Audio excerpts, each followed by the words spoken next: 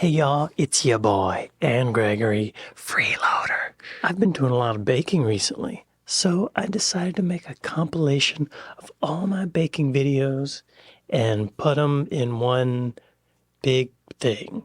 I don't know why, but I guess you could leave it on while you're sleeping, leave it on while you go to work, let the ads play through. You know what I mean? For the ad dollars, maybe one day I can afford to go over to the UK. Anyway, I hope you enjoy this 5-hour video of me baking. Today, I'm making sticky toffee pudding. So I've been avoiding making sticky toffee pudding because it looks hard. There's dates in it and a lot of ingredients, but I found a Mary Berry recipe that is really easy. So that's what I did. Let me show you. Here's my mixing bowl. I measured out most of the ingredients already. And I actually had to do a lot of conversion because she gave it in grams and I don't have that. So this is 7 tablespoons of butter, I think. Oh, and I don't have a hand mixer. So she said if you don't have a hand mixer, you should cream the butter and sugar first. Now, I don't think I've ever creamed butter and sugar. And I immediately regretted using a whisk because all of the butter just went to the middle of the whisk.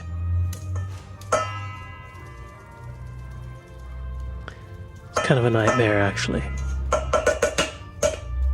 Let's watch me struggle a little bit.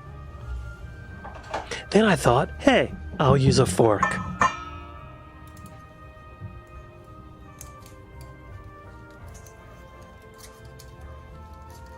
I'm trying to push the butter out of the bird cage of the whisk.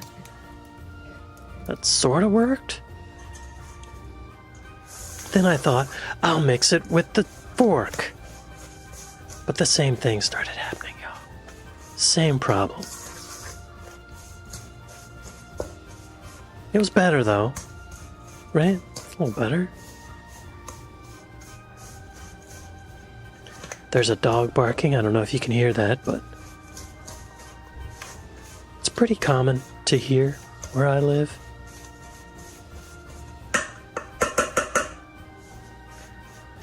There's an alleyway on each side of my building, and my kitchen window opens up into the alleyway. And when there's a dog barking, it just echoes throughout.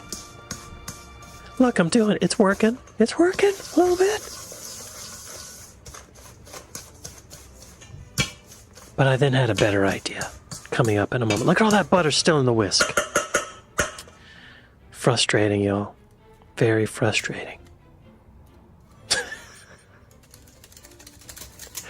I'm letting my frustration out on the whisk. That's healthy. That whisk ain't got no soul. It ain't got no feelings. It's okay to do that, right? It's okay.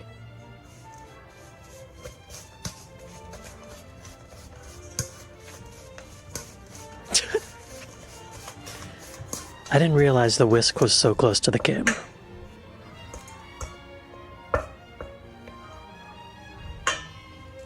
Y'all, then my brain started kicking in. What other tools do I got? Oh, no, it didn't yet. I thought I'll go back to the whisk. Maybe that's better now. Not really? Kind of? Not really?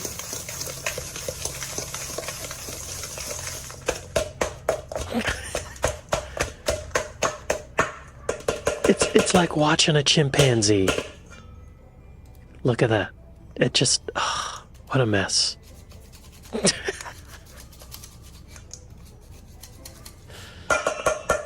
You're watching me learn here. You're watching me learn.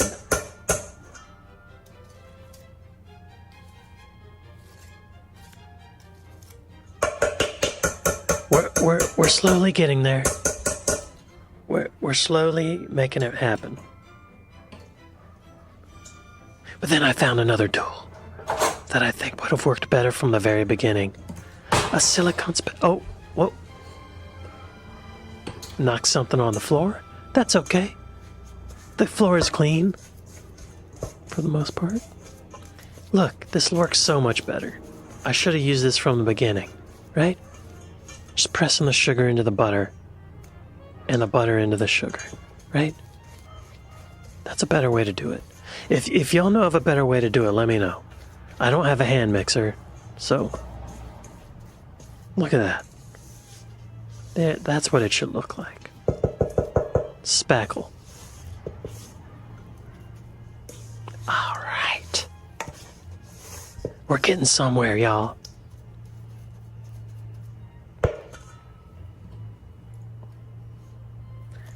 Watch this monkey go.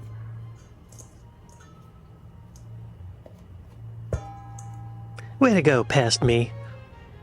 Slightly more ignorant than I am now. I think now I'm adding eggs. Yes. Cracking a couple eggs. Did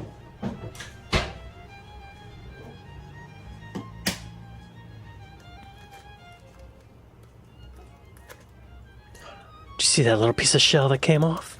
I thought it fell in, but it didn't. It's right by my finger.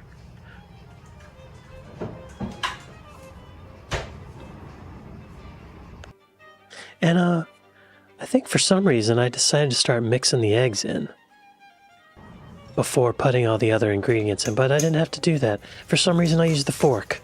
I don't know why. It just felt right at the time. And it sort of worked. But I think I could have added the flour and all the other stuff in before I started doing this. Oh well. That was the moment where I realized, oh, I should put all the other stuff in first.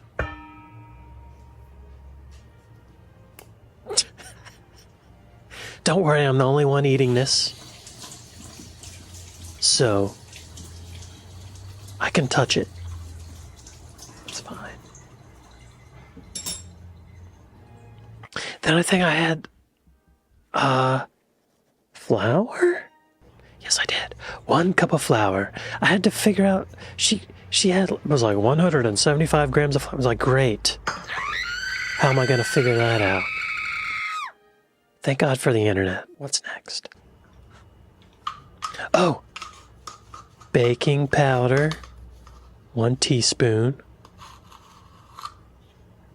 Isn't that a convenient little lip on that thing? So you can level it off? I like that. Mary Berry didn't have that. She had to use her finger. Asshole. And then I think baking soda. Now, y'all, this was a pain to get out of the box. Because there's just one little slit. And I ended up pouring it, but there's chunks of it, so I wasted a lot. That's the sound of me pouring it in the sink. I thought this is going to take forever, so let me just stop the video. And y'all, I found out the British call baking soda sodium bicarbonate? Soda? Is that it? I'm not even going to go check. But y'all had a different name for it. So I had to look that up. Y'all, the treacle. This black treacle is so difficult to work with. It is thicker than any syrup. Look at that. Already a disaster. It's all over the jar. Mary made it look really easy. I think she has a staff of people to control this stuff in hazmat suits, gloves. I don't know. I don't know how she did it. But she had it in this nice little container, and then she just poured it over and scooped it out, and it was all clean.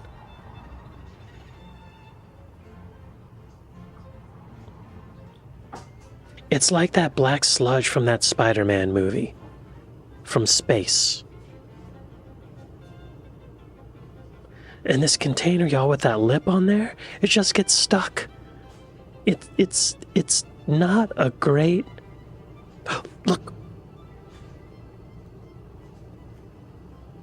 That may have been too much. We'll see. I haven't tried it yet. I've not eaten this yet. It has been made. It's just cooling. Look at that mess.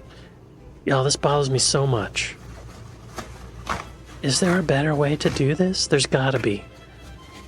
There's got to be a better container to put this in. Like, not to say America's better, but if this was an American product, it would be in a plastic bottle that you squeeze out. There are drawbacks to that as well, but this lip, like an oil can, that it's wasteful.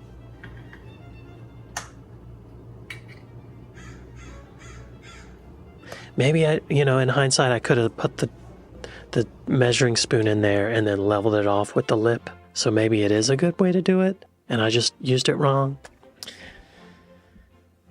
I take back everything I just said about it need to be in a plastic bottle, because I think that would actually work better. What am I doing now? I think I'm measuring milk out, y'all. Yeah. Let's watch me measure the milk. Is this good content? 300 milliliters, I think? No, 275 milliliters? Something like that. Y'all, I'm also drinking milk right now. I don't know if you can see it, but I figure that would be the best to have with cake. Or pudding. Excuse me. What was that? Oh. Wait, what did I just do? I don't know what I just put in there. She said to start with a splash of the milk and then start mixing. So that's what I did. This part's actually kind of fun. You know? I don't think I want to get a hand mixer. I like to play with my food, and this is prime food playing. You know? It's playtime. I like that sound too. Little more milk. You know? You don't want it splashing around. So you add a little bit at a time. That's something I've learned recently. If you put it all in at once, it's just going to splash out of the bowl. That's going to alter your measurements. Getting it off the side of the bowl like a good boy. Way to go past me. I love that sound. And the last of the milk.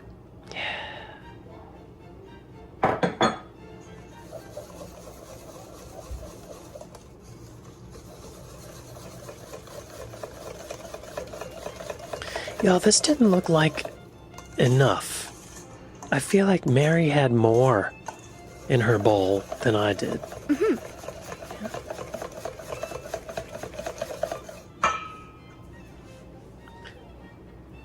How's that? That's good, right? What next?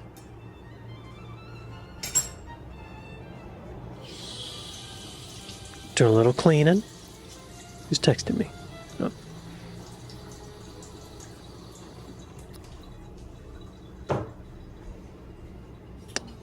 Okay.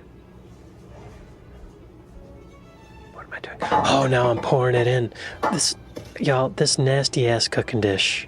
I scrubbed it. I don't know how to get it clean.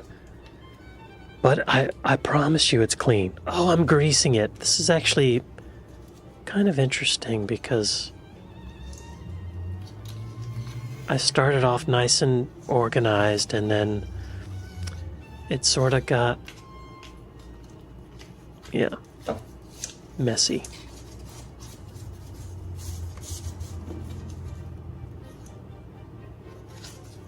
Yeah. I need one of those silicone things with like a brush, you know? But I ain't got that. So I use my hand.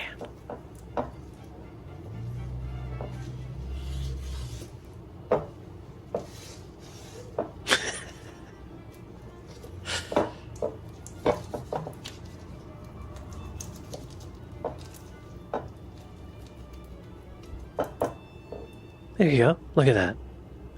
Look at that. It's me throwing it in the trash. Do I pour it in? Oh, I'm washing my hand. I could have just licked the butter off, but I washed it off.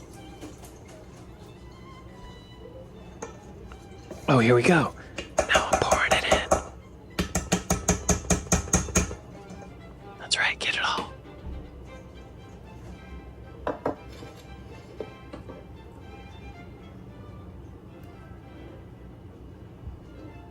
And something Mary Berry mentioned in her video was that the batter's gonna look kind of curdled. But that's okay. And y'all, it did. It did look kind of curdled. There are little spots of whiteness. So it looked like it kind of separated a bit. And y'all, the amount that was in the pan was like 1/4 of an inch. It was not much at all. So I was afraid that I was going to need to cook it for a shorter amount of time than Mary did. But I was wrong. Just spoiler alert, I was wrong. That's exactly how it should be. Just a little thin layer of batter at the bottom of this thing.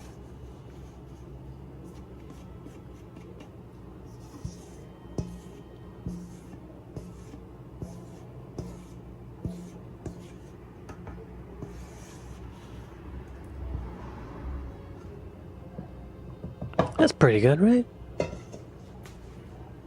And she said to spread it evenly. Get it to all the corners. So I did my best to do that.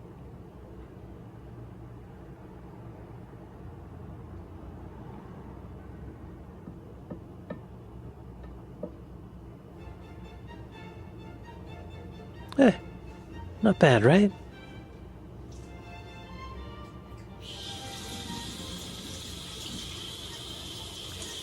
A little bit of clean in there. Now we're making the sauce, which is very important apparently. It makes it stickier and toffier and puddingier. More butter. I should have used the same amount of butter as is in the batter, but I didn't have any more butter. This is the last of it.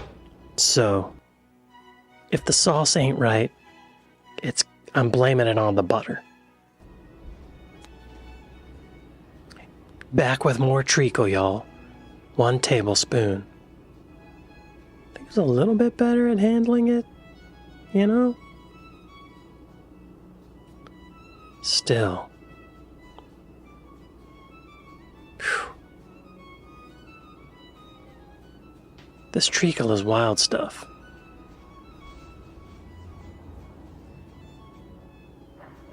I have tried light treacle. This is dark treacle. The light treacle I had with, I made a treacle tart. And that stuff is good. It tastes like butterscotch. But this dark treacle, it has more of a funk to it. So I don't doubt the deliciousness of it, but eating it by itself is not as good as the light treacle.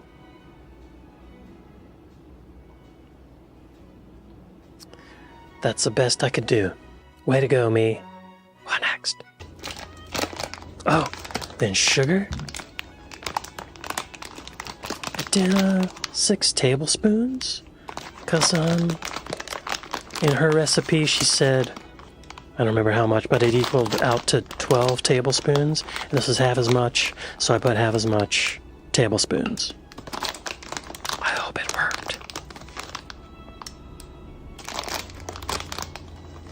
I'm not sure if it did now that I think of it. I think my sauce may have been too thin at the end of it all. Because, well, I'll talk about that later. Oh, then a teaspoon of vanilla extract. Store-bought, nothing special, not homemade, probably fake. But, you know, that's what I got. What next? Oh, heavy whipping cream. So, this is another term that's different in Britain. Brits call it double cream. Is that right? I never heard of that. I had to look it up. In America, we call it heavy whipping cream. And I don't even know if that's exactly the same thing, but the internet says that it's similar enough to use it. When I first poured it in, I was a little worried this might be too much because Mary Berry's sauce looked pretty brown. Thank you. And this just seemed like a lot of whiteness. There's a racial joke in there somewhere, but I'm not going to tell it. So then I fired up the stove Mary said to watch it. Keep stirring and watch it. And y'all, I learned that mistake. If you watched me try to make toad in the hole, I put some onion gravy on, and I just let it go. I forgot about it, and I burned it.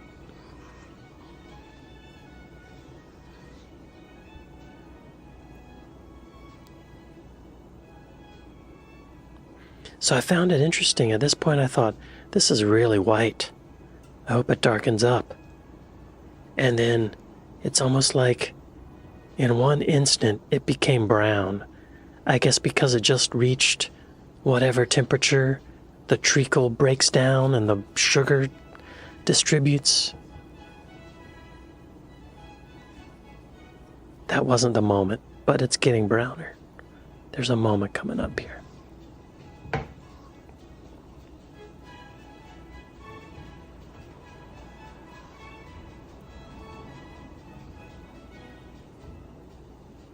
This is actually kind of fun to do, you know? It's kind of relaxing in a way.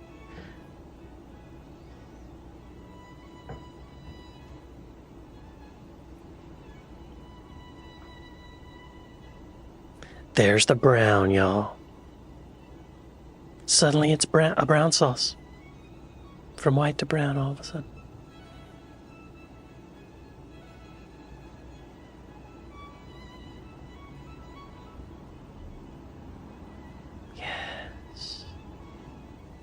Past me. Yes. Stir. Stir.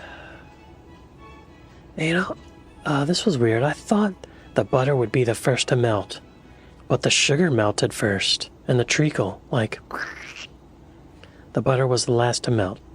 Okay, I'm getting hungry. I didn't eat breakfast today because I knew I'd be eating cake for lunch. We can watch me stir, watch the butter melt. This actually took a while. Oh, there we go. There we go.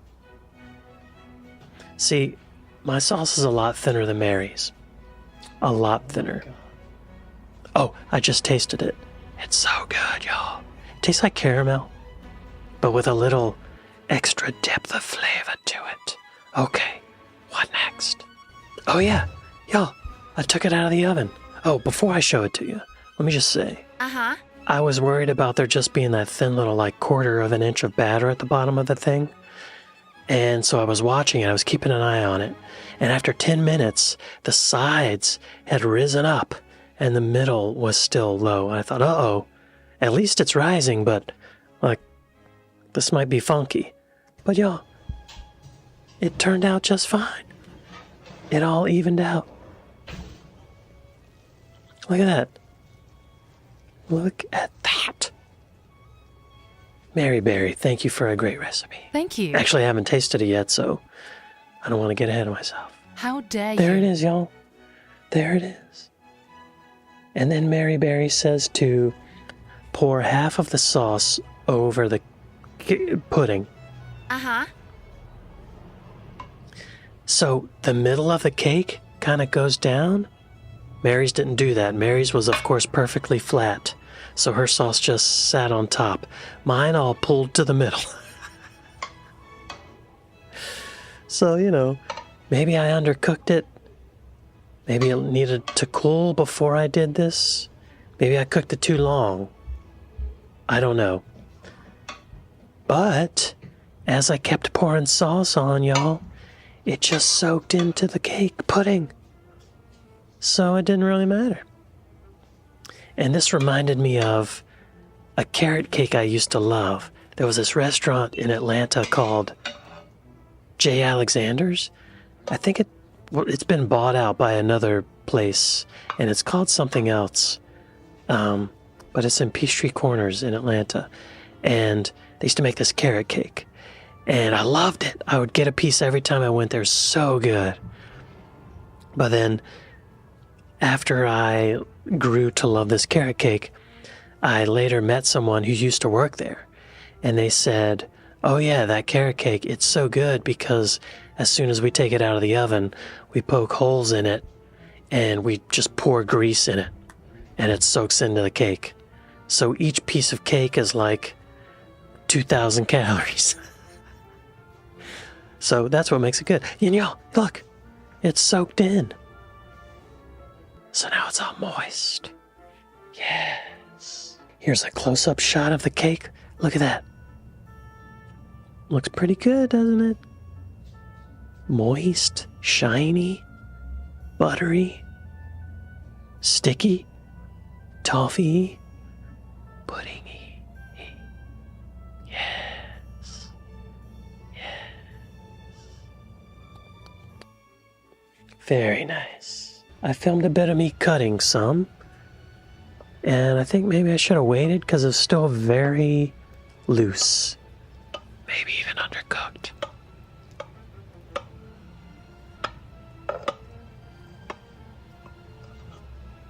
But you know, it's a pudding, right? It's a pudding. So maybe it's supposed to be kind of wet. Mary's was kind of wet. Thank you. So, we'll see. All right, y'all. I'm gonna go get it. Stand by for the reveal. Look at that, y'all. Look at it. Got some sauce on it. Some vanilla ice cream. All right. Let's give it a try. First, no ice cream. Just by itself. A sticky toffee pudding.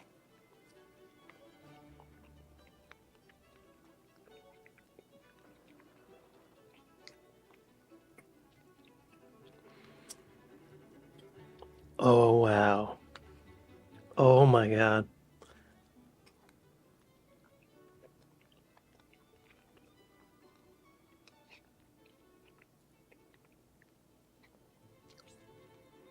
It's so soft. A little bit of ice cream. It doesn't need the cream.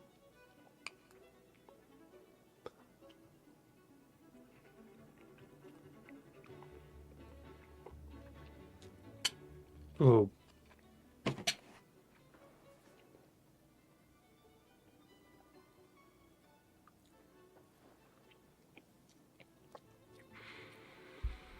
It's moist. It's buttery. It tastes like butter and sugar in the greatest way. So I did try sticky toffee pudding, I guess months ago, but it was like a steamed, pre-made thing. That was fine, but it had a little bit of a funk to it. This is so much better. This, y'all, this might be the best thing I've ever made in my life. Not just British, but ever in my life.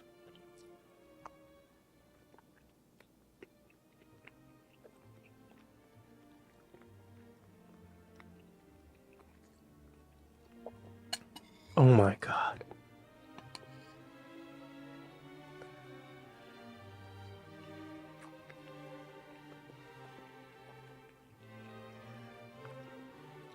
Mmm.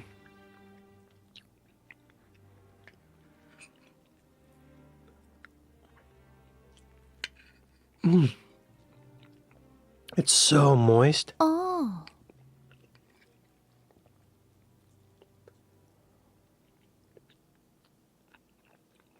Mmm.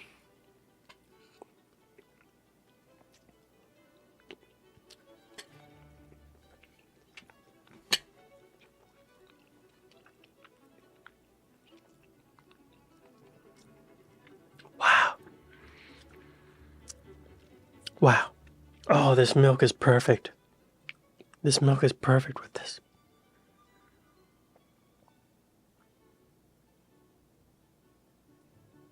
Oh. Oh my God. Y'all. This is the greatest thing that British cuisine has ever given to the world. I'm out of words. I don't... Oh. Y'all, you have to try to make this. I saw some other recipes, and it was like, you need a food processor to do the dates, and there's coffee in it, which would actually, I bet a little coffee or like dark chocolate would go well with this, but it was just too much. This was so easy.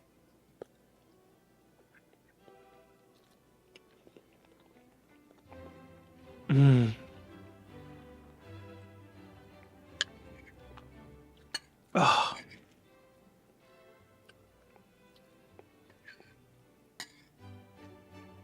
Look at that. Is this in focus? Can you see that? I don't know.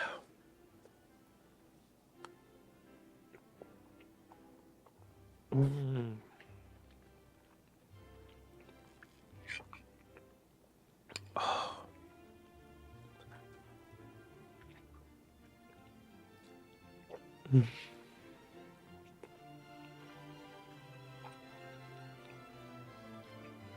I was going to try to be funny and put some Coleman's mustard on this, but I don't want to ruin it, y'all. This is amazing. I can't believe I made this. Wow.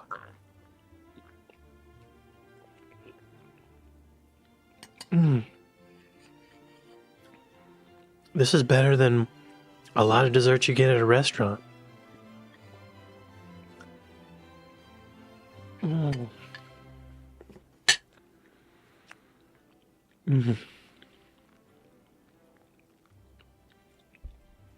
Yo.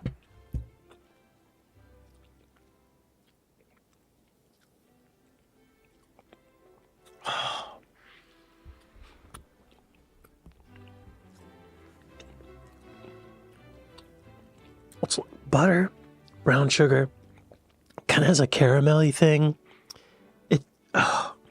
The texture is so nice. It's like the most moist cake. Oh. And I kind of understand why it's called pudding, because it's wet. Oh my God, I want more, but I don't want to get sick. I gotta go eat a vegetable. I'll try to remember to put a link to the Mary Berry video where she makes it, and you can see the ingredients and everything. I highly suggest you make this. It's so easy. I mean, you saw me make it. If I can make it, you can make it. This is the best thing I've ever made. I can't believe I made that. Wow. Okay. Be sure to get some vanilla ice cream and some milk. Y'all check out my new mug. Got a new logo in honor of the World Cup. I don't know if you can see it, but JJLA reacts, and there's an English British lion right there. There's an American bald eagle right there. There's an American flag here. There's a Union Jack right there. It says USA X UK. What does it say? Established 2023 when I started this channel. Today, I made Yorkshire pudding. God damn it. Yorkshire pudding. I can't believe I said Yorkshire after all this time. I've said it so many times correctly. Yo, okay, here's my mixing bowl. Can you see that? Can you see that?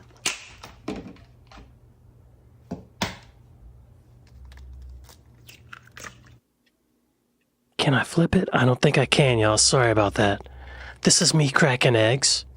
I cracked some eggs into a bowl. I'm sure you want to watch that, right? Make sure I did it right. This is for the... You can hear the sounds of Los Angeles in the background. There might be an occasional siren.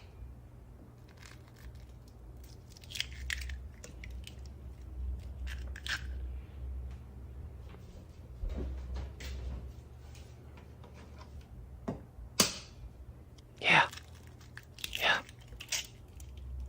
The tiles on my kitchen here are from 1959. They're old as hell. What'd I do next?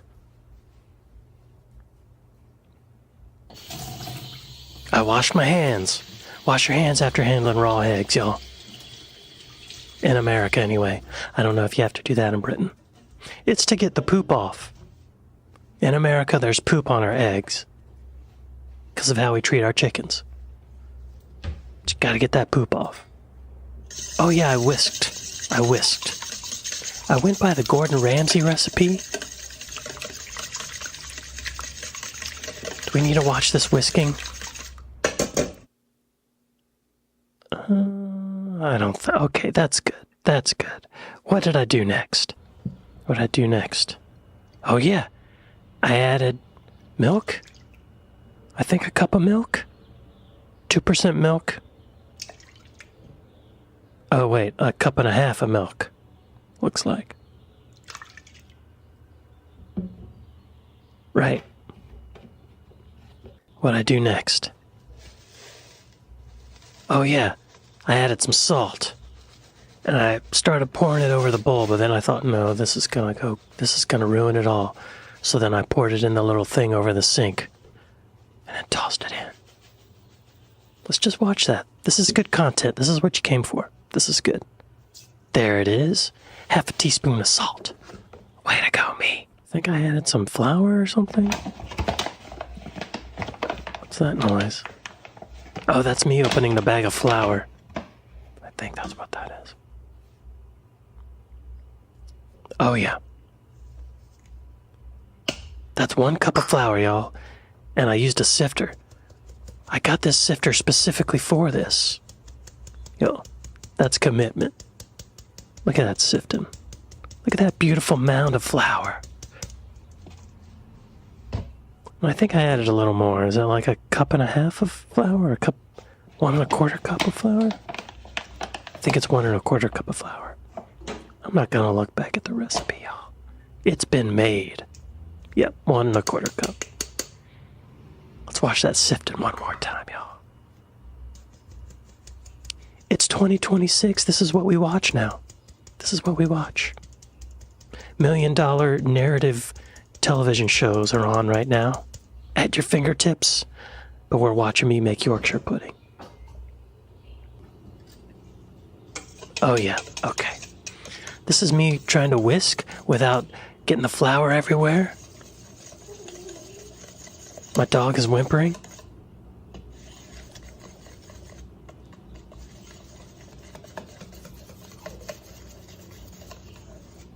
When my dog gets bored, he starts whimpering. He needs stimulation. He hasn't yet learned how to occupy himself. He needs me to do it.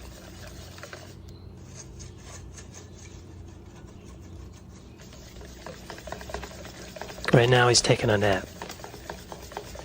All right, look at this batter, y'all. Is that what it's supposed to look like?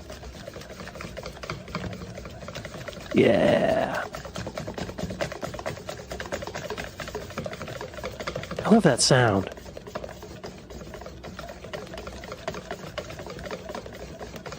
This is what you came for. This is what you came for. Get those sides. Got all these vestiges on the sides. Got to get those in there. That matters, right? That matters.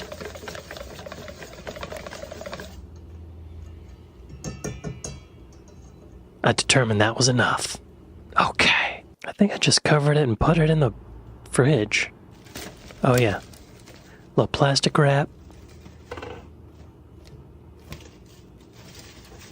I don't like using plastic wrap, but I did this for y'all. Killing the earth for you. You're welcome. You're welcome, Earth. You're welcome. It's for the people.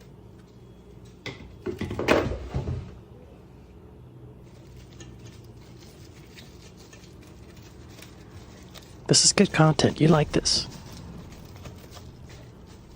Okay. Great. Okay. Then what did I do? Y'all. Okay. So I saw you gotta fill up these little tin things with oil. I'm using vegetable oil. And I saw a video the other day. If you watched it with me, it looked like they filled it up halfway. I don't know if I did it too much or not enough. I aimed for about halfway in each cup. But I don't know. Maybe I didn't need that much. Because when I pour the batter in, it some of it spilled over. Is that normal? That's actually one of the things, the confidence. It made me really timid to keep filling it up as much as it seemed like it needed to be in there because the oil was overflowing. So some of them I underfilled, and I'll show you that here in a minute. All right, what y'all think of that? Yeah? Oh yeah. So I put these in my oven, my crappy old oven, and I got the oven going really hot. Y'all, this is where it gets dangerous. That little thing dangling in there is a thermometer. Because my oven is not, it doesn't have a thermometer on it, and the temperature is inaccurate. Oh, I think this is where I fill up the tins. Y'all, it was so hot. It was so hot. I don't think my oven's ever been that hot before. It kind of scared me.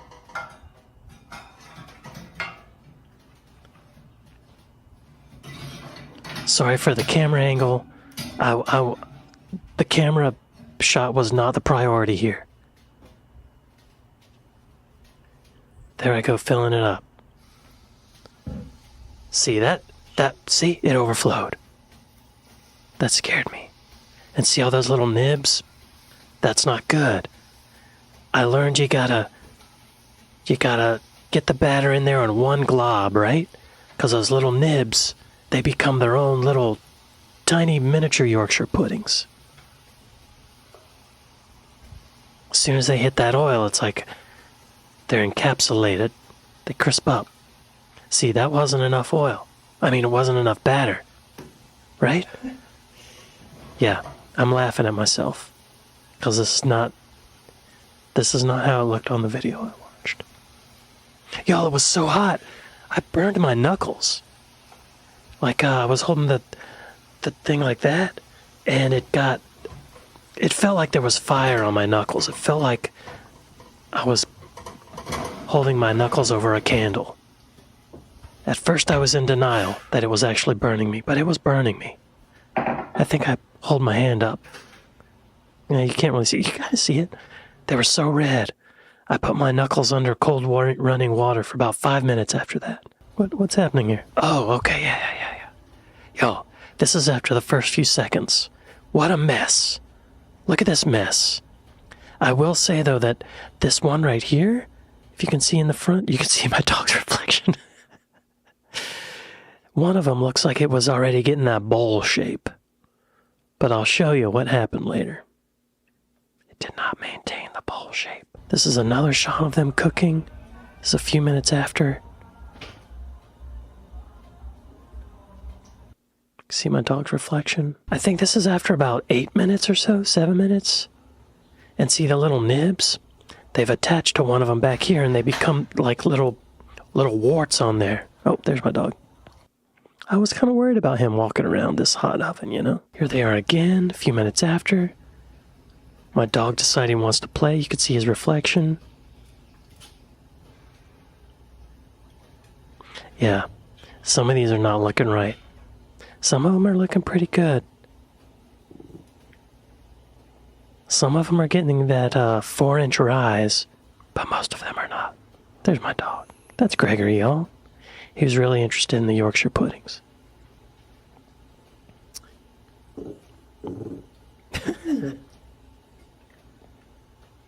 Yeah, I was worried about my dog hanging around. I should have kept him farther away. So I had them in the oven for about 15 minutes. And here they are. There they are, y'all. For good or for bad. One of them looks like it might have the 4-inch rise.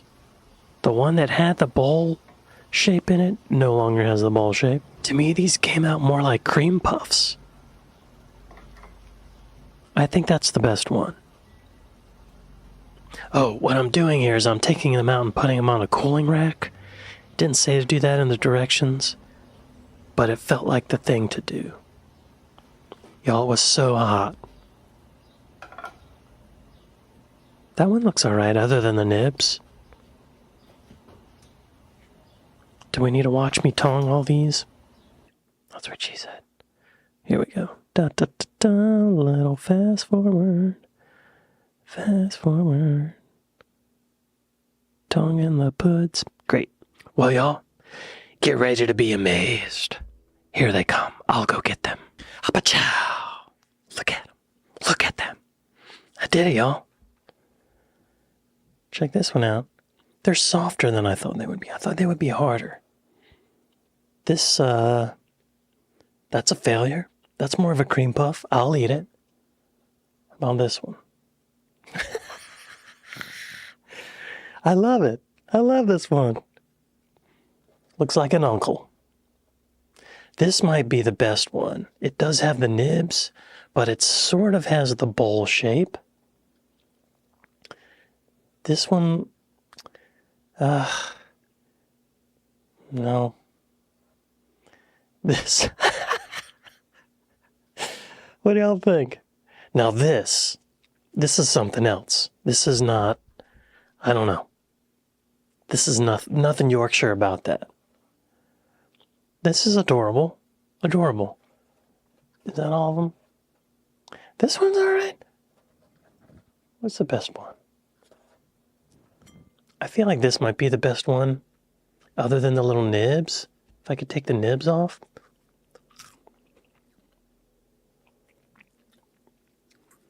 The nibs are tasty. Okay. First, let's try one naked. Yeah? Okay, y'all. Yorkshire pudding, naked.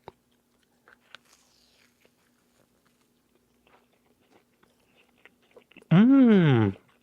Mmm.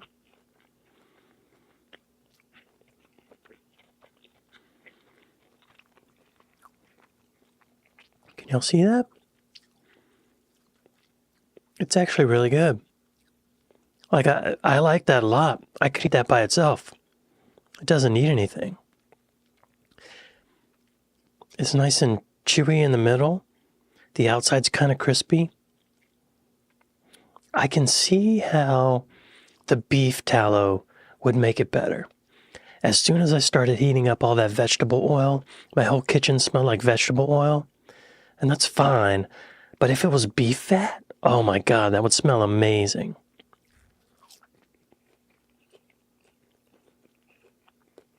Yeah.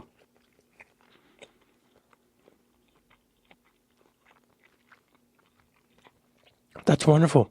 It kind of reminds me of, like French toast. That's the texture I'm getting. I guess it's the egginess. It's like eggy bread. So that sort of makes sense, right? But there's something about this that's way better.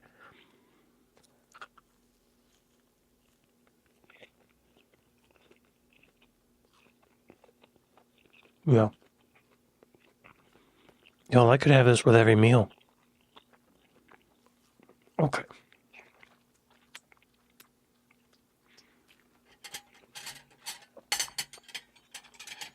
Got some stuff to try it with.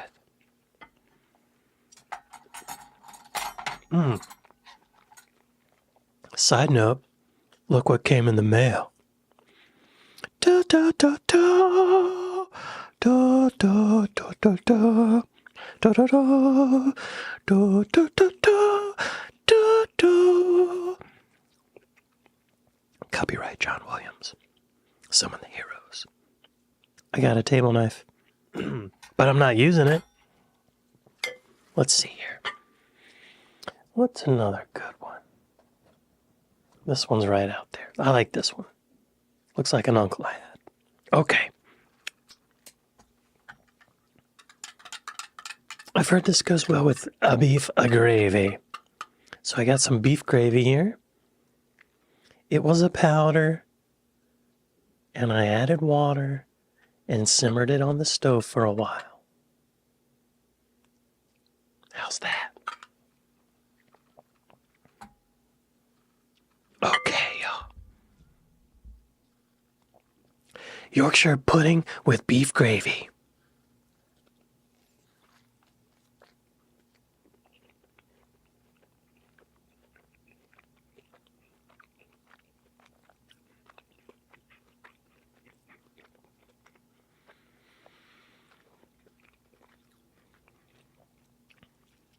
That's amazing. Why is this not a thing in America, y'all? Oh my God.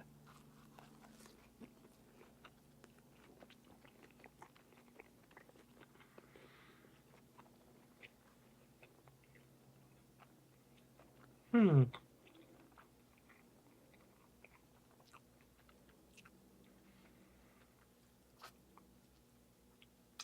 Mm.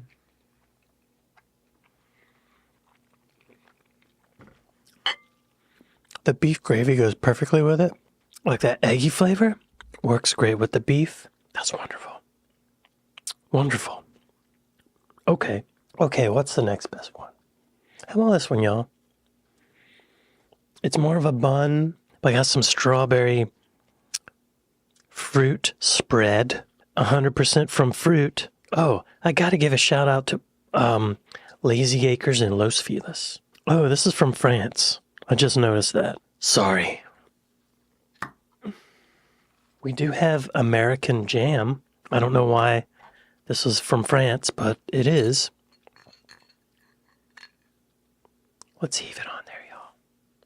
How about that? How does it work with sweet stuff?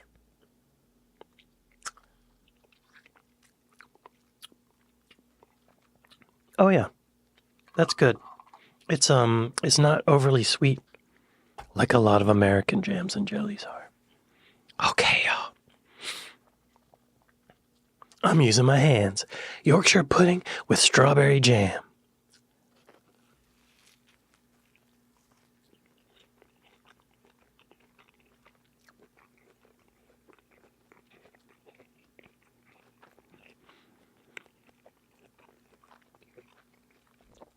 Oh yeah. Now that's like French toast. That's good. I approve. But y'all, I went to Lazy Acres in Los Feliz today, and they gave me clotted cream. The manager of the store showed me where this was. It has a little British flag on the side. And on the top, look at that. Clotted cream. English clotted cream, y'all. So not only Yorkshire puddings, we're also having clotted cream. I've never had clotted cream before. I thought it might be good to try on here. I saw nothing on the internet about it being traditional, so we're breaking the rules. I don't know what this is going to be like. Does it taste like milk? Does it taste like butter? Does it taste like cheese? I don't know. But here we go. Oh, it's thick. The manager at Los Feliz Lazy Acres said I should put this on my scone. But we're not having scones today, y'all. How's that? How's that? Okay, y'all. Yorkshire pudding with clotted cream and strawberry jam.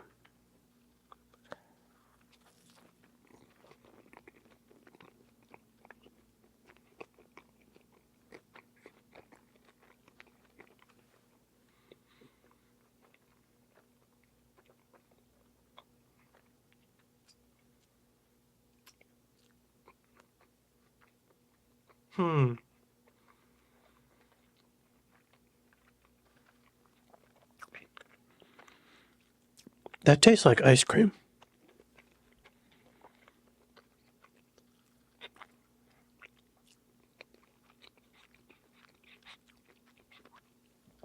Okay, y'all. Okay. Normally a very healthy person. I don't eat a lot of dairy. I'm not lactose intolerant because I'm a man. But I come from a family with a history of heart disease.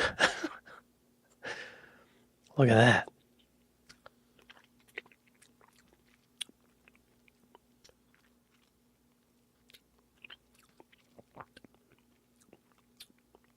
It tastes like ice cream, but it's not cold. I did cream and then jam, y'all. Should I do jam and then cream? Oh, yeah. Oh, yeah. Again, Yorkshire pudding with clotted cream and strawberry jam.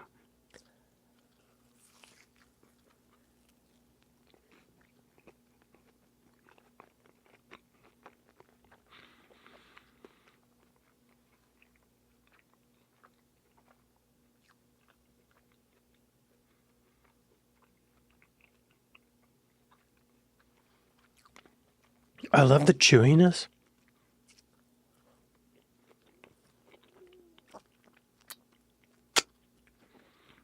Mmm.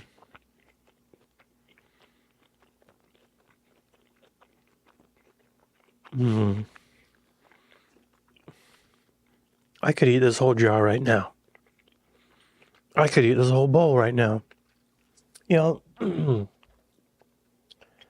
going to eat this one next. It has the nibs.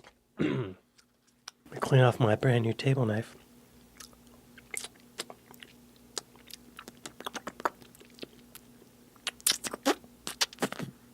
Clean. Y'all, you know what's coming. You know what's next. Devil in the jar. I've got about half of the jar left. We gotta do it. Let's put some gravy on it first. Yeah? And then just a dollop.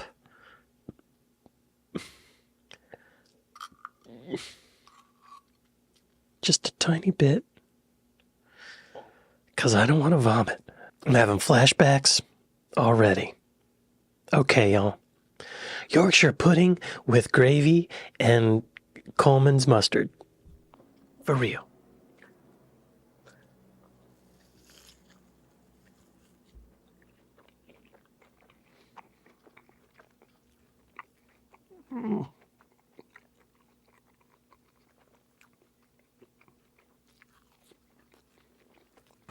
Okay. Enough of that. I really am having flashbacks. No more. No more. We got ice cream. Okay. Y'all, I've been doing vanilla ice cream, and that's great and all, but I saw this in the store. Jenny's is so good. I don't know if you have this in the UK. I've only had Jenny's from the actual store. I've never had it in a pint. But this is brown butter almond brittle. It's so good. I've had it in the store. I've never had it in a pint. So I just want to try it. I figured this would be good. Oh, look at that. Look at that. Bits of almond brittle in there.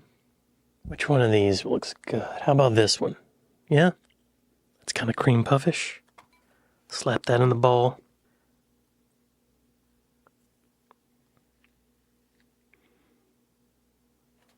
First, let me try this ice cream by itself. Make sure it's good.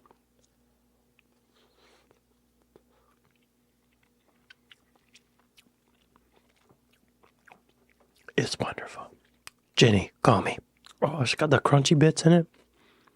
All right. I'm going to tear this Yorkshire pudding open. Put some ice cream in the middle. What y'all think about that?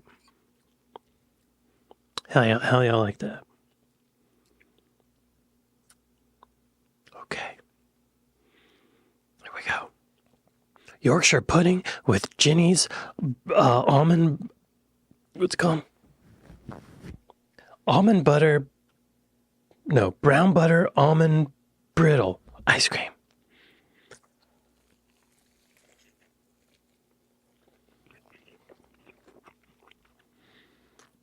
Oh.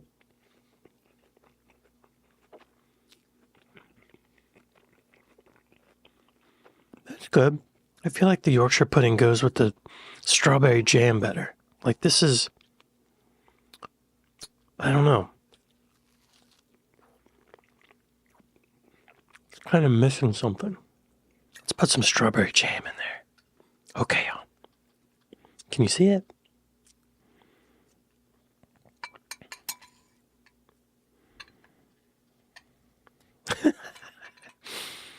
What a mess.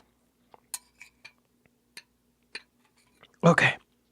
Yorkshire pudding with Jenny's brown butter almond brittle and strawberry jam.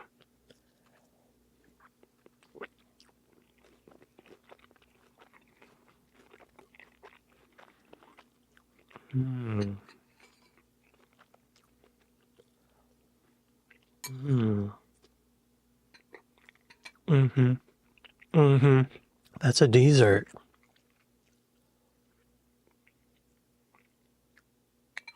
We did it, y'all. What do y'all think of this one? Does this count as a Yorkshire pudding? What do you call the failed Yorkshire puddings? Yorkshire puddant, Yorkshire pancake, Yorkshire flop, Yorkshire deflation, the Great British Collapse, disappointment roast, British regret bread, the Queen did not die for this, someone kill the king, Yorkshire tragedy, this ain't puddin'. Anyway, it tastes good, I'm sure, right? Yeah, still tastes good. I think I like it with the gravy the best. The sweet stuff is good, but I feel like this is where it really shines. You know? The sweetness overtakes the Yorkshire pudding, whereas the gravy kind of makes it more gravy-like? I don't know. Pudding-y?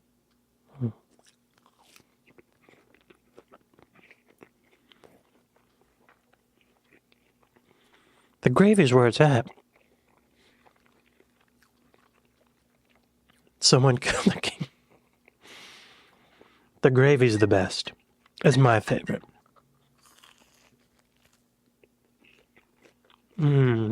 See, even if you don't make the bowl, you just take one bite, and now it has the bowl shape. A gravy. Yo, these were not that hard to make. Even the ones that are failures are tasty.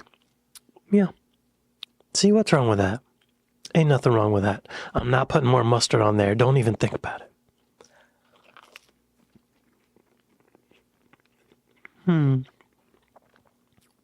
This little guy.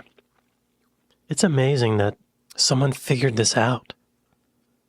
I guess they had the batter sitting under that meat cooking, like in that video said.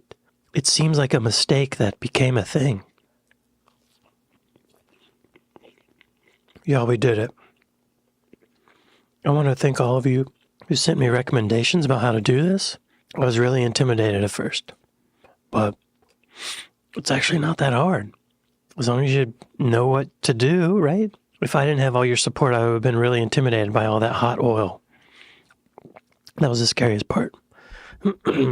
I would have thought, am I doing this right? Am I doing this right? Needless to say, I didn't do it right, but it still turned out great. Yorkshire pudding by itself, yes. Yorkshire pudding with gravy, yes, the best. Yorkshire pudding with strawberry jam, yes. Yorkshire pudding with clotted cream and strawberry jam, yes, yes.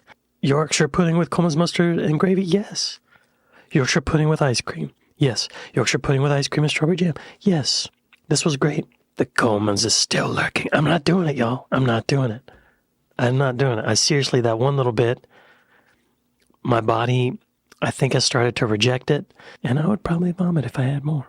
Today, we're making toad in the hole. This is where I measure out the milk.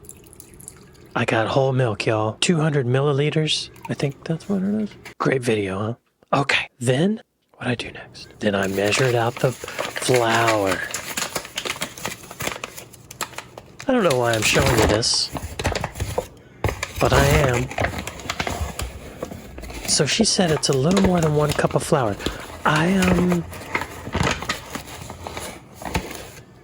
thought I had a little more than 1 cup right here.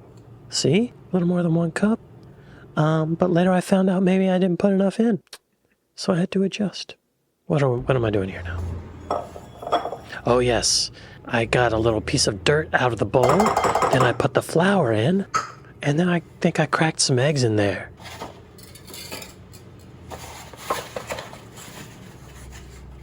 So, my eggs don't look like your eggs. Look at how yellow the yolk is. Totally different. The British yolks are always orange. Probably hormones. You know, there's something up with our eggs, y'all. I don't know what it is. Now, whenever we get the farm fresh eggs, like the organic farm fresh eggs, those are orange. So that tells me that if an egg has a yellow yolk, it's probably not as good. Flavor-wise, though, I don't notice a difference. That doesn't mean there's not a difference. I managed to crack each egg without getting shell in there, y'all. I'm growing as a cook.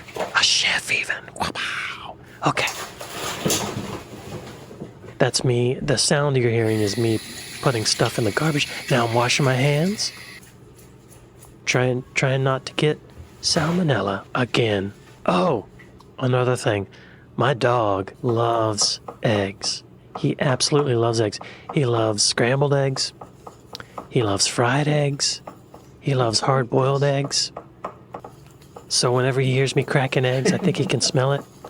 He's begging for eggs. That's who I'm talking to. His name's Gregory.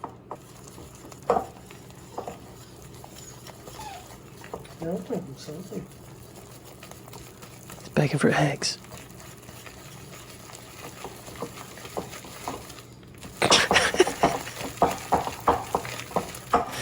This looks and sounds disgusting.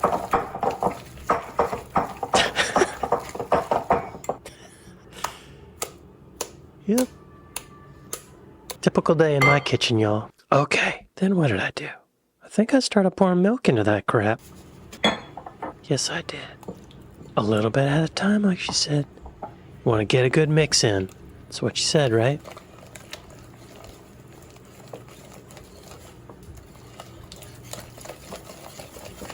She made it look much more appetizing than I am. I don't know why. Maybe I'm a little aggressive with the whisk. Maybe I like to play with my food. Oh, Gregory's begging again. He's begging for batter.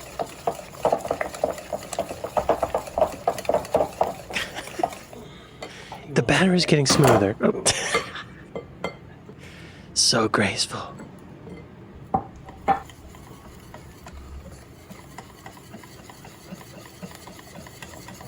Yes.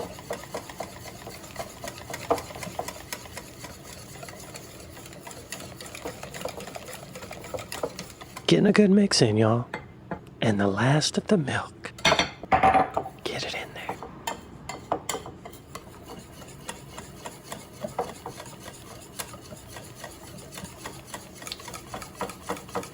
Yeah, okay. Alright. So yeah, that's what I got there. Looked good to me. But when, oh yeah. A 1/4 teaspoon of salt. And I cracked some black pepper. I think I did more than she did, y'all. Once I get cranking that pepper thing, I don't stop. It's just fun. That's too much pepper. And it's all disappeared. Okay, enough of that.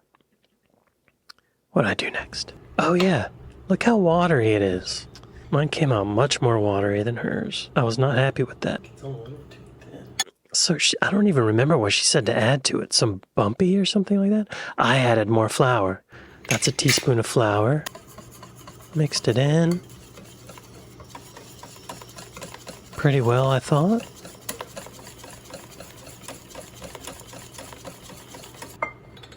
Checked it again. Still too thin. Y'all, I ended up adding 4 teaspoons of flour extra. And even then, I think it was still just a little too thin. Here's my final test. See? It's better, but it's just not quite right. Anyway, I didn't want to add too much, because then you start adding more milk, and then da-da-da-da. So, I gave up. Then what did I do? Y'all, I'm starving. I didn't eat breakfast today because I knew I was going to do this. And oh yeah, I couldn't find powdered mustard at Ralph's. So I'm adding some Coleman's. Just a little bit. Just a little bit. Hopefully I learned my lesson. I didn't want to overdo it. I was afraid to overdo it. It's easy to overdo it, y'all. If I've learned nothing else. I even tasted it. And it tasted like flour. Oh. And then when I said, oh, I sensed the mustard. Like, I couldn't taste mustard, but in the after effects, I could feel the mustard. There was a little bit of that right? You know what I'm talking about if you've had Coleman's. What did I do next? I guess I stirred it some more. All right.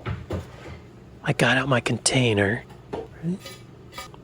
Yeah, I was nervous about this. All I have this size of cooking container is this glass thing. It's Pyrex and disgusting. Look at all that stuff around there. I promise you it's clean. I was a little nervous about this because I've broken another one of these by roasting chicken in it, and then I put it under cold water and it shattered in my sink. And I know that I've got to heat this up like when I made Yorkshire pudding, but then put batter in it that's not hot, like cold preferably. And I knew that I was afraid that might shatter it. So I did not put the batter in the fridge. Oh yeah, these are the sausages I got. I got the little ones. They're chicken. Sorry, they're chicken. The pork ones looked gross. I don't know. But these looked the most harmless of all the sausages that were there. So that's what I got. I can't even pronounce the company, but it's chicken breakfast time sausage. Put vegetable oil in the thing. Here I am opening them. Getting plenty of microplastics.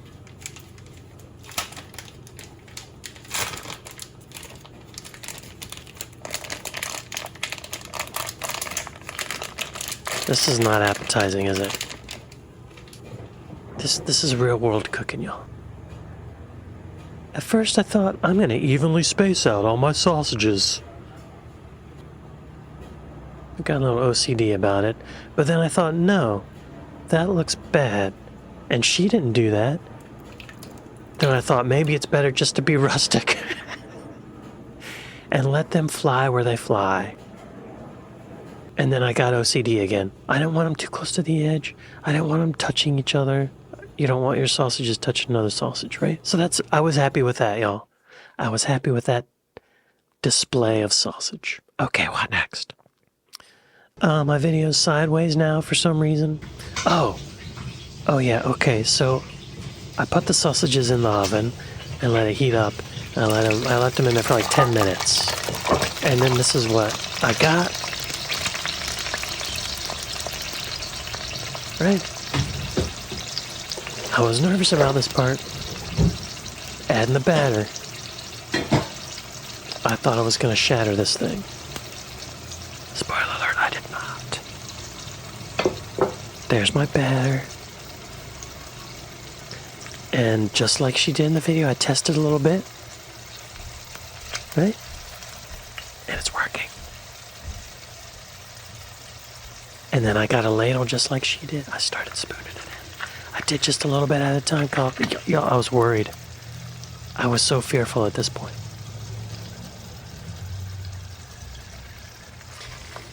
You know, when I made Yorkshire pudding, check that video out if you haven't already,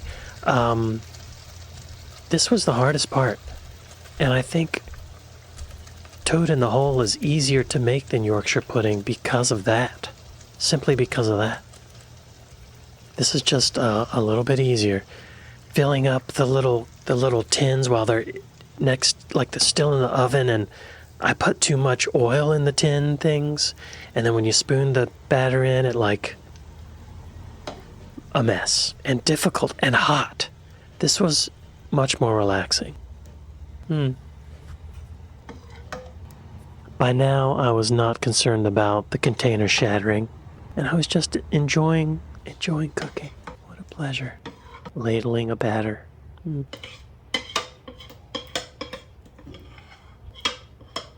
If I had not watched that video first and saw that this looks pretty much like hers, I would have been worried about the pools of oil on top, you know? I would have thought, uh-oh, something's wrong. The oil should stay on the bottom. But thank you, Debs, for showing me that video because I knew this was fine. Okay, what next? Again, sorry for the vertical video. There's my trash can right next to the oven. Oh, this is just me putting it in the oven, just to prove to you that I used an oven and not a microwave. Great. What's next? Oh, y'all, I made onion gravy. This says brown gravy, but it's onion gravy. I've had it before. You basically put a pack of this in and a cup of cold water, heat it up, and that's it. So, I did that. And here's proof, just to show you. Right? Packet of that. 1 cup of cold water. In, turn it on, mix it up with a wooden spoon. Right? And let it heat up, continually stirring. But y'all, I left it on the stove and forgot about it. I set my timer for 20 minutes for the toad in the hole. I got absorbed into a YouTube video about the Beatles, and this is my onion gravy. Well, that's what we got. And as I speak, it's still sitting on my stove. I turned it off, but I'm gonna have a good time cleaning that out. Anyway, 20 minutes go by, and here's the toads, y'all. Here they are.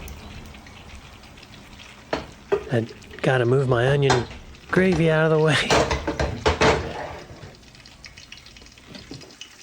There it is. Not too bad, right? It looks a little underdone. I could probably have left it in another 5 minutes, but I was afraid the bottom might be burnt. I didn't want to burn it like I did the gravy. I was a little concerned about the foam on top, but later I realized that's fat from the sausage. This smelled really great at the time. Oh yeah, okay, so I put the sausages in the oven and let it heat up. I left them in there for like 10 minutes. And then this is what I got. Right? I was nervous about this part. Adding the batter. I thought I was going to shatter this thing. Spoiler alert, I did not. There's my batter. And just like she did in the video, I tested a little bit. Right? And it's working. And then I got a ladle just like she did. I started spooning it in. I did just a little bit at a time. I was worried. I was so fearful at this point.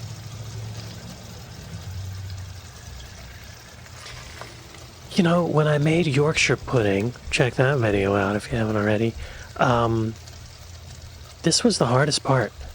And I think Toad in the Hole is easier to make than Yorkshire Pudding because of that. Simply because of that. This is just a little bit easier.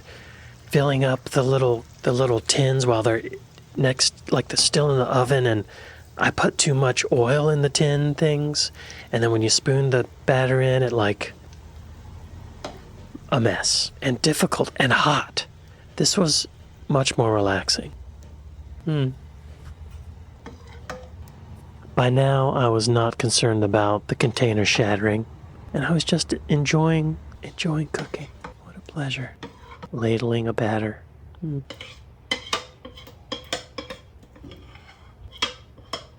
If I had not watched that video first and saw that this looks pretty much like hers, I would have been worried about the pools of oil on top, you know? I would have thought, uh-oh, something's wrong. The oil should stay on the bottom. But thank you, Debs, for showing me that video, because I knew this was fine. Okay, what next? Again, sorry for the vertical video. There's my trash can right next to the oven. Oh, this is just me putting it in the oven, just to prove to you that I used an oven and not a microwave. Great. What's next? Oh, y'all, I made onion gravy. This says brown gravy, but it's onion gravy. I've had it before. You basically put a pack of this in and a cup of cold water, heat it up, and that's it. So, I did that. And here's proof, just to show you. Right? Packet of that. 1 cup of cold water. In, turn it on, mix it up with a wooden spoon. Right? And let it heat up, continually stirring. But y'all, I left it on the stove and forgot about it. I set my timer for 20 minutes for the toad in the hole. I got absorbed into a YouTube video about the Beatles, and this is my onion gravy. Well, that's what we got. And as I speak, it's still sitting on my stove. I turned it off, but I'm gonna have a good time cleaning that out. Anyway, 20 minutes go by, and here's the toads, y'all. Here they are. I gotta move my onion gravy out of the way. There it is. Not too bad, right? It looks a little underdone. I could probably have left it in another 5 minutes, but I was afraid the bottom might be burnt. I didn't want to burn it like I did the gravy. I was a little concerned about the foam on top, but later I realized that's fat from the sausage. This smelled really great at the time, and well, y'all, I'm gonna move this laptop out of the way and show you my toads in the hole. Okay, y'all, check out my toads. Check them out. I got a nice crispy edge. They're kind of floating in there in a hole. I feel like toads in the hole is a G-rated name for what this could be. Let's not get into that though, right? Let's try this batter first. I'm interested to try this batter. I think it's a little different than the Yorkshire pudding I made. I like the crispy edges. Okay, y'all. Toads in the hole.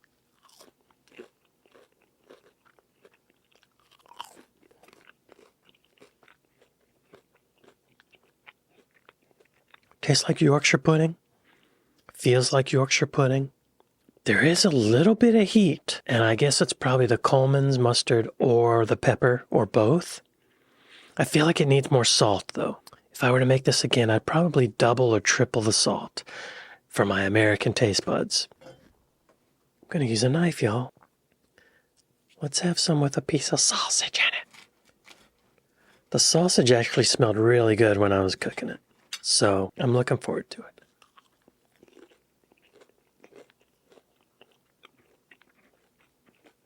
Okay, to me this tastes like an American breakfast, pancakes and sausage.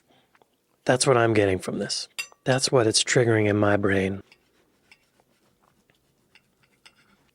I want more.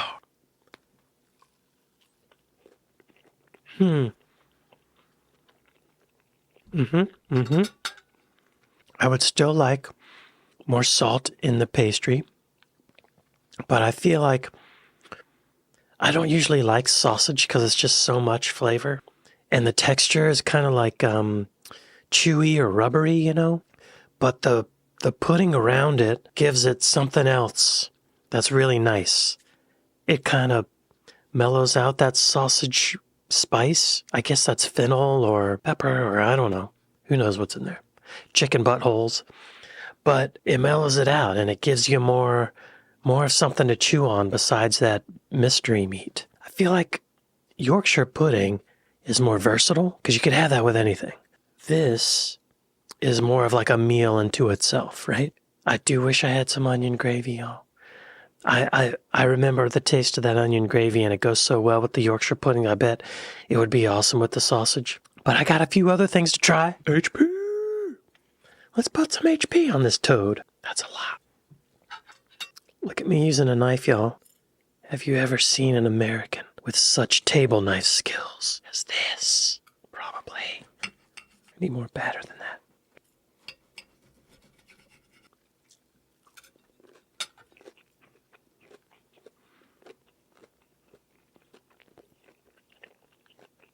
Yeah. The HP goes really well with that sausage. That might be my favorite way that I've had HP so far. Tried it with a few other things, but that feels like just right, you know? It's similar enough, but if it's like it elevates the sausage a little bit.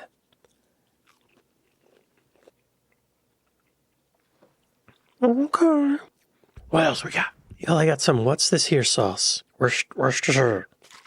This should add some nice salt to it, right? I'm just going to put a little dash of it on. I love this stuff on a steak, y'all. That may have been too much. We'll see.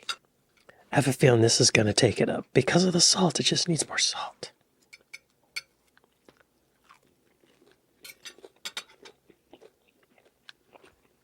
The HP is better. That's not bad, but the HP is better. Do y'all put Branston pickle on Toad in the Hole? I don't know, but I am. Clean that knife. I like the piccalilli better, but let's just see. Y'all, since I did my Branston pickle video, I learned that Paul McCartney's favorite sandwich is a Branston pickle and cheese sandwich, and he has one after every show. And I've had that sandwich. It was great. Okay, I've not been announcing these, but now, Toad in the Hole with Branston pickle.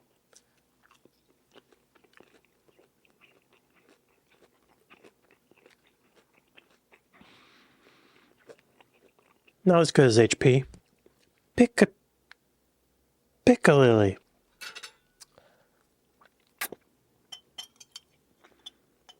I like the piccalilli better than the original. It's a little sweeter.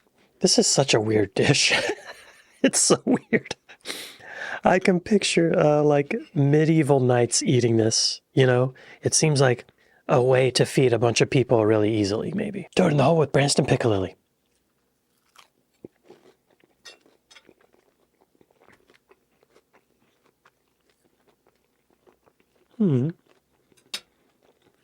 That's better than yeah, that's good. I still like the HP better, though. What else we got? How about some salad cream, y'all? I have a strong feeling this is not what you usually put salad cream on, but I've got it, so we're doing it. Toad in the Hole with salad cream and remnants of Branston piccalilli.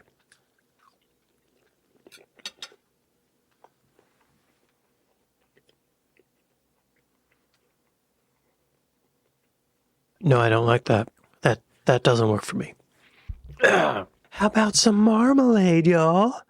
Why not? I got this for crumpets and I don't think I've had any since. I don't expect this to be any good.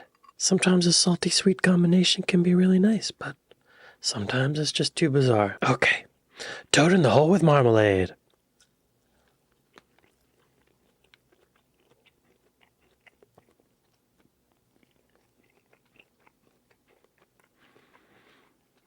Now this makes it taste more like pancakes because of the sweetness, I guess.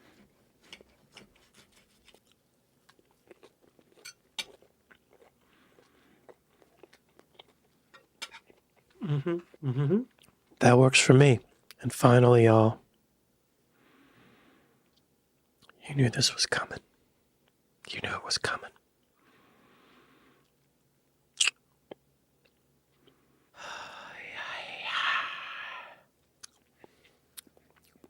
How's that? I'm taking your advice, y'all. That's probably even too much, right?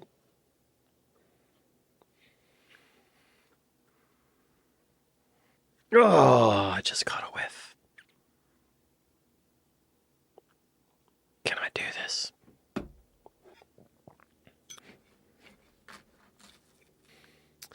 Okay, y'all. Toad in the Hole with Coleman's mustard.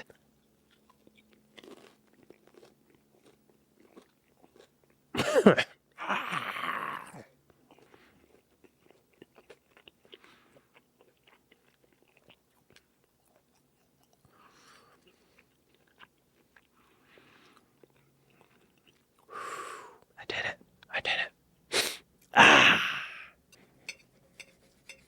There's still some yellow stuff on this piece of batter. I don't know if it's Coleman's mustard or piccalilli or marmalade or what, but I'm going to eat it. It's marmalade. Y'all, I'm going to load it up. I'm sure there's some British nans having a heart attack right now. If you've not tried marmalade on your toads or your holes, give it a try. Do my chewing sounds bother you? They bother some people. Some people are very angry I don't cut out the chewing sounds. I'm leaving it. It's natural. I'm a human being. Toad in the Hole with marmalade.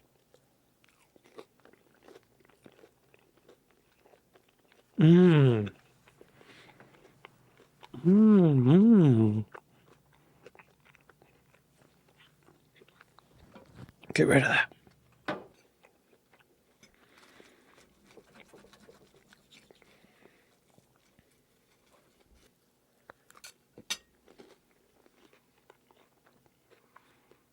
Mm-mm-mm.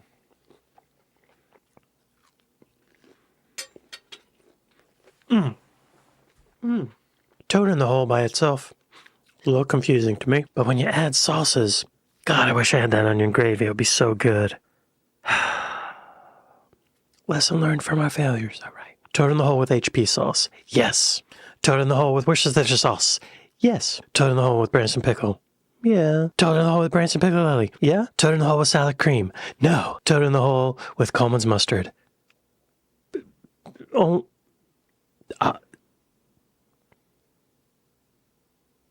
No. Toad in the hole with marmalade. Absolutely yes. And I bet it would be good with like maple syrup or cane syrup. So do I like Toad in the hole? Yes, I do. I love toads in my hole, like Richard Gere. But I feel like it needs a little sauce, a little zhuzh, a little extra seasoning, if you know what I mean. Today, I made Mary Berry's lemon drizzle cake. And I filmed it. Let's watch it. Y'all, this is what you call a mixing bowl. Let's see what I did with it. Oh yeah, we got some butter. Some room temperature butter. Nice and soft. Oh. And someone told me in the comments, this is a great tip, to keep those butter paper things because you can use it for greasing. And that's exactly what I used it for. Look at that. Aha. 8 ounces of butter. So, yep, great. Got the butter in there. Isn't it great that we saw me put butter in a bowl? It's important. What I do next? Oh yeah, I got this special sugar. Castor sugar. Never heard of it. In America, I think it's called baker's sugar. But I got actual castor sugar. It says castor sugar on the label. Oh. How about that?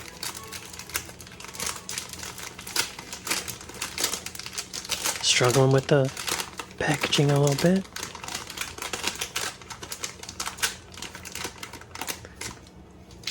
Okay. I also had to convert some of the measurements. She did them all in ounces. I don't have ounces like that, y'all. I found that 1 ounce is equal to 2 tablespoons. So I'm using tablespoons. There's a lot of tablespoons of sugar in here, y'all. We're just gonna watch me do this.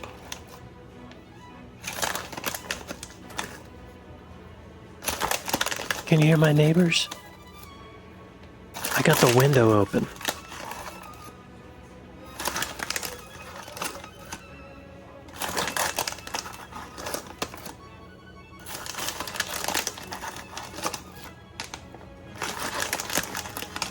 You know, I hear my neighbors yelling all the time, but I can't understand what they're saying because they speak Armenian or whatever language they speak in Armenia. Apparently, you know how New York is known for having a lot of Italians? Apparently, Armenians are the Italians of Los Angeles. There's a huge community. What am I doing now? I think this is where I'm creaming the sugar with the butter. A wooden spoon. Y'all, someone told me in the comments to use a wooden spoon. So I did. I gotta say though, it wasn't very easy still.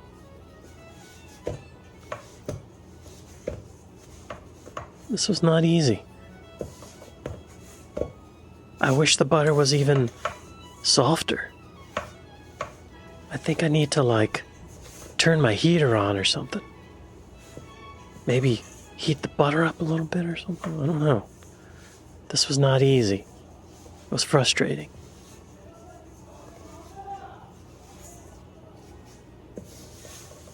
Neighbors.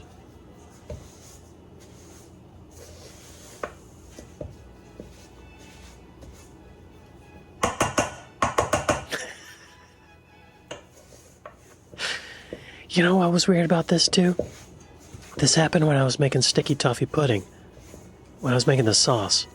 There was a point where I guess the ratios just came together and it all became one mass of paste. It's still very separated right now. But eventually, it just all of a sudden is one thing.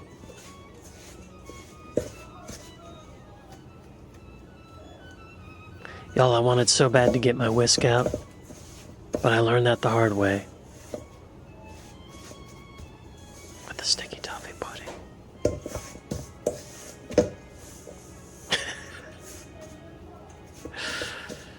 Maybe I need to get a mixer. I don't know, I'm resisting it, y'all. Yeah, poke it. Like a chimpanzee.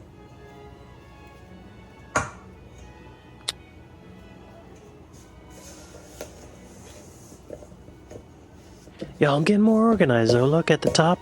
I got all the ingredients all out.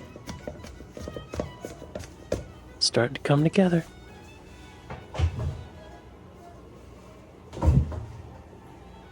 What am I doing? Oh.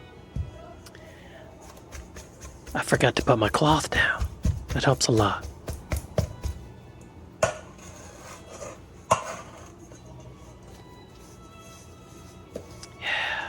This is good content, y'all. This is great content. You're loving this. We're having a good time. See, now it's all one thing. I guess like heat from the friction or something, it becomes like this cream within just a few seconds. Look at that. Isn't that wild? It's all chemistry, right? Chemistry and physics. Are chemistry and physics really different? Or are they really just different things? Are they the same thing, just in different viewpoints? Thermodynamics. Think about that. Yo, butter and sugar's good. I was resisting licking that off my finger. I think I did eventually lick my finger. There. Oh, yeah. Mmm. Yes. Oh, the eggs. I don't know if I should have done the eggs separately from everything else. The directions say to just put everything in a bowl and put it on a mixer. Like you got an electric mixer. I don't. But the Mary Berry video for the sticky toffee pudding, she said, if you don't have a mixer, you should cream the butter and sugar first, which is what I did. But then for some reason I thought I should mix the eggs in by themselves. But I don't know if I needed to do that or not. But it was fun.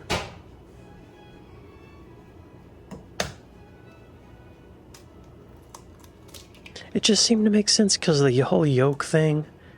And, you know, you got all those proteins in there. All that gelatinous stuff just seemed like it needed to be broken up before you put flour in it. I don't know. I don't know what I'm doing. That's the fun of it, right? We don't know. We're learning. Washing my hands. Do I get the whisk out now? I don't think I do. I think I go for the spoon a little bit first.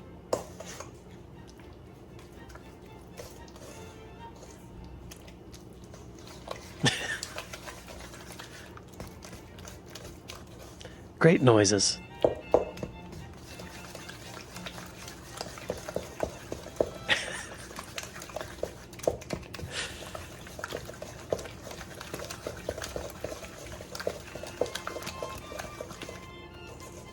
You're loving this video. You're loving this. You like this.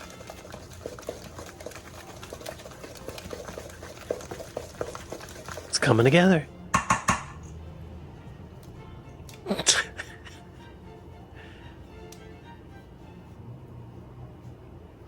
Y'all, I washed my hands, I think. And I'm the only one that's gonna eat this. I'm not giving it to anybody else. So, you know, if I pick my nose a little bit, scratch my butt, no big deal. What do we got here? Oh, scraping the crap off the spoon with the whisk. Like a monkey. Like a monkey using tools for the first time. The whisk is back, y'all. I don't think I need the whisk yet. I think I should have put flour and all the other stuff in next, right? Oh, here we go. Okay, flour. For some reason, when I get the flour out, y'all, I just start making a mess. It gets everywhere. And we're measuring with tablespoons, not cups. I think it's like 16 tablespoons, y'all. What? Maybe 20. Because I think maybe 10 ounces. So 20 tablespoons. So just sit back. I lost count, somewhere in the middle of it. I think. Because I was thinking about the content. I thought this is going to be so boring. And I thought, no. Don't hit stop on the phone to record this. Just keep it going. Just keep it going. Look, there's flour on the counter already. How'd that happen? From opening the bag.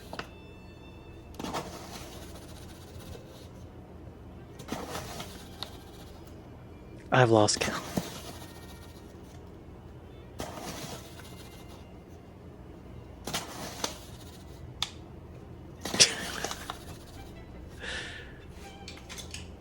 Okay, what next? Baking powder. Right. What does baking powder do, y'all? Does it make it rise? I don't know. I know it doesn't add any flavor. I don't think. Maybe it does. Does it make it acidic? Or alkaline? I don't know. 4 tablespoons of milk. That seems like not enough milk, right? Mary said 4 tablespoons, so we're doing 4 tablespoons. I'm not going to second guess her. I know better than that. Actually, I did second guess her later on in the video, but we'll get to that. I think it worked out, though. Okay, that was the milk.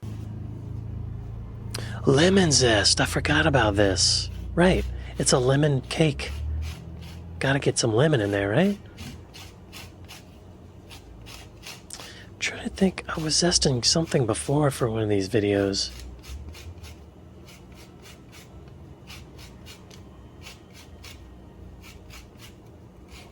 I don't remember what it was, but it says the zest of 2 lemons. That's a lot of zesting, y'all. Right then at that moment, I think was when I realized this is gonna take forever.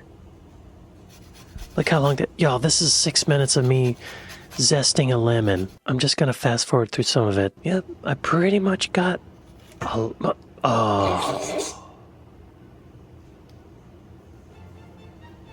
Maybe I should have zested the lemon in a other container before the one right over the batter. Okay. Lesson learned. On to lemon number 2. Yo, it's a lot of zesting. I think my second lemon went a little better. I don't know. Switched hands. Yeah. Way to go. Okay. Yeah, get it all off there. Yeah, flick it in. Flick it in. Oh, y'all. It's mixing time. I saw in the tips for this to not overmix it. To really just put it in the mixer for 2 minutes at the most. So I just wanted to be really careful. Maybe I overmixed it by mixing those eggs in first. I don't know. But the batter seemed really thick. It seemed really dry to me. I don't know. I'm not going to second guess Mary on that. Thank you. I'm gonna second guess her on something else later. How dare you? Look.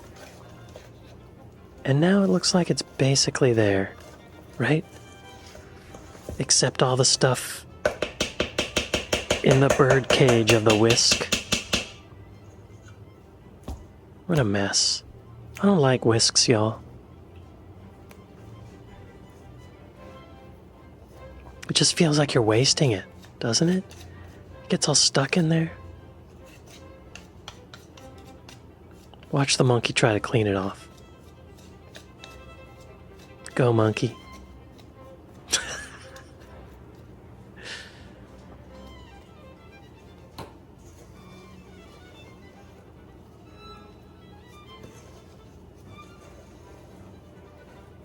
Now it looks right. Yeah. Don't mix it much more. I think that's good, right? That's probably good. Yeah. Yeah. Hope I didn't overmix it. Oh, yeah. So here I kept those butter packages to grease it. It says to grease it.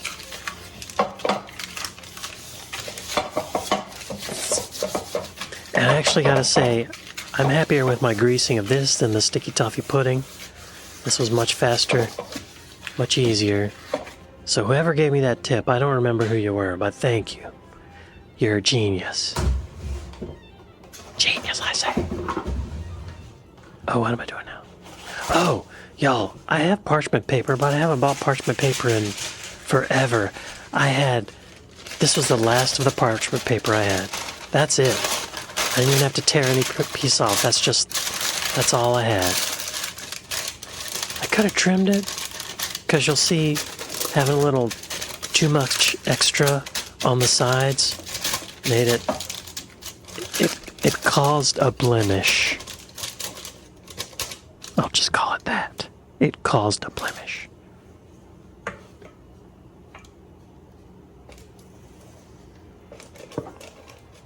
Watch the monkey go, y'all. Watch him try. I feel like in Mary Berry's video, her batter was a little thinner.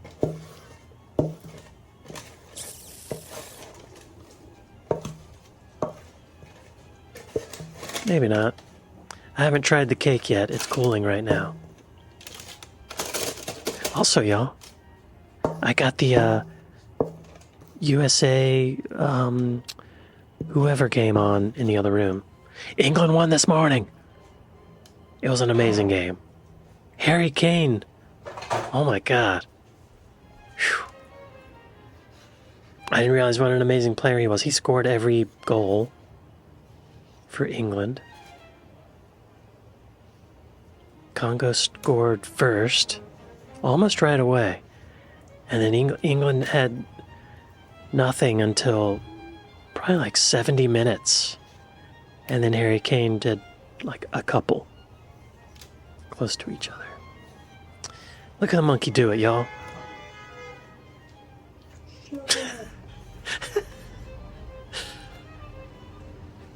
Los Angeles.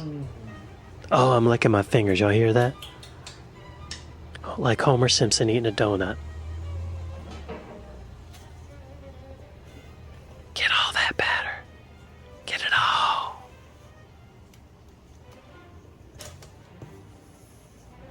Yeah. You know, it's tough to get it all out, but also when you got a camera, I like got a camera right here, and I'm trying to do this, and the camera's like right here, like looking around it. That's a whole other level of difficulty, y'all. I think I'm blaming it on that. I'm blaming it on that. It's not because I'm just drop the bowl and yeah, okay. Yeah, I'm blaming it on the camera.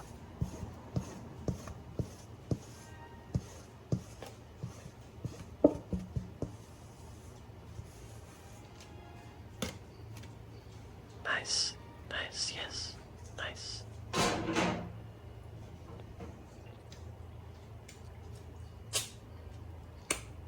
Mary Berry makes it look so easy, y'all.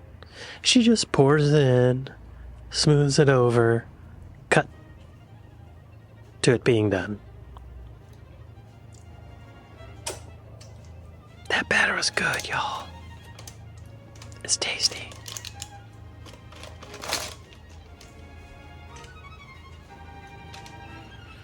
Let's watch the monkey smooth it over. Get it to the edge, monkey. Get it to the edge. There you go.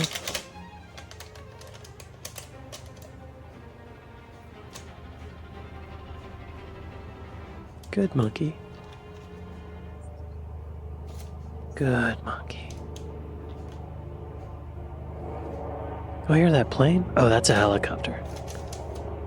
A lot of helicopters in Los Angeles, y'all. I don't think I would ever want to ride in a helicopter.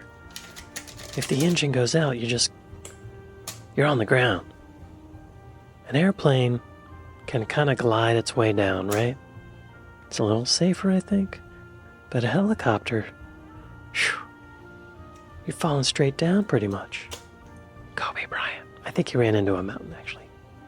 Oh, y'all, I thought I'm gonna write the name of the channel in the cake.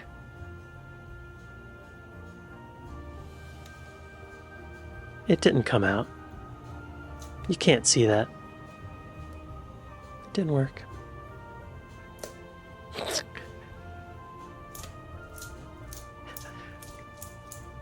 Nice.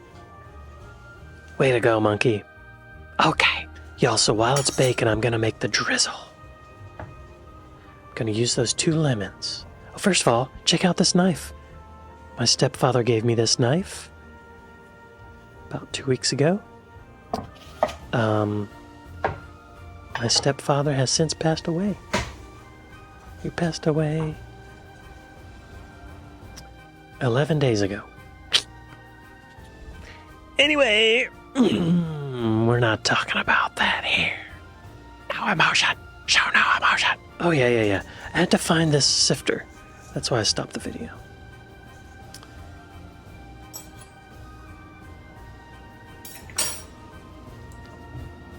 Yeah, so my stepfather would watch my videos and he saw that I don't have any knives.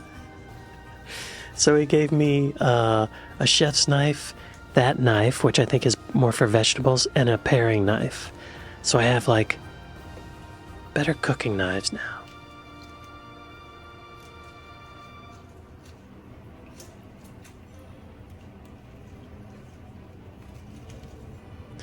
Yo, I'm resisting getting a juicer, or like one of those plastic things, because it just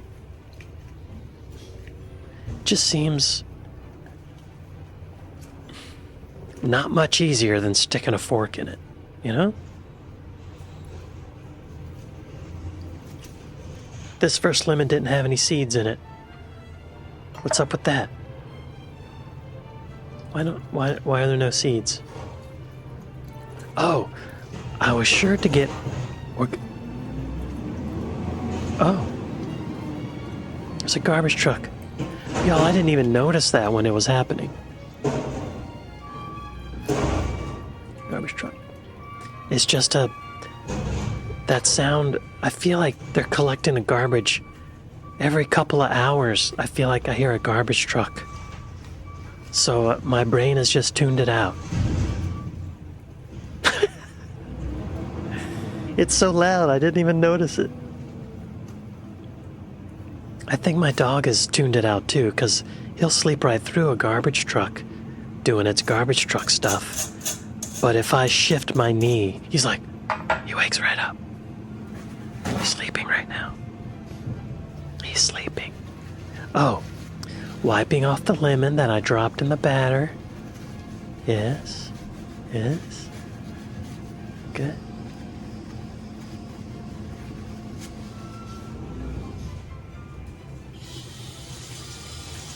Washing it off. Good. Yes. The garbage truck is still going. I had no idea.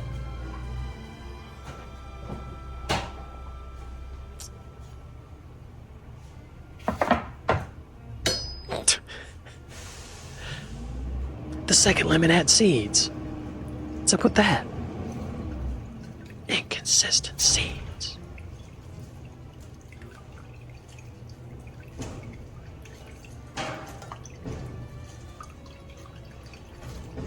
The second one had a lot more juice in it, too. There's Gregory in the bottom of the screen. I don't know if you can see that.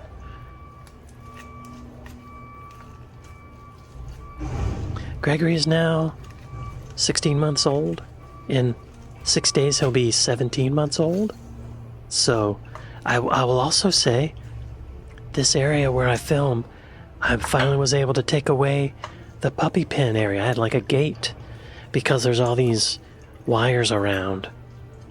And he has finally shown himself to be responsible enough, cross my fingers, to not chew through electrical wires. So he's maturing.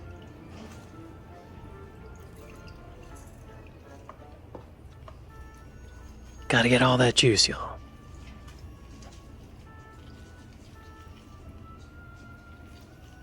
The directions say just juice from 2 lemons. What if one lemon doesn't have that much juice? And another lemon, what if both lemons don't have that much juice? What if both lemons have a lot of juice? You know? Inconsistent directions, Mary. Asshole. Okay, y'all. 25 minutes elapsed, and I took the cake out. See me doing it down there in the corner. And Mary's looked nice and brown. Thank you. Mine still looked like a bright yellow. So I poked a fork in it just to see, you know? And there was some goop on it. There's a little goop on it. So, and there's that blemish. See that blemish? Me thinking about it. Me eating those little crumbs. Yeah. So yeah, I decided to put it back in the oven for 5 more minutes. Probably could have done more than that, really. But I decided I didn't want to burn it. There it is. Balancing between the counter and the stove. I got a cooling rack, believe it or not. There it is. It does not look like Mary Berry's. The middle is sunken in. Mary's was nice and smooth. Thank you. Tan.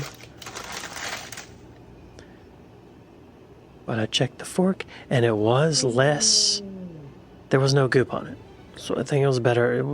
It's done. It's done. So I waited 10... Oh, right. While it was cooling, I finished the drizzle. Something the tip said was to not finish making the drizzle too far in advance before the cake is done, because you don't want the sugar granules to totally dissolve into the lemon juice. You want them to stay independent, so they create like a little crunchiness on the cake. We're measuring in tablespoons again.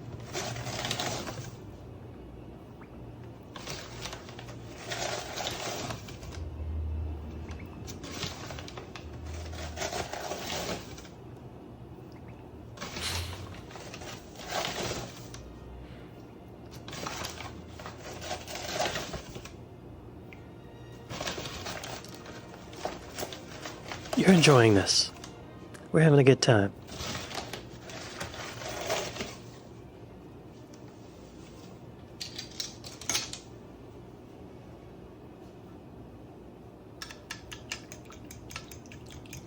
You mix it in, and that's it.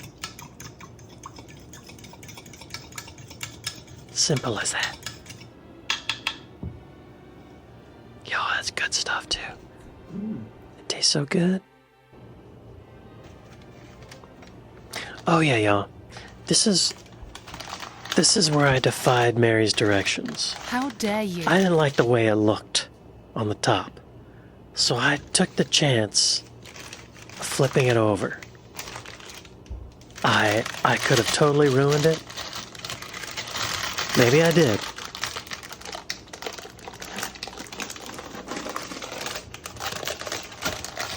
Oh, See? That looks way better, doesn't it? Way better. Yes. Way to go past me. Here's a little up-close shot. As you can see. Yeah. See, Mary's was like that, but just smooth all the way over. I don't know how she does it. Props to her food stylist. Because that's got to be difficult. It ain't pretty, but I'm sure it's delicious. Actually, no, it is pretty. Wabi sabi. Now, Mary had a brush. She brushed it on. But I don't have a brush. So I'm just drizzling it on. I'm drizzling the drizzle, y'all. Mary didn't drizzle the drizzle. Mary brushed the drizzle. Who has more of a drizzle cake? How dare you? Mary didn't drizzle. Asshole.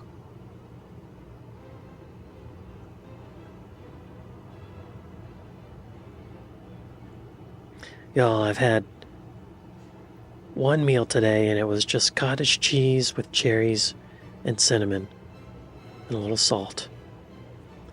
I'm starving. It is 6 o'clock in the evening.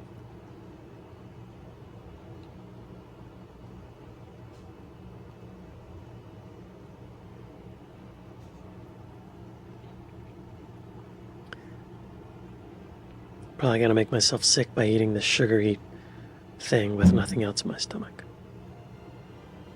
That's my sacrifice for you. That's my sacrifice. Yeah, I probably should have mixed it a little better. This is starting to get a little thick.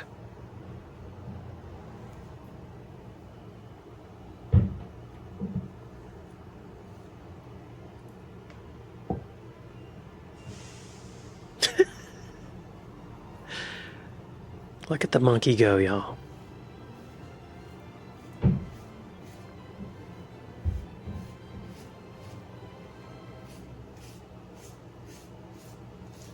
Hey, not too bad, right? I'm surprised I did this. This was actually a little easier than the sticky toffee pudding. But apparently this is Mary Berry's most famous recipe.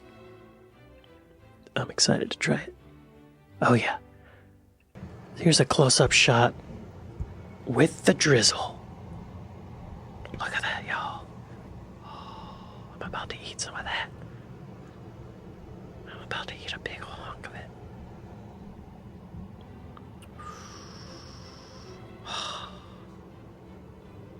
Yes. Okay, y'all. It's time. Here it is. Got a couple lemons there for decoration. I'm not gonna eat them. Look at that. What'd you think? Does it look like Mary's? It kind of does, since I flipped it over. Can you hear this?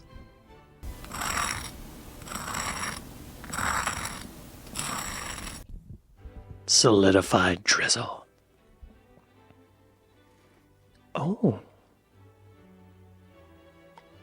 Oh. Okay, y'all. Mary Berry's lemon drizzle cake.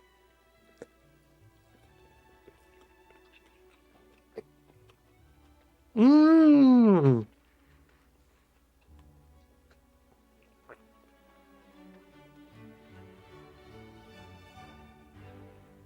Mmm.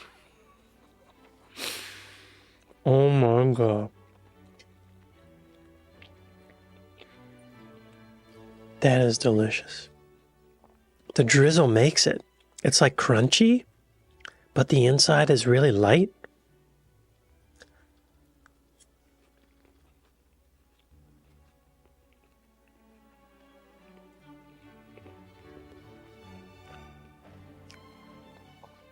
It's like a glazed donut. Wow. Mmm. Look at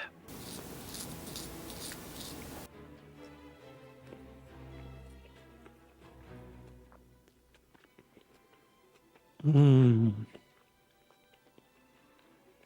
Mmm.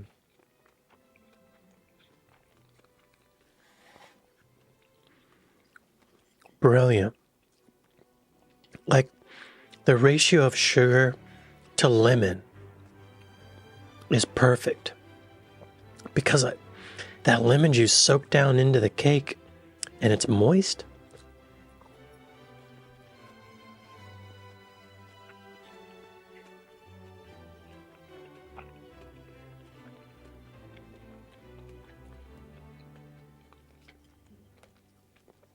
Wow.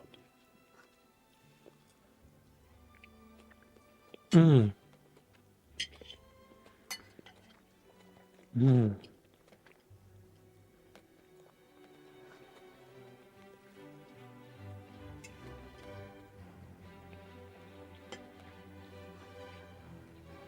Oh, I don't care. Mmm. Mmm.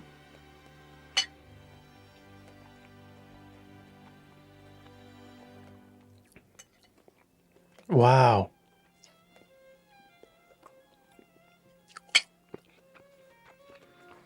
Man. I got a mug of milk.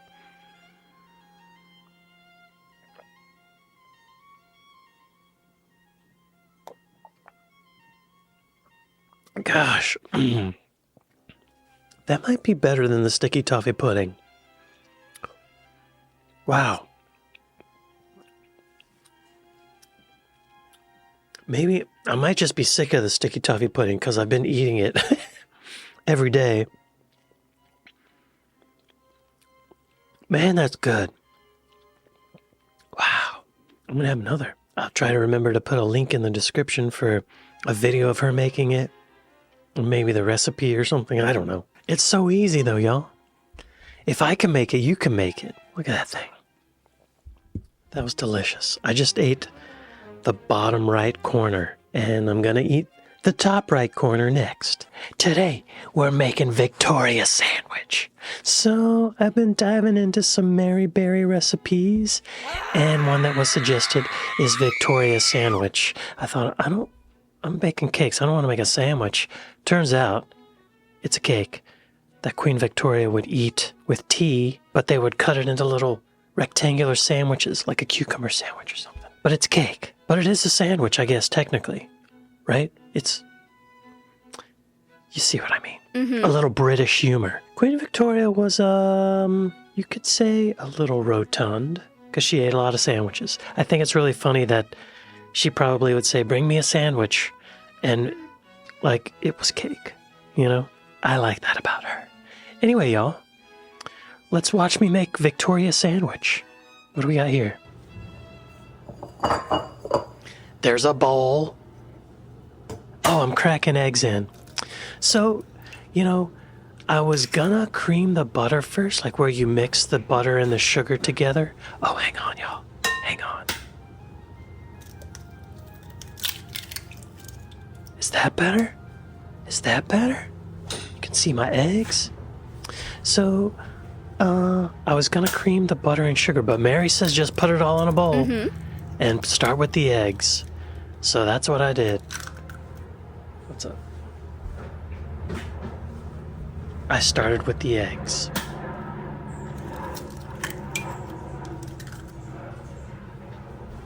Got my window open. Gregory's joining us for this. Good boy. If you've not seen my last couple videos, he's now become mature enough that I don't have to leave him in his crate while I tape these videos. He can be out. And usually whenever I'm doing something like editing or just sitting in a chair, he usually wants to sit in my lap for at least the first bit of it. What am I doing now? What are we doing now, bud? Oh, I'm measuring the sugar. Right. I got a scale, y'all. I got a scale. I thought it would be really expensive, but I think it was like $10. Right, Greg? Right. It's like $10 on Amazon. So I ordered it. That's your caster sugar. It's like finer than normal granulated sugar. It's actually kind of hard to find in America. I ordered that on Amazon, but y'all, they don't have it at my local grocery store.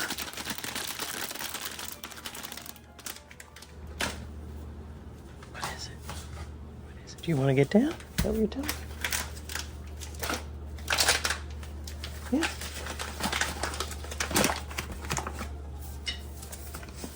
Okay. So I ran out of caster sugar. So I used regular sugar for the rest of it. How dare you?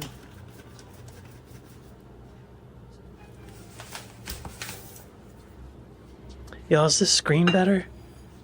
There's a lot of wasted room in my other screen. See, like this? You got all this? Usually I put the words for what I'm reacting to there, but I'm not reacting to anything today. So, I don't know. This seems more fitting.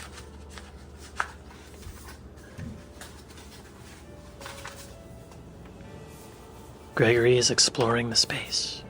What am I doing now? Flour, maybe? Measuring some flour? Yep. This is good. You're enjoying this. This is good stuff. I think I realized at this point that I needed a spoon.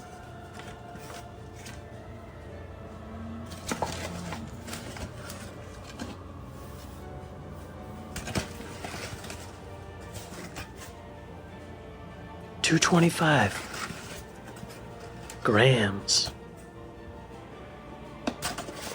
This was so much easier. Those of you who recommended I get a scale, you were right. I was converting it all to cups and teaspoons and tablespoons, and it was kind of a headache. I don't like math.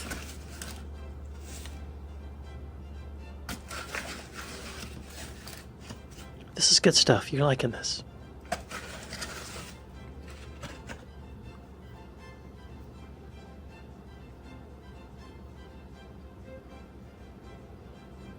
$2.17. Come on, come on. $2.18. Almost there.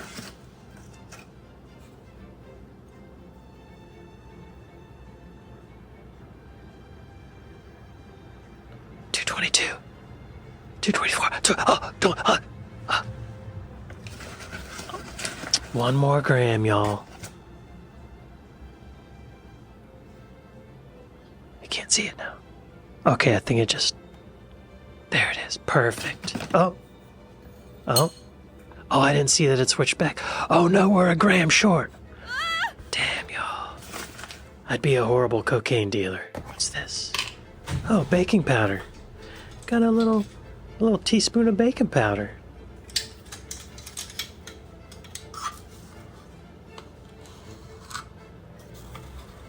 Well, come on.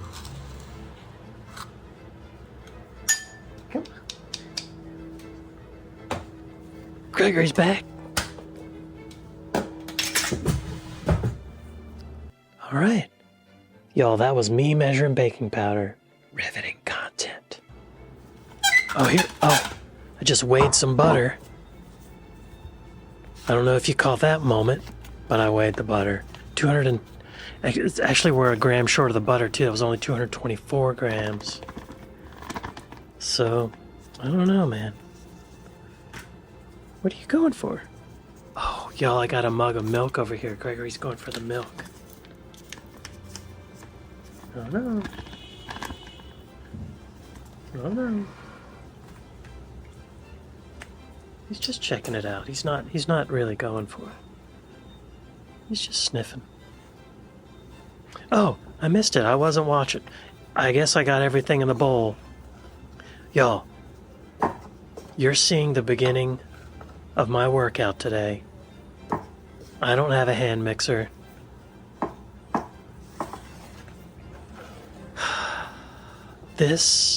Okay. Mary said to mix it until the batter does what's called a soft drop, right? So you mix it until it's thin enough that when you lift the batter up in the spoon, it softly drops back down into the bowl. Y'all, it took a long time. Look at this. Look how slow it is. You gotta mix this till it's like a liquid. I stopped the camera, I think, because I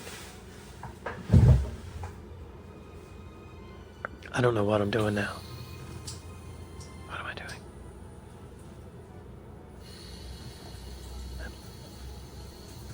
Turn on the faucet. Oh, the wet cloth.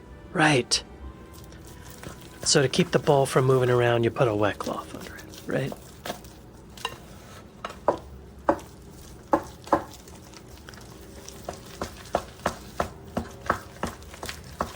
I thought going into this is no big deal.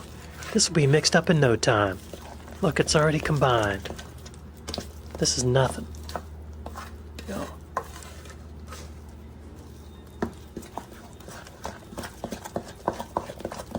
Look at all those lumps. See how excited I am? I'm like, I'm almost done. Nowhere near done.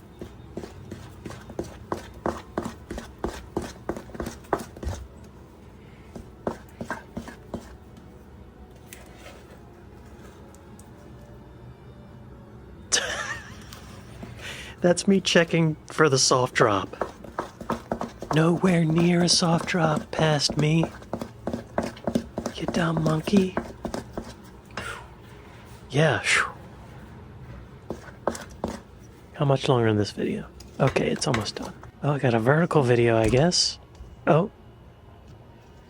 Oh, it's a little thinner. Yeah, you can tell a difference. This is, at this point, I think I was just checking to see if it was right. Nope. Still got a long ways to go. Sorry for the vertical video again.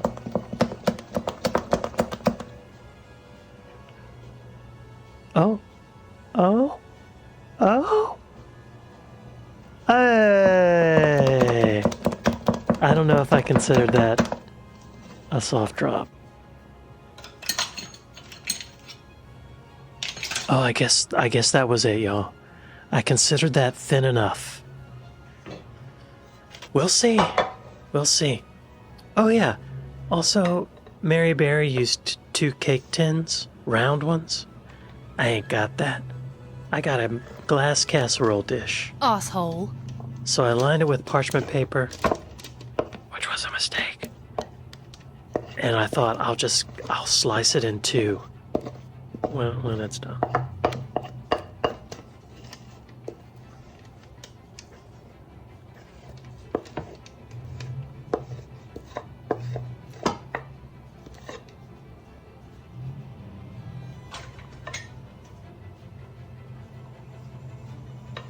This is good. You're enjoying this. Instead of using my finger, I used a spatula.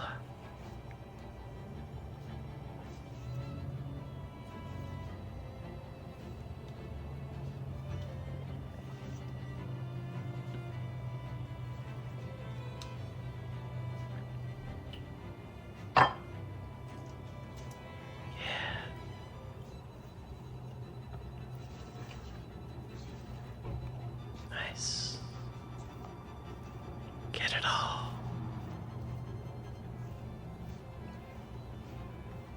Yo, I didn't realize it at the time, but my workout had just started. It had just begun. I'll show you in a minute.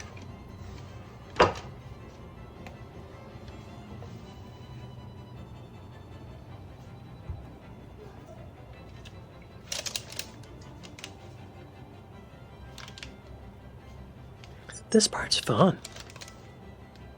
It's like playing with food. I didn't need that paper, y'all. I didn't need the paper. Maybe I did. I don't know. Maybe it would have burned if I didn't have the paper. I can't say I didn't eat the paper. But the paper affected the shape. I'll just say that. I almost used my finger again. Yes. There, yes. Good. That's great, right? That's good. So I got the oven up to 325 Fahrenheit. Mary says 160 Celsius. I ain't got Celsius, so we had to convert to Fahrenheit. Look how dirty my oven is. Oh yeah, I burned myself. Got a little burn right there. My oven door is disgusting, y'all. I apologize for that. So while that's baking, I'm gonna make the filling. Y'all, 350 milliliters of what we call heavy whipping cream. Mary calls it, actually, I don't remember what y'all call it. Look how thick it is. It's like glue.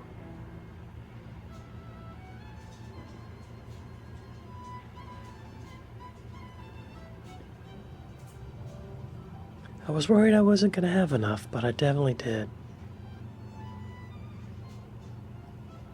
Almost there.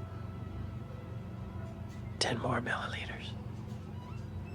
294. 296.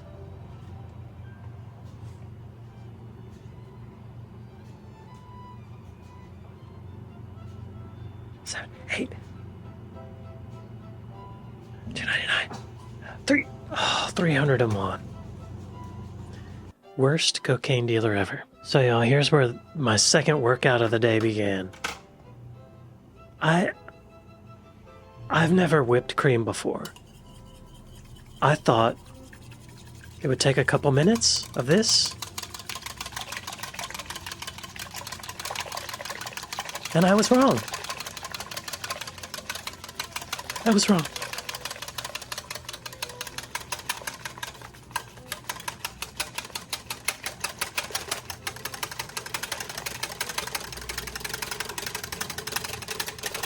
Looking back on this, I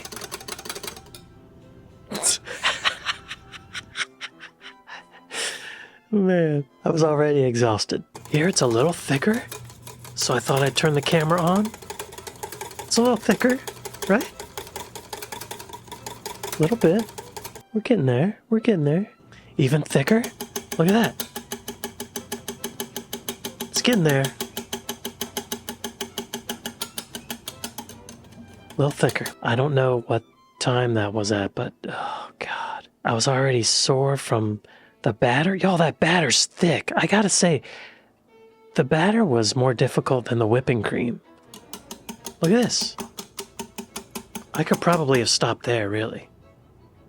But I kept going a little longer. I think this is where I stopped. You want stiff peaks. So when you dip the whisk in there and you pull it out, it's like, it stays like, just like that. I kept going for some reason. I didn't need to. That was it. Good. Yeah, right? Pretty good. Y'all, I got, overzealous. And this video is actually from yesterday, this whole series of videos. I decided to make my own strawberry jam. And you know, I've heard that jam is hard to make. You gotta have all these jars, you gotta sanitize them. But if you're planning on eating it right away and not trying to make it last 6 months in jars, you know, it's not that hard. It's just fruit and sugar, right? So anyway,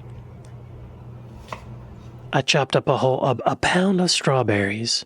A pound of strawberries. It's a lot of strawberries. And I added a cup of sugar. Do you hear that horn thing? That's the ice cream man. There are 2 ice cream men in my neighborhood. One of them, or 2 ice cream trucks. No, 1 ice cream truck, I'll say. The ice cream truck drives around like a normal ice cream truck and has like music blaring. You know, this other dude rides around on a bicycle with a freezer on it, honking a horn. There he is again. It's so annoying. It's so annoying.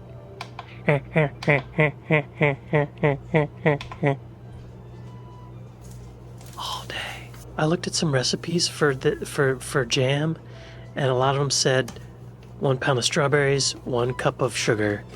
No, 3/4 of a cup of sugar. Some said 1 cup of sugar, some said 3/4 a cup of sugar. I thought, I have a scale, why not just see how heavy 1 cup of sugar is? Right? And I almost got there, and I thought, you know what? 200 grams is heavy enough. It's between 3/4 and a cup of sugar. So I went with 200 grams. Also, a lot of recipes call for pectin. I decided I don't want to use pectin.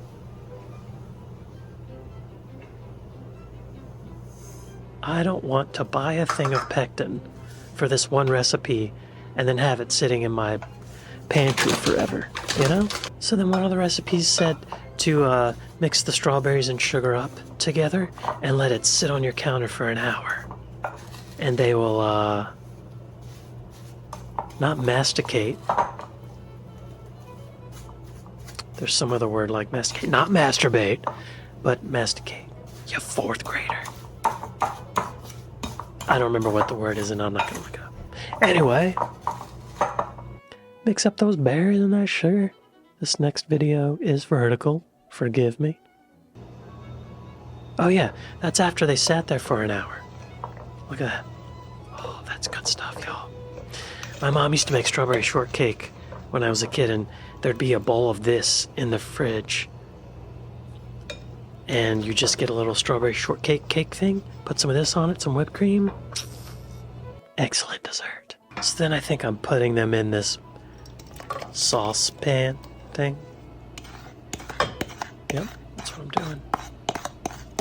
And I added a tablespoon of lemon juice. Here's me measuring out the lemon juice. Let's just watch this.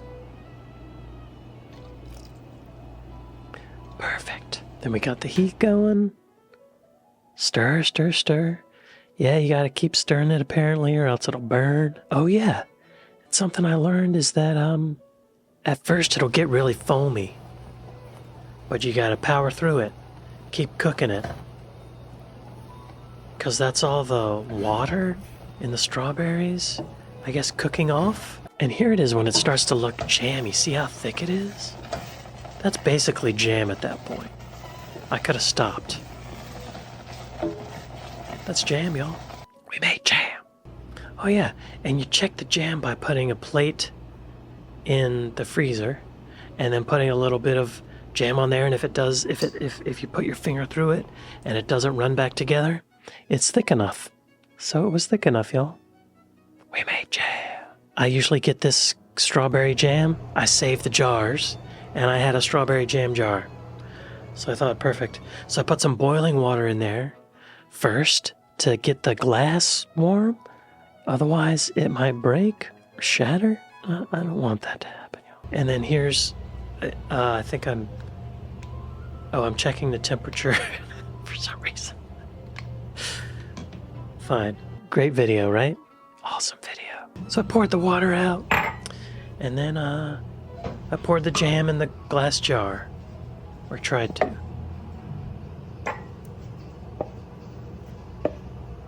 Yeah, great camera angle.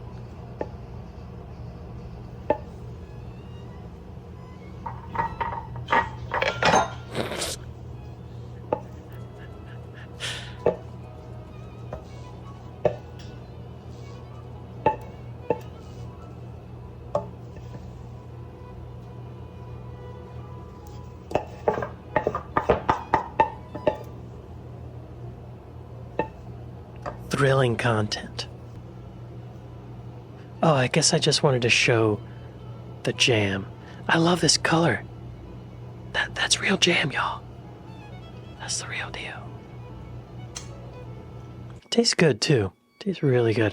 It actually tastes like it has less sugar than the stuff you buy at the store. All right, we're moving on here, y'all. we're moving on. So we got our cream, we got our jam. So you're supposed to let it bake for 25 minutes. This was at the 25-minute mark, y'all, and it did not look done to me. It was still soupy and pale, but the way Mary checks to see if it's done is by putting her finger on it. Oh. You poke your finger on it, and if it bounces back, it's done. If it makes an indentation and the indentation stays, it's not done. I don't know if you can see it. I think, yeah. It's not really bouncing back. So I thought, yeah, I'm gonna need to cook it for another 5. So left it in for another 5. My oven door is so dirty. That's disgusting. The inside of my oven's dirty.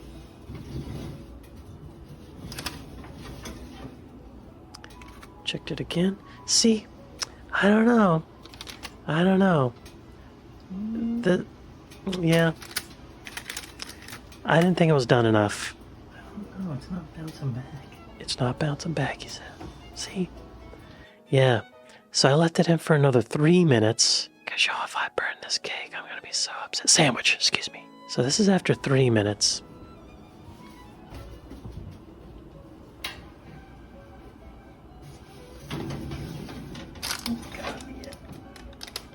It did look more brown. See, it's still like... I don't know. But it was pulling away from the sides. Mary says it'll pull away from the sides of the cooking thing. So I took it out. If it's undone, it's undone. I'll deal with it. Oh yeah, I wanted to show how it's kind of bouncing back. It's sort of bouncing back. Yeah. Here's my cooling rack.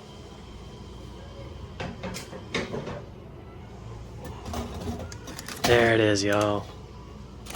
See how the parchment paper shaped it?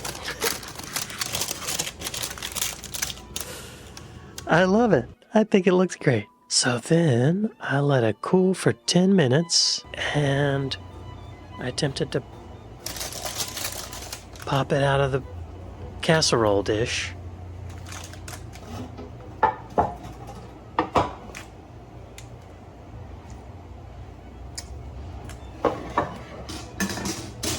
Look at the monkey go, y'all.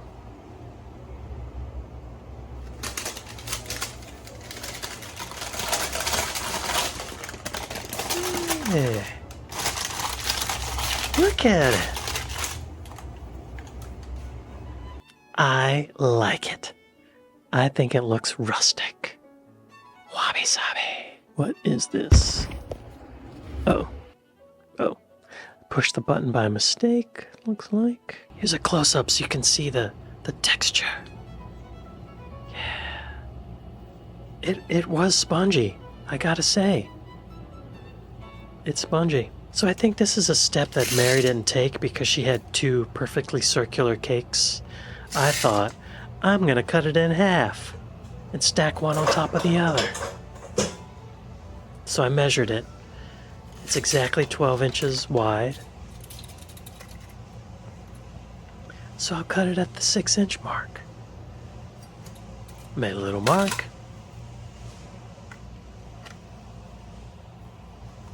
It was very delicate. Very delicate, yes.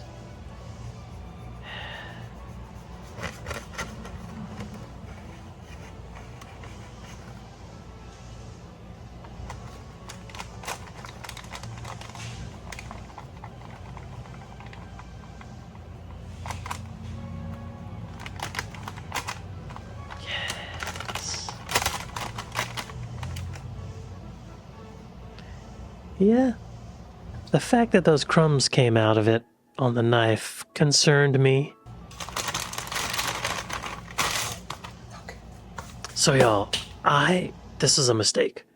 I don't know why that video was a mistake. I should have let it cool all the way down. It was still warm. I was eager And I decided I'm going to put the cream on it. And the jam. Well, I don't know if you've ever put whipped cream on a hot cake. I think you know where this is going.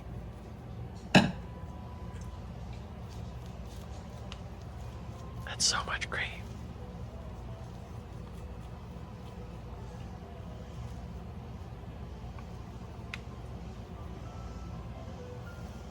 Use those fingers, yeah. Perfect. Just like Mary's. Nice. And I let the jam was stiff. So I let it sit on the counter the whole time I was baking this cake, hoping that it would be a little easier to spread. And I think it was. But if that, I almost said that word. If that stuff was cold, it would be tearing that cake up more than it is.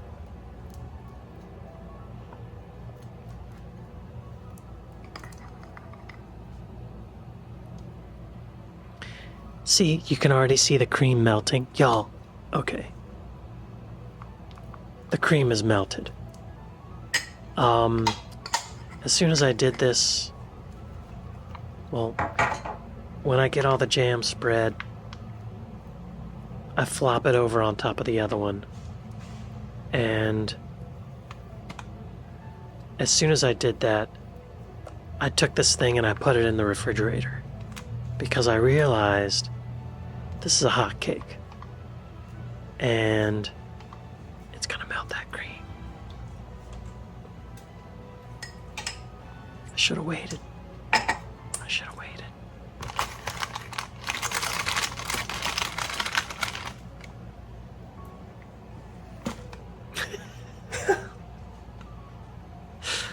So elegant. Yes. Look at that. What a mess. So, I put this in the refrigerator, and before I started filming this, I checked it, and it is running out the sides. So, I'm gonna go get a piece of cake, and yeah, we'll see. We'll see, y'all. I'll be right back. Well, y'all, here it is. Mary Berry's Victoria Sponge. So when I checked it in the fridge, the cream and stuff, even though it did seep out of it, it did set.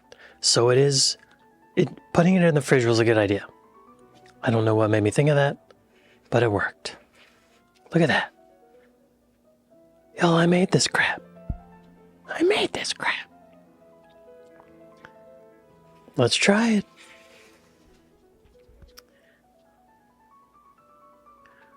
Okay. It's not as spongy as it once was. Okay. Oh. Okay, y'all. Mary Berry's Victoria Sponge. Victoria Sandwich.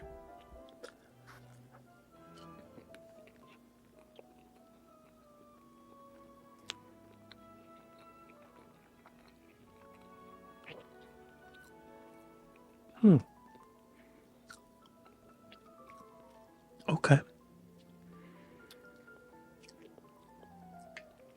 The cake is thicker than I thought it would be. I probably could have done something to make it lighter, but the flavor is great.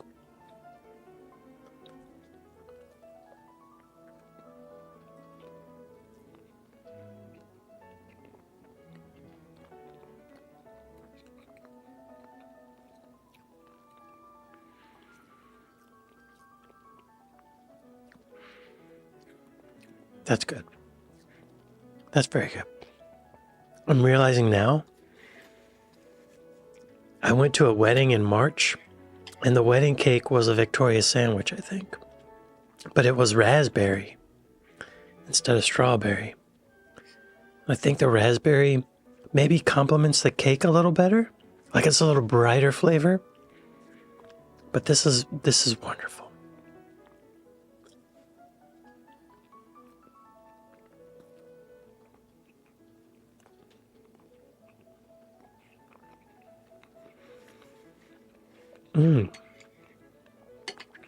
I wonder if I overmix the cake or if it's just because it's cold, because it's been in the fridge.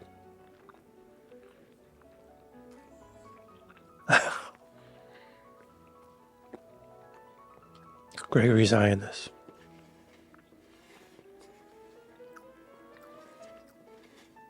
There's almost no cream left because it came out the sides.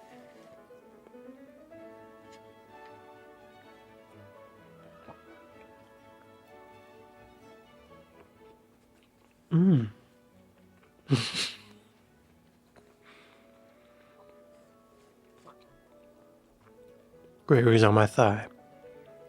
Sorry, buddy. See the texture of the cake?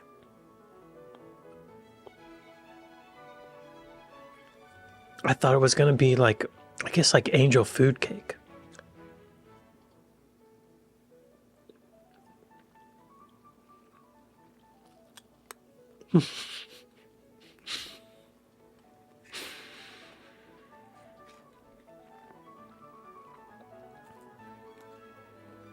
Yeah, there's no cream left in this piece of cake because it all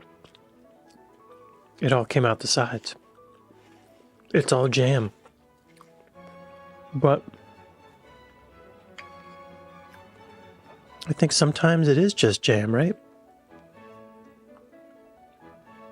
The next time I make this, I might cut it also this way and have like more layers of jam and cream just so you get more of the sugar in there.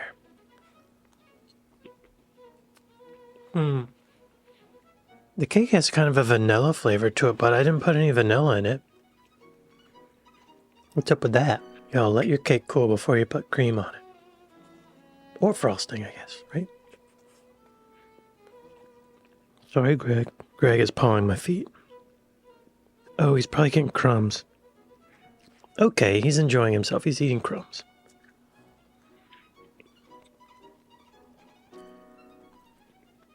I bet a hand mixer would probably make the cake lighter too because it would get more air in there. And I wonder if I did cream the sugar and butter first, if that would have made it lighter. Seems like it would because it would get more air in it. I also saw a recipe where somebody scrambled the eggs a little bit before they added the eggs. I don't know. I wanted to do it as close to the way Mary said it as possible, other than the hand mixer. But maybe I'm getting a hand mixer going. I guess my pride just told me I didn't need it. Who am I holding out for, though? What's that about? Right? If it doesn't make the cake better, what's the point? I made a cake, y'all. Excuse me, I made a sandwich that a queen would eat. Gregory's checking it out. No.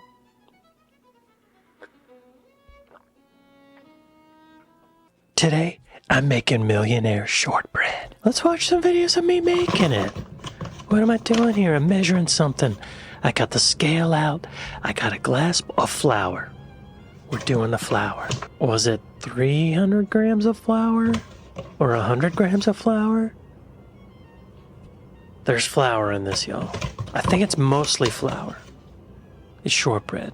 First, you gotta make the shortbread. There's 3 layers in this. Y'all, Mary Berry has a recipe for this. Uh-huh. But I couldn't find a video of her making it. So I looked at some other videos just to make sure I was doing it right. So I took Mary Berry's recipe, but I also switched it up because I don't have everything that she has, and I'm not gonna buy everything that she requires. Sorry, Mary. Sue me. Asshole.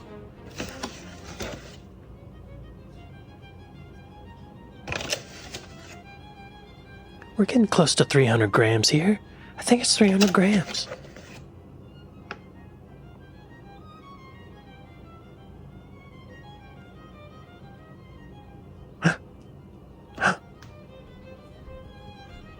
there. Oh, fire. Oh, wait. Maybe it's a little more than 300 grams. What are we going for here? Oh, I think it was 303 grams. I think that's what it was. For some strange reason. Now what are we doing? Sugar, maybe? There's sugar in this. Sugar. 100 grams of sugar? How much sugar was in this, y'all? I don't remember. Now, Mary uses castor sugar. She's all about that castor sugar. Uh-huh. Castor sugar's expensive. I'm using regular granulated sugar. I hope it's all right, Mary. Sue me. Asshole. Don't sue me. Please don't sue me. I don't think she'll sue me. She's not an American. We love suing each other over here. I don't know if you knew that. 100 grams. Perfect. Now I think I'm weighing the butter. I don't remember how much butter's supposed to be. I think like 226 or something, but I was fine with this much. I actually feel like the more butter, the better. You know? I'm sure there's some chemistry thing going on with the butter, but I think more butter is good. I'm from the southeast United States, y'all. We love that. Oh, what was that? Oh, I guess that's a video of me showing how I put the cloth down, I guess. It's this. Okay. What am I doing? Oh, y'all. So you're supposed I was gonna cream the butter and sugar in this bowl, but for some reason I started sifting flour into it. I don't know. I don't know why. I just wanted to do it. Mary doesn't even say to sift the flour, but I just wanted to do it. Right then and there for some reason.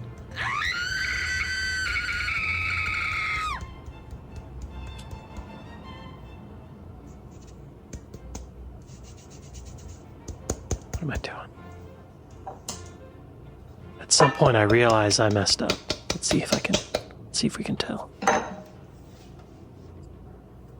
Oh, I picked up the butter. I think this is the moment I realize, oh, that's not sugar, that's flour. Yep, and then I stopped the camera. So I pushed the flour out of the way, and I found another bowl. Thank God I have another bowl, y'all. I'm the kind of guy who wouldn't have another bowl, but I had another bowl. Beautiful tone.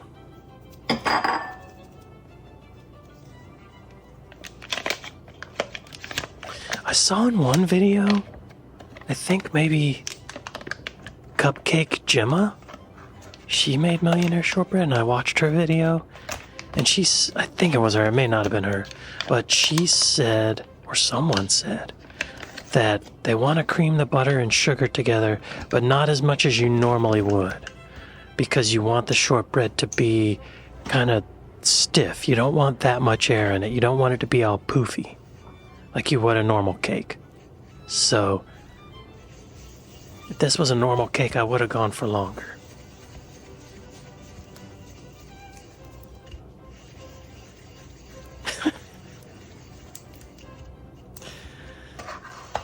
There's no easy way to do this. I guess a hand mixer. Y'all, I want to get a hand mixer. When I was making the Victoria sponge, if you've not seen that, check that out. When I was making the Victoria sponge, I realized there's no reason to not have a hand mixer. Like, just pride, my ego, was keeping me from using a hand mixer. But I need to get a hand mixer. But I haven't gotten one yet, because I realized I got some shopping to do. There are some cheap ones out there, like $30, relatively cheap, but they also suck. And I don't want to buy something that sucks, that I end up just having to replace in a couple of years, you know? I want a marriage with my hand mixer. I want a hand mixer that will last for a lifetime. So I'm holding out for one of those $150 hand mixers. quiet. It's powerful. It's easy to clean. It comes with attachments. I'm holding out. I'm saving up for a lifetime. I'm playing the long game with my hand mixer, y'all. So it might be a while before I get one. How's this going? A lot of y'all told me to use the back of a wooden spoon. So there it is. That's what I'm doing.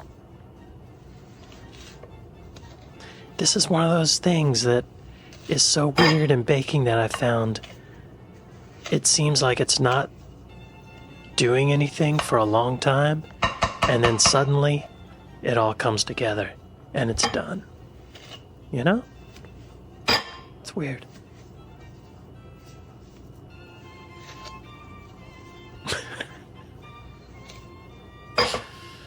There's some phrase some of y'all are using. Something handed. I don't remember what you're saying, but about how I am with kitchen tools.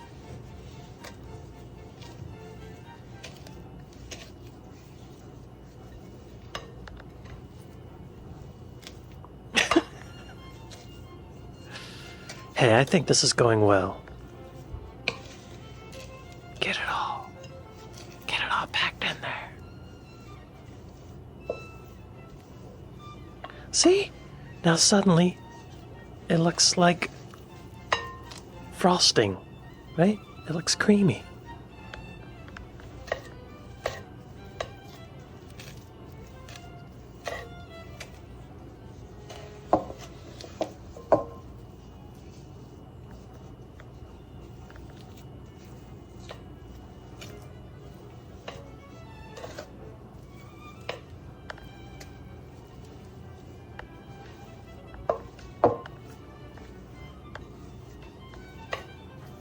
See, this is where I got my technique down.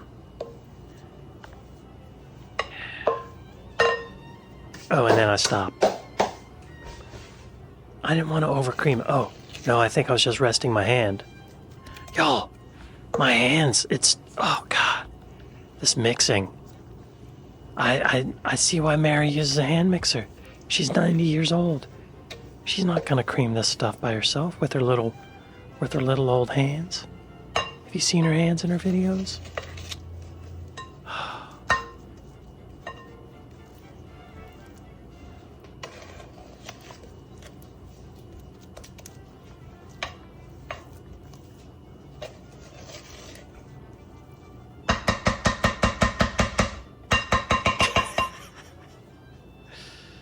I think I gave up. Yep. Okay. Yep. I gave up. What's next? Oh. Now I'm mixing the flour with it, I guess. What am I doing? Oh. Salt. Putting salt in it. Right. Get that salt in there. I wonder if I should have used more salt. Or if I should have used salted butter. I used unsalted butter. Oh, and vanilla. See, Mary didn't put vanilla extract in hers, but I saw 3 or 4 other videos where they put vanilla in there. So I decided to add vanilla. You know what I mean? Like, Mary's great, but I like vanilla. How dare you?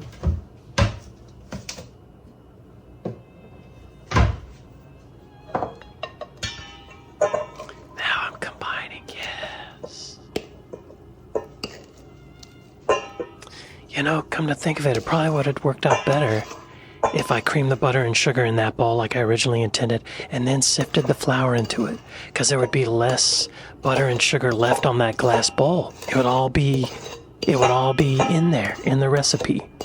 So, I learned. It's a learning moment. I wonder about that a lot with all this bacon. Maybe I'm overthinking it. But I know this is basically like chemistry. Someone said in the comments that cooking is art, baking is science, right? So whenever you have a little bit of stuff left in the bowl, vestiges or whatever, like how does that affect the recipe? you know? And you see in all these cooking videos where they have everything measured out, everything's in its own container, and then they're pouring it all together, but there's stuff left in that bowl.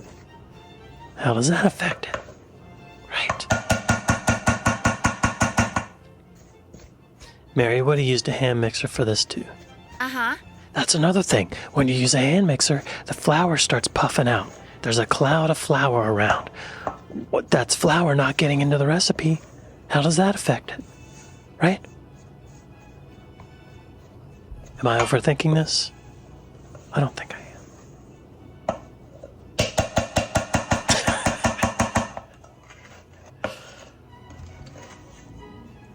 That's a move I learned from watching Cupcake Gemma. She scrapes the spoon on the edge of the bowl and then gets the rest of it in there. Y'all check out Cupcake Gemma if you've not. She makes cupcakes. I think she has a bakery in London. Maybe a couple of them. I forget what it's called. Something in Dolly's? Cakes and Dolly's? I don't remember. Sorry, Cupcake Gemma. I'm not gonna look it up. What are we doing here? Oh yeah. So, I was watching, what's her name? Claire Saffitz. She made Millionaire Shortbread. And she gets in there with her hands. She says there's all these little clumps of butter that need to be broken up. And if they're not broken up, then the butter's gonna melt and there's gonna be little voids in the shortbread, and you don't want that. So, I think in just a second here, I'm gonna start crumbling it up with my hands. All those big balls you see in there are, what was that for? That wasn't the video I thought it was.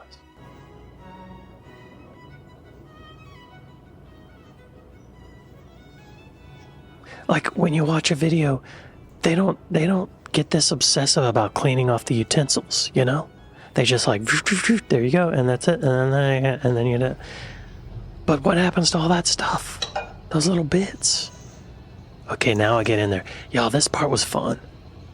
This took me back to my Play-Doh days.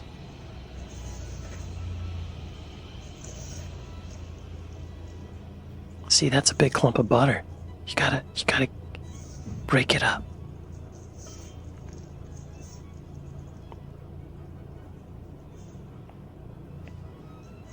I've never made pie crust, but I think this is a lot like pie crust. I've seen people make it, and I've seen them do this. Also biscuits, not cookies, or excuse me, American biscuits. I think they do it like that. See, look at that clump of butter there. You gotta break it up.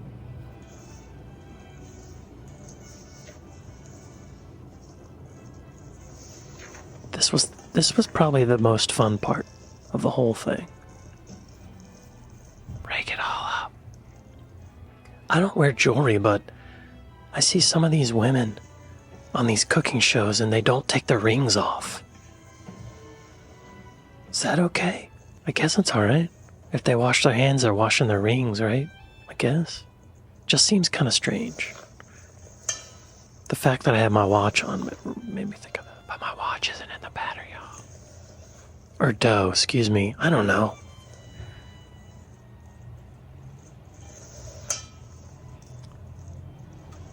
I realized after doing all this, well, in this part I'm looking for all the big balls of butter that are left. And I later realized, I think we've seen enough of this, right? Yeah, okay. I realized later I could shake the bowl and all the big balls would rise to the top, like in real life. See? Look at that.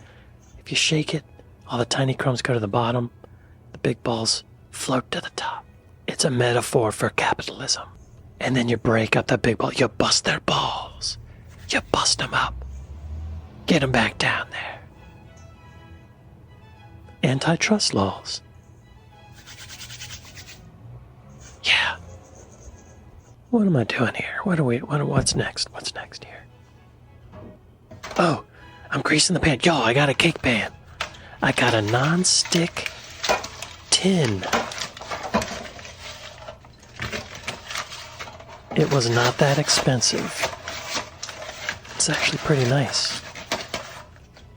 I greased it, and then I put some parchment paper on it. And I tried this trick to cut the parchment paper to make it fit perfectly, but it didn't work. Yo, I'd be a horrible origami artist.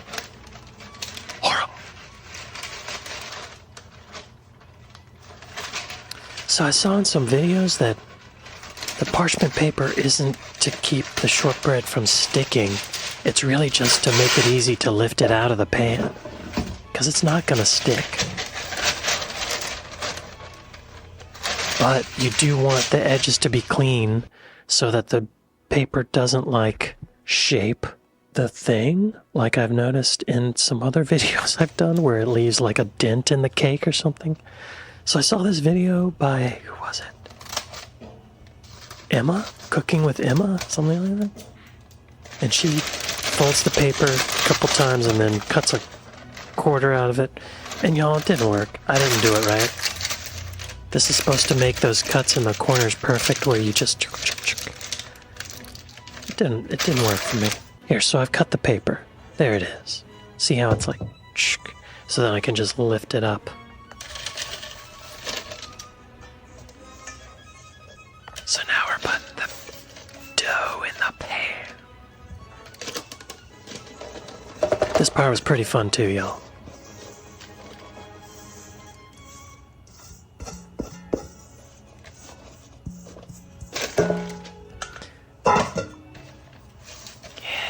Spread it out. Just want to get it all even on the bottom. Seems pretty simple, right?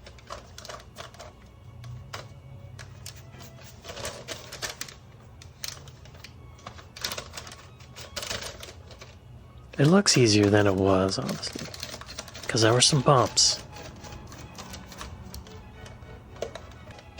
I've got my Raid Ant and Roach spray. I didn't realize that was there. I found a roach the other day, so I had it handy. Because, y'all, sometimes you'll see a roach, and you reach under the sink to get the roach spray, and the roach is gone by then.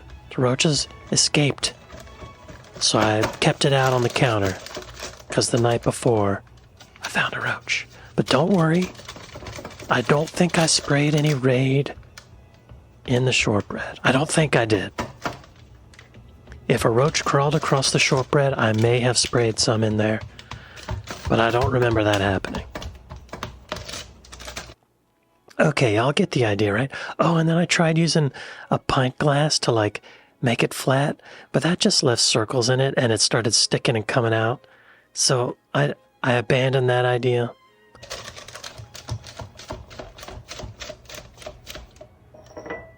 I moved the Raid out of the way.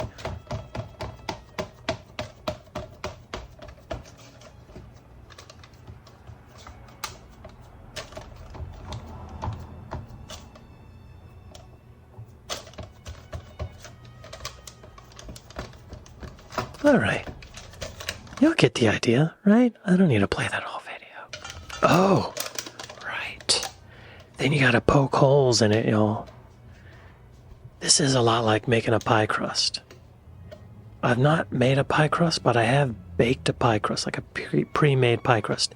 And you gotta poke these holes in it so that steam can evaporate. So if you don't poke holes in it, you'll get bubbles. And you don't want that. You want it to stay flat. So you can see I was very deliberate at first, and then I got lazy and I just started stabbing wherever. But come to think of it, you do always see shortbread and it has those little holes in it. And I always thought that was decorative, but it's not. It's functional. Ah, yes. I cleaned my oven door, but not the side of my oven, as you can see. But this is me putting it in a 350 degrees Fahrenheit oven. Way to go. And then I think you bake it for 20 to 25 minutes. I think I checked it at 20? No, I took it out at 25. I checked it at 20. I didn't film that because I just looked at it. Most boring video ever. Got my cooling rack out. There it is, y'all. Looks pretty good, doesn't it? I think it looks great. I wanted to eat it right then, y'all. I wanted to eat it. But it's doing the thing where it's separating from the edges, like Mary said. Asshole. And it's a little bit brown, like Mary said. Asshole. This is a close-up. An upside-down close-up so you could see. Doesn't that look good, y'all? I wanted to eat it right then. I wanted a big bite of it right then. And I think this is a video of me weighing the butter. Oh, so now we gotta make toffee. So, y'all, this actually turned out to be pretty easy. I mean, I haven't tasted it yet, so I might have totally ruined it. But most of the time it took to make this was waiting for stuff to cool. Just waiting. So that shortbread, you leave it out on the counter for 20 minutes, let it cool down to room temperature, and then put it in the refrigerator. Oh yeah, I think this took, well, I don't remember the amount, but it wasn't a straight up one stick of butter kind of thing. Maybe, oh, I think it was 175 grams or something like that. I'm so glad I got this scale, y'all. Thanks for recommending that. It's so much easier than measuring it and converting it to cups and teaspoons and all that. And it's kind of fun. It's kind of fun to weigh stuff. Use a scale. Okay, I think it was 170 grams I was going for, but I was happy with 171. Again, worst cocaine dealer ever, I would be. Okay, what are we doing now? All right, you gotta melt the butter, and you add sweetened condensed milk, a whole can. So I think that's what we're listening to me do. I think I'm opening the can as the butter is melting. Yep, I am. I was not paying attention to the butter, so I didn't realize it was melting so much. That got me a little worried. Yep, opening the can while the butter melts. Oh, there we go. Okay. Y'all, this sweetened condensed milk. I got some on my finger. I licked the knife. And it's just such a familiar flavor. So comforting. I could probably just eat that can with a spoon and be happy, you know?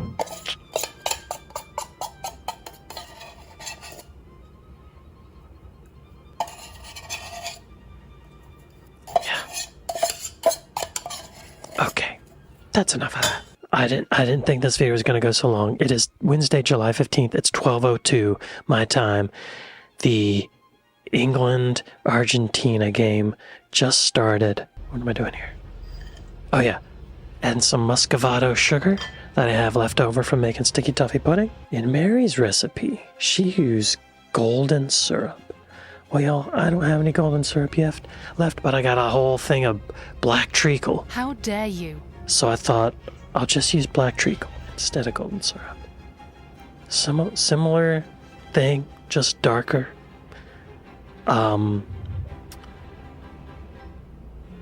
So technically, maybe this is my own recipe for toffee. I don't know. I'm not saying I'm a trailblazer, but I am saying in all of the videos I watched, in all the recipes I looked at, no one else used black treacle in their toffee. So maybe this is officially the JJLA toffee recipe. I don't know. Let's watch me struggle with the black toffee.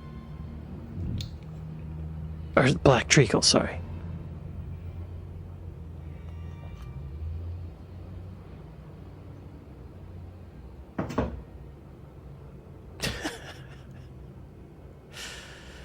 I'm pretty impatient with this stuff. I just want it to be done, so I gotta stick my finger in it. That's what she said.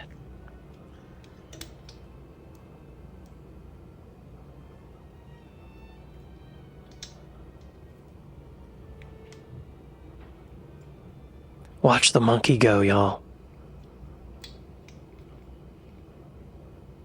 Y'all, my dog Gregory is sleeping right I was going to grab my phone and take a photo, but when I grabbed my phone, he woke up. That dog will sleep through a garbage truck beeping and dumping over a dumpster. But if I move my knee, he wakes up. Vanilla extract. Yes. What else I had in there? Salt. Okay, we got some salt going in. Stir it. Okay, y'all. So here's... I learned a trick with this. First, you gotta put the heat on low to get it all melty, everything combined. Let the sugar dissolve. Let the butter melt. Get it going. Homogenize it. But then you crank the heat up to like cook it. And you gotta get it up to 236 degrees Fahrenheit. I don't know what that is in Celsius. You're supposed to use a candy thermometer, which I don't have, so I used one of my laser pointer thermometer things. Or you can cook it until it gets brown. But y'all, because I used the black treacle instead of golden syrup, it's already brown. I already got the color. So. Okay, enough of that. Now look, it's all combined. Yeah. And you gotta keep stirring it because it will burn, apparently. It burns really easy. Where are we at? 109 Fahrenheit. Okay, we got a ways to go. Cupcake Gemma said it takes about 20 minutes. So y'all, then it started boiling. That's a good sign. You want bubbles. 180 something. Doing good. Next. See, it's starting to get kind of like... The consistency's changing. Kind of like... Almost like it's separating a little bit. You know? 213 we're at. Great sound.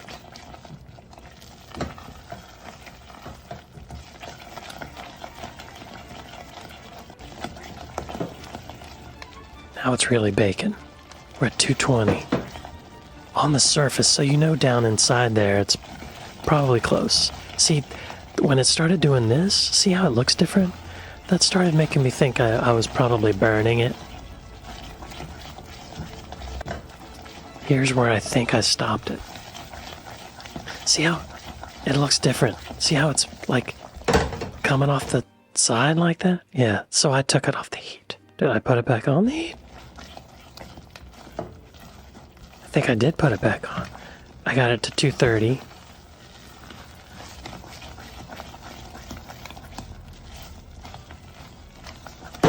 Yeah. I thought that's gotta be it. That's gotta be enough. So here's my shortbread. Nice and cool. Just pour that toffee over it, y'all. Yeah. Something Claire Saffett said is to not scrape the toffee off the bottom of the pan. Because if any of it has burned, that's the stuff that has burned. So just leave the vestiges on the bottom of the pan. You don't need it.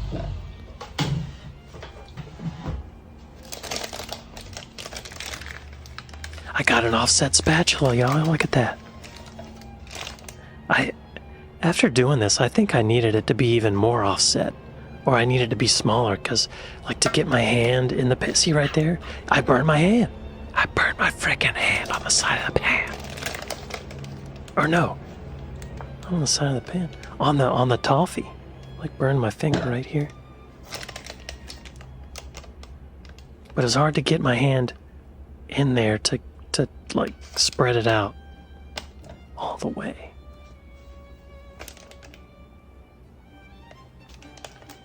Yeah.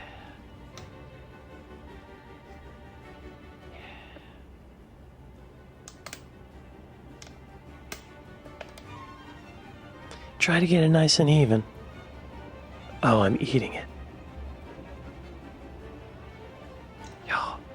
Mm-hmm. That's good stuff, y'all. Delicious. What are we doing here? Oh, yeah, so you gotta let that shortbread with the toffee on it cool down for like 20 minutes to get to room temperature, and then you put it in the fridge. So that's what I did. I think you just need 300 grams of chocolate, but I got 346, y'all. Yeah, and Cupcake Gemma showed me how to temper the chocolate. I guess chocolate's really crazy, and if you don't temper it, then when it sets, there'll be like that white, powdery layer on it.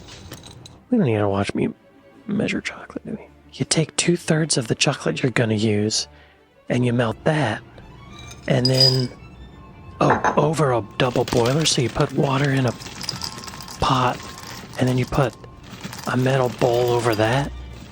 Make sure the water's not touching that pot, and then you stir the chocolate and it melts. So I'm just measuring, I'm measuring chocolate. I don't know. I've never used a double boiler before. This is my first time.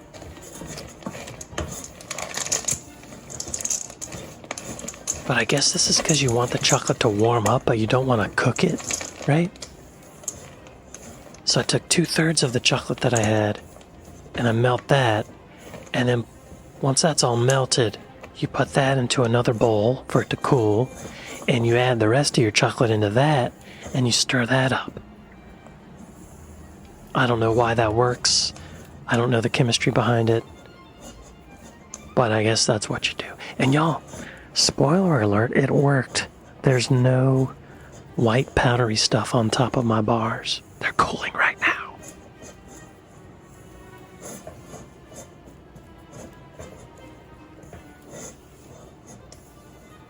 Y'all, this smelled so good. And it made a delicious mess.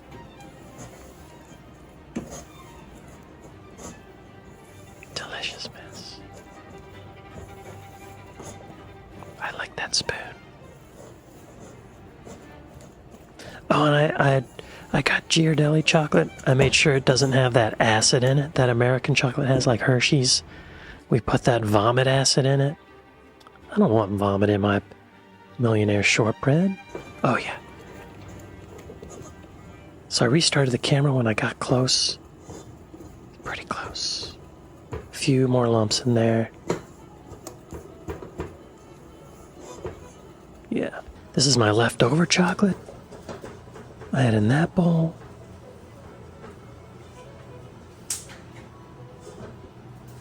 And then I poured my melted chocolate over it. Oh, that's so good. Oh. I love the sound of the spoon touching the bowl with chocolate in there too.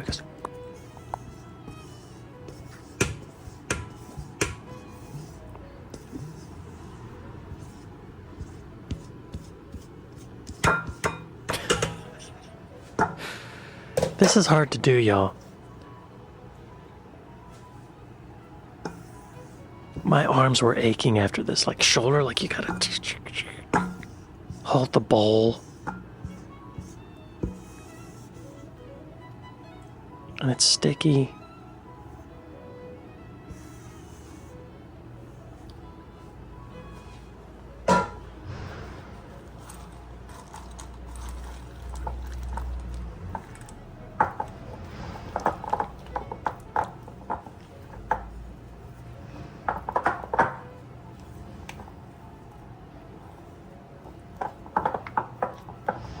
I should put the cloth under the bowl.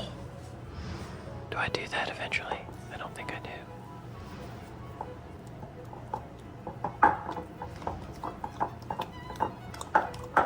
Let's fast forward to that. See, it all melts eventually. I was afraid it wasn't going to all melt. But it melted. Oh, here we go. Then you pour the chocolate on the toffee.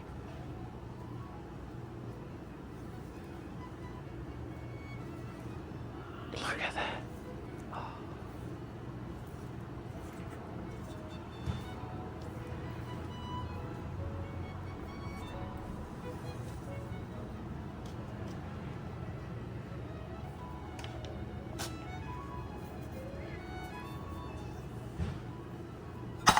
Chris, and I dropped the bowl into the chocolate, of course, so there's a big glob of chocolate on the bottom of the bowl. I think I did that when I was making Victoria sponge.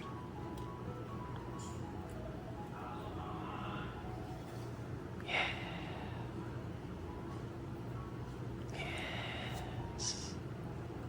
Let me check the game. What?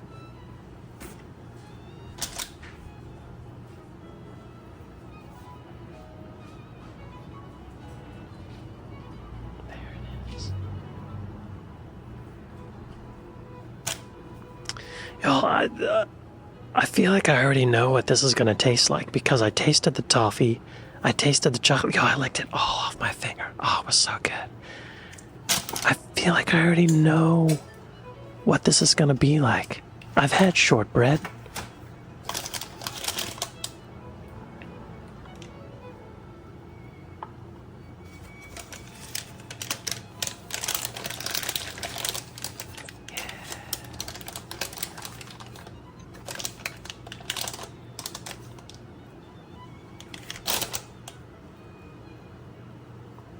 I think I needed a smaller offset spatula because, like, see how I'm struggling to get down in there? Past the rim? To the edge. Yeah.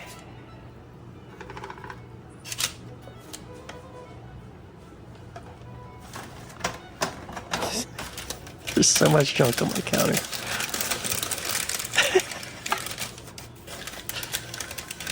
I don't like the sound of parchment paper being folded and stuff. I don't like that sound.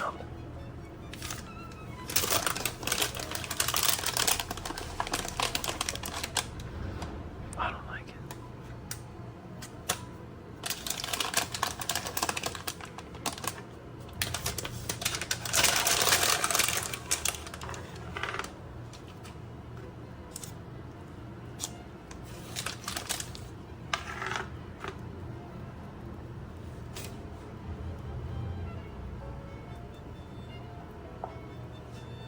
How's that, y'all?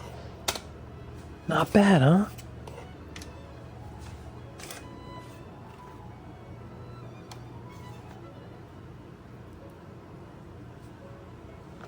Oh, y'all, I licked that spatula off. That was so good. I think I also sprinkled some salt on top of it. Is that what this next video is?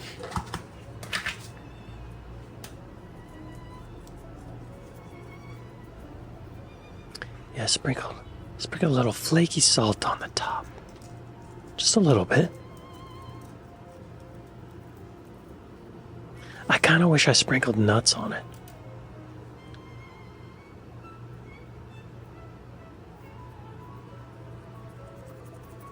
Or pretzels. Like salty pretzels, chopped up pretzels. I think that would have been good. Look at that. Oh yeah. Out of focus.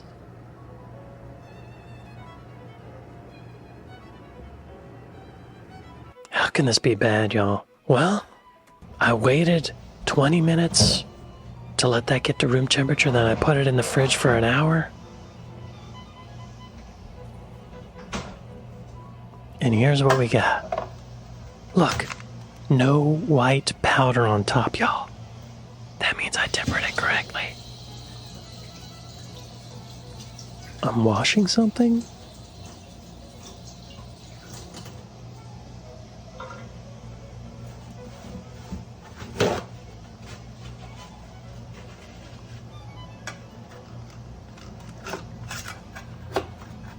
Oh, I washed that spatula off, I guess. Yeah. Unstick it from the edges.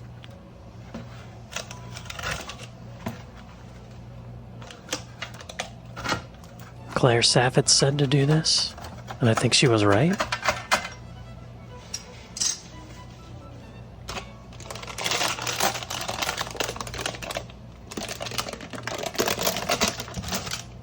There it is, y'all.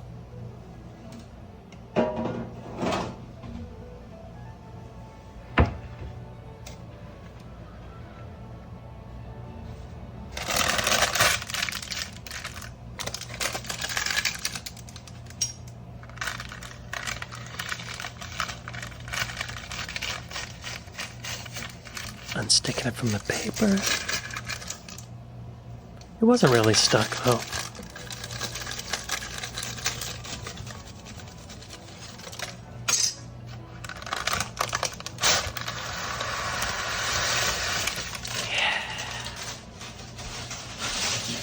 I decided to, oh yeah, I cut the edges off just to make it like exact, you know, just to clean the edges up, make it look a little nicer. Then I got a tape measure and I decided to cut them in 1-inch bits. See, I'm making little marks, scoring it. I want to eat it, so I'm fast forwarding this. Oh, well, this is actually kind of satisfying. Let's watch this. That's the sound of a gate closing.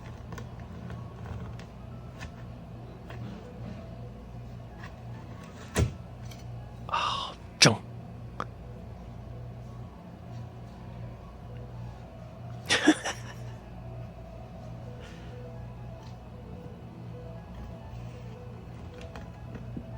Oh, and I ran the knife under hot water for a little bit to get it warm. So that made cutting through the chocolate a little easier.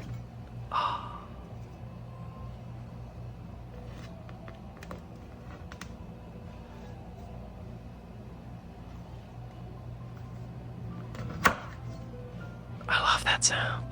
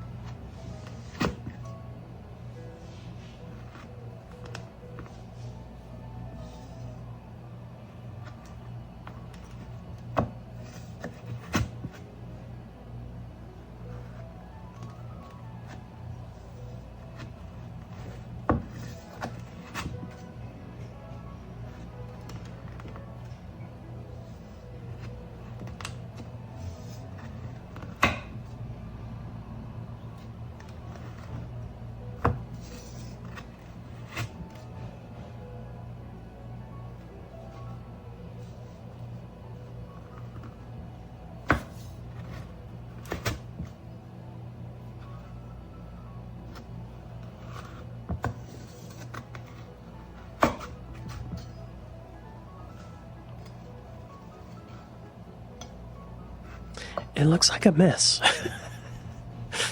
The shortbread is very crumbly. So then I decided to chop it up that way. Hot water on the knife.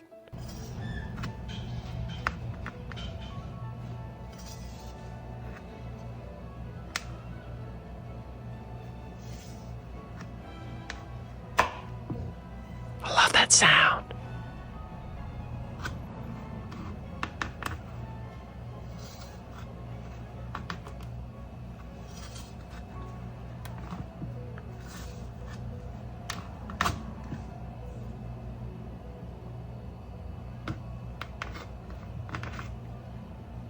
Hear the chocolate snapping.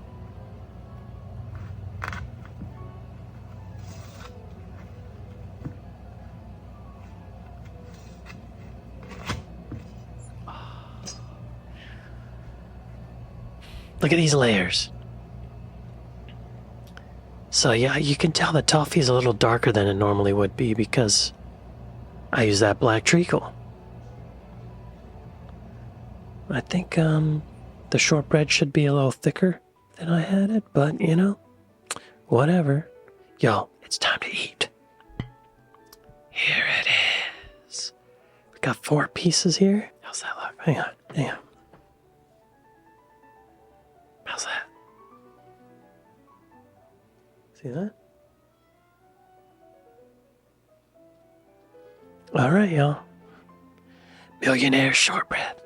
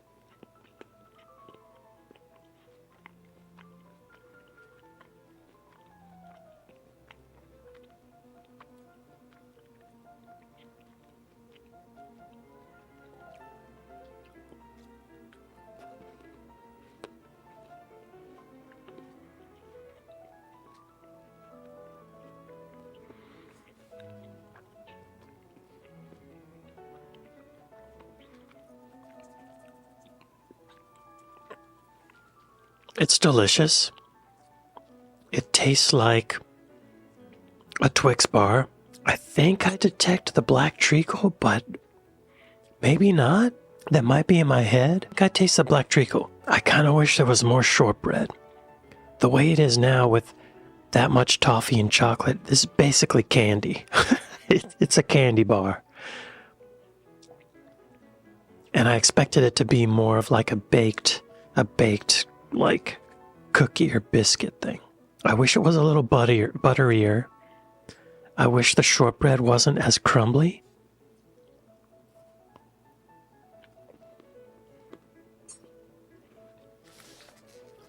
Chopped nuts would be nice. Or pretzels on the top. I wish the chocolate wasn't so thick. Like, I put a lot of chocolate on there. It doesn't need that much chocolate. It's still good, y'all. I'm going to get some walnuts. I'll be right back. So I know this isn't the same as baking it with walnuts, or putting the walnuts in the chocolate. But, okay. Millionaire shortbread with walnut.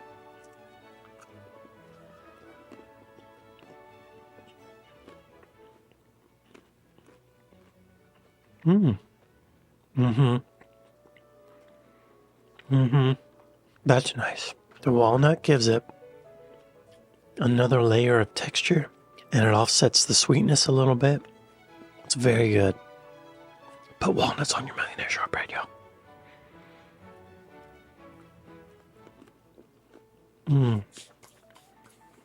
This is my first time having millionaire shortbread. I've never heard of it, I don't think. Maybe in one of those videos. But, wow. It's like candy, y'all. It's candy with shortbread in it, you know? Now this is with walnuts. This is,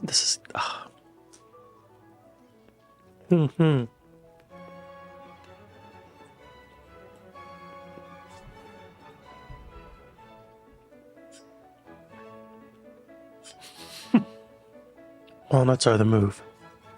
Walnuts are the move. Gregory found a piece of plastic.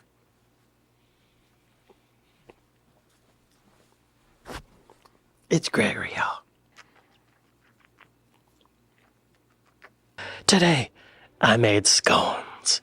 Watch me. Y'all, I looked up Mary Berry's recipe for scones, and I decided to make some. Watch this. Here we go. So, we gotta get some flour, y'all. We need 450 grams of flour. Uh-huh. It's a lot of flour. It's mostly flour. Self-rising flour. Uh-huh. I think there's some stuff in it that makes it rise. I don't know what that is. I could probably look at the directions there. Actually, hang on, y'all. How's that? Is that better?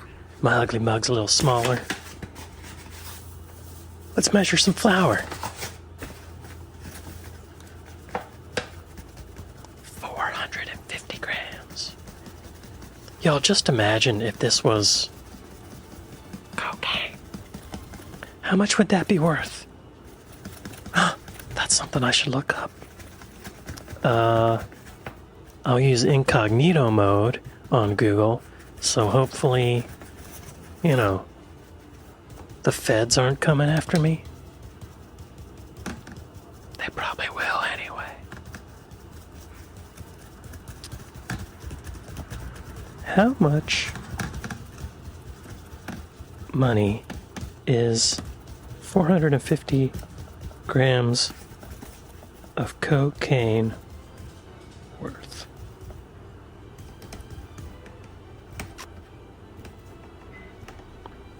$450 grams of illicit cocaine has an estimated street value of $27,000 to $90,000. That's a wide range. $27,000 to $90,000.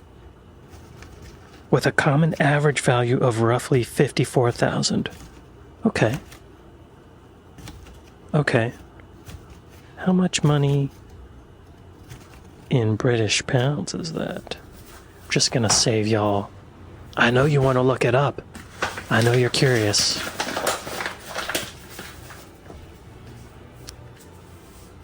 Dollars, £2. Conversion.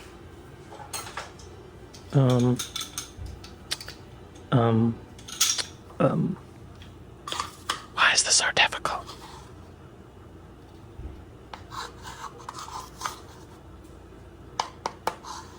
That would be 40,195 pounds. Look at that. That's a lot of money. I think I already added sugar though, so did I add sugar? No. I wasn't watching. I think I add the sugar later. This is baking powder. 2 teaspoons of baking powder. I got some tea for when I actually eat the scones, y'all. Doing it proper.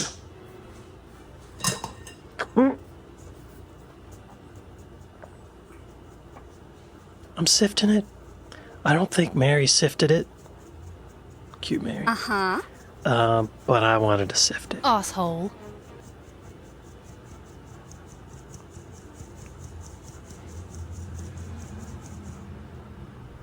Push those little nubs down in there. Yeah. Got it. Look at that mound. I feel like Scarface. Oh, then we need, I think, 50 grams of sugar. Uh-huh. Mary uses caster sugar. And I ain't got that. Can't see the scale in this video. You just gotta trust me. Oh, look at the cuticles on my thumb. I need a manicure gun. I remember when that happened. Actually happens a lot. There's a intersection right by my apartment. I'm not on the corner, but I'm like one building from the corner, and people just blow through that intersection sometimes. There's stop signs. Okay, that was that video. What are we doing now? Oh, y'all, measuring butter. It's kind of hard. I think I needed 100 grams of butter. This got complicated. Because I had a little bit of a stick left over from making, what did I make? Oh yeah, the Millionaire Shortbread. I still have a few pieces of that. Oh, y'all. Speaking of the Millionaire Shortbread, see, now I gotta chop off 114 grams from, or 14 grams from this. Anyway, while I do that, I can tell you, I didn't eat all that Millionaire Shortbread by myself. I gave some to my neighbor. I have a neighbor who bakes for me sometimes. He likes to bake. He's a good cook. He makes dinner for me sometimes, and it's always great. And so I don't really do that in return. And so with these confections I'm making, I thought I should start. Anyway, I gave him some of my Millionaire Shortbread, and he said, you know what, I usually don't like toffee, but there was something different about that. It tasted a little different than toffee. What was up with that? And, you know, the only thing different that I did was I put black treacle in it instead of golden syrup. And he said, oh my God, black treacle, that's what it was. He's a worldly guy. He was actually in Spain whenever I made the Millionaire Shortbread, and he got back from Spain like the next day. And so he's had black treacle before. He knows what it tastes like. So he said, oh, that's a good idea. Next time I have to make something with toffee, and I'm going to use black treacle. So look at this. Trying to shave down just 3 grams. I did 4.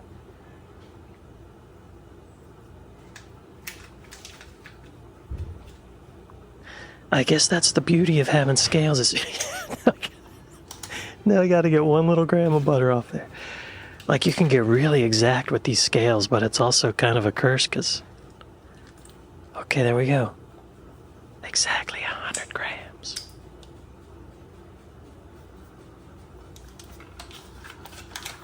I really wanted just to put this in one big block and squish it up with my hand, but I know that if I did that, people in the comments would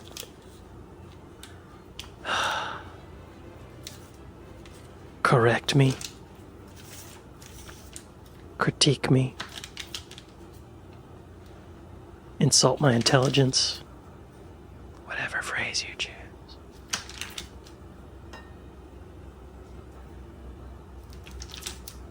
But I'm learning here, y'all. I don't, like, if I look back 3 months ago, I don't remember when the first one of these I did was, and I thought I'm gonna make scones, I would be like, hell no. I'm not making scones. I'm not gonna film myself making scones. There's no way. That sounds like a huge pain in the butt. It's gonna come out bad. You know, but these little baby steps, you take little baby steps and eventually you get there and you realize, oh, I'm making scones. This is wild. What are we doing here? What's this? Oh, this is the fun part, y'all. So you gotta squish all this together. I should have mixed the dry stuff up a little bit with a whisk or something before I started doing this, but I didn't think of that. You gotta squish it all up with your hands until it becomes like fine breadcrumbs. I watched Mary do it. She used both hands. She's like doing like this. I thought, I don't want to get both hands all floury, so I'm just gonna try one hand, but you know, eventually I thought this was gonna take twice as long with one hand. So just use two hands. It's another thing I'm learning. Like, I wouldn't say I'm a perfectionist, but I am the kind of person who, if I'm going to do something, I'm going to do it my own way, and I'm going to do it the best it's ever been done. I guess that's a perfectionist, but like, I always feel like I can reinvent it, or I can figure out a better way to do it than has ever been done. Maybe that's American exceptionalism, I don't know, but something I'm learning with baking is these people have been doing that for a long time, and you know, I look back at my past self and always think, no, okay, they do have it figured out. Mary knows what she's doing. But it is still fun to approach things with that mindset, you know? Like, I'm gonna do it the best I can. It's turned into a self-help channel. This part was fun, y'all. This part was fun.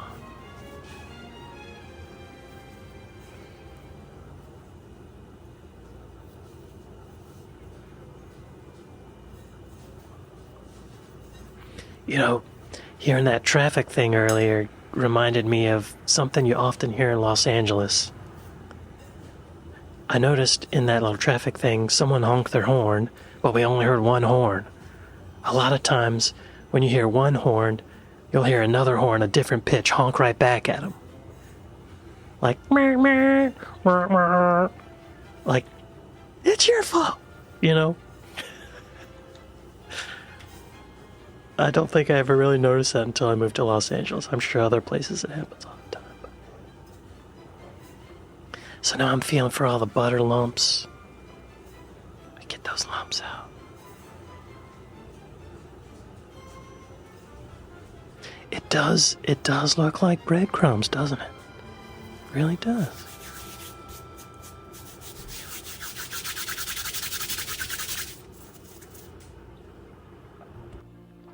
Oh, y'all. By the way, Spain won the World Cup. And I'm kind of glad about that. I didn't want Argentina to win. I'm so glad they lost. I wish England won. I wish America won.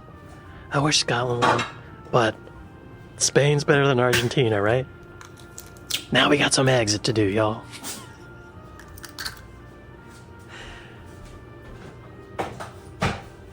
Oh yeah, so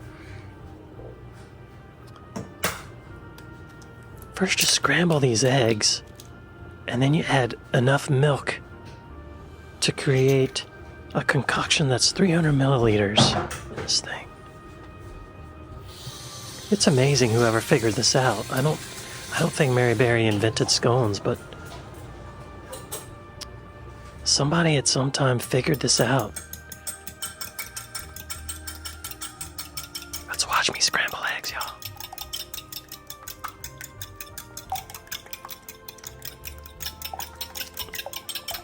think you're trying to break up those lines of slime in there, you know? Maybe add a little air, but I think it's mostly about the lines of slime. Whatever that's called.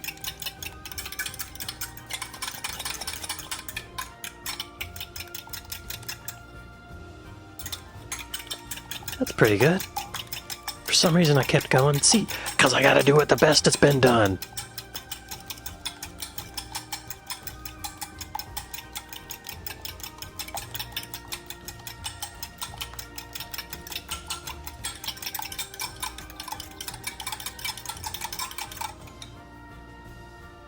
That's good.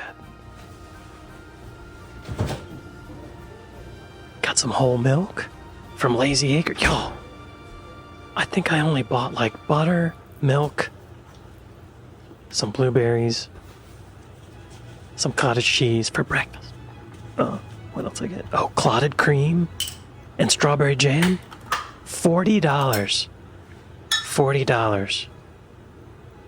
The clotted cream was $9. The jam was $9. Crazy. The milk I think was like $4.50. I don't remember how much the butter was. But... Whew, these groceries, y'all. Thanks, Orange Jesus, for the war.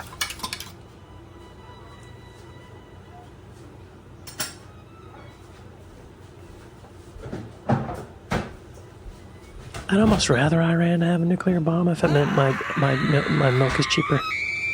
I probably have to bleep that out. That's another thing. Can't say what I want to say. Maybe I can. We'll see. So then you add the milk to the... whatever that other stuff is. The dry ingredients.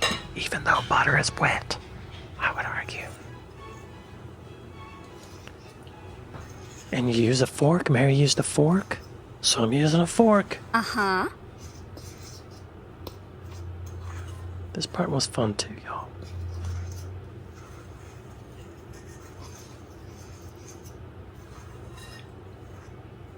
And she says, this is one of those estimations, but she says, use as much milk as you need, but you should also leave a little bit of this egg milk stuff, because whenever you cut the scones out and put them on the tray, you want to brush them on the top to keep them, I guess it like creates a skin on the top and it makes them rise straight up. You don't put it on the sides because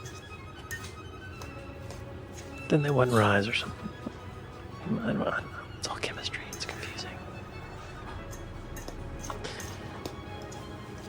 I wasn't sure at this point if it was all going to work out. I thought, this is really dry. That's not enough milk. I'm going to have to use all this milk.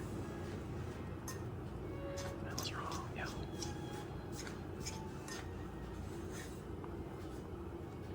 I gotta say, my arms look a lot airier in these videos than they are in real life. I don't know what that's about. See, I left just a little bit. That to me didn't seem like enough liquid, right? Doesn't it look like it's not gonna work? But it works. It works.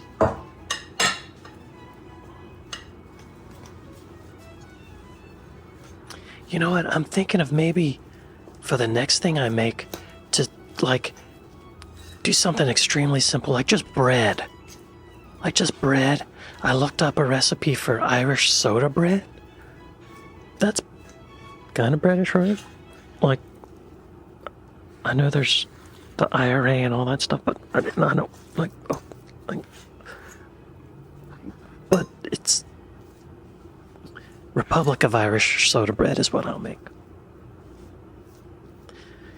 Anyway, like I think it would be good to simplify it, break it down into something super simple, just to kind of learn the basics of it, you know, of baking.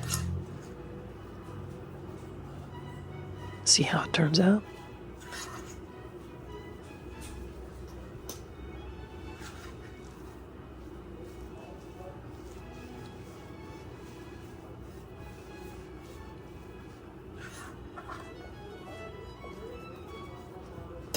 You're my neighbor.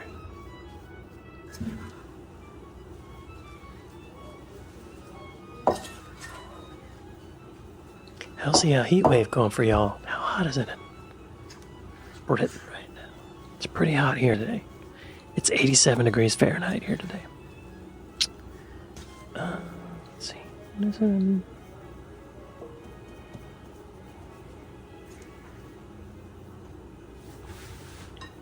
Oh, it's 72 in London. That's nice. Oh, I guess it's like, what time is it there? It's like 8 at night. It'll probably be 72 at 8 at night here. So then, you gotta roll this out. You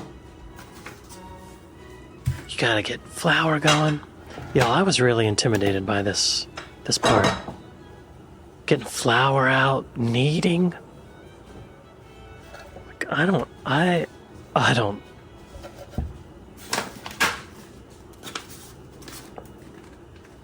just was really intimidated by this. But it's easy. I watched Mary do it. Way to go, Mary. Asshole. Wait, no. Way to go, Mary. Uh-huh.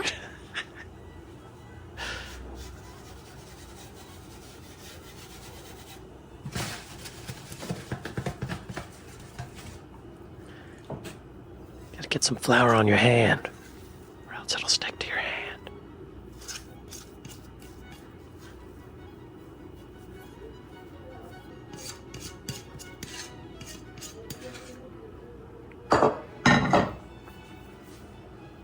Yes.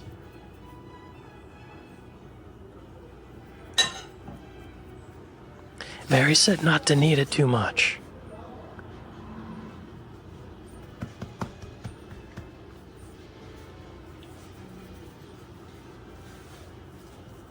Sounds like my last girlfriend.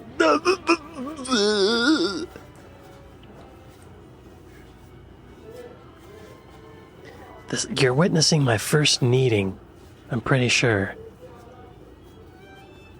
Basically just folding, right? I've seen bakers do it where they go like I'm not even gonna try. So then you pat it out into an inch thick thing, like flat thing. I saw a couple of videos of Mary doing it, and one she used a rolling pin. I ain't got a rolling pin, so I'm using my hand. But then in another video I saw her doing it, she's like, if you don't have a rolling pin, use your hand. She's looking out for me. Thank you, Mary. How dare you? She's got my back. I used a tape measure and saw that that was a little too thin. So I scrunched it all back together.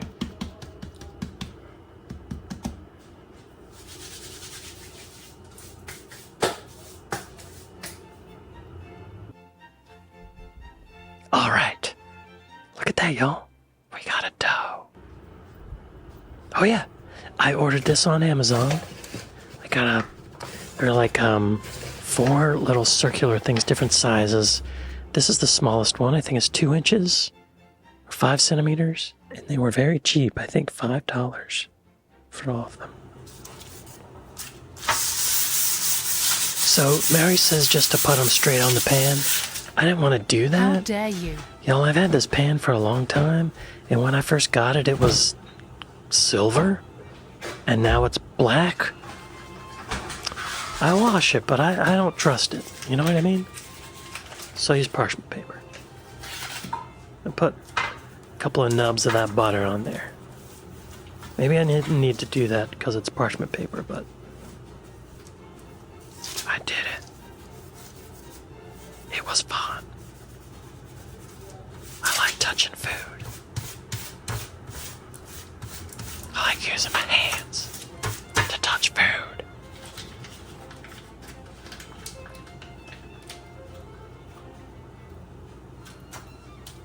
Way too much. Look at the monkey go, y'all.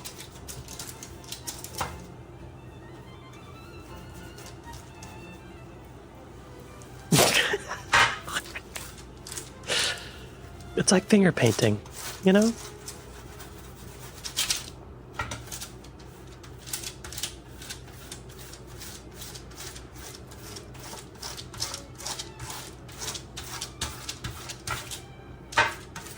You know, I could see how being a professional baker could get really frustrating because there's all these, you're dealing with these physical things. And if you're just a little bit rushed or in a hurry, it makes things worse. You drop stuff, you crinkle the paper wrong, and it sets you back. So you gotta be like in just the right mindset, you know? Something I was concerned about here. When Mary did this, the little scones didn't stick to the cutter. They fell out very easily. Mine were sticking. So I put more flour on it. The flour wasn't sticking to it. I don't know what that's about. We'll see how they turn out, y'all. This part was fun too. It's very satisfying to push in that dough and twist the thing.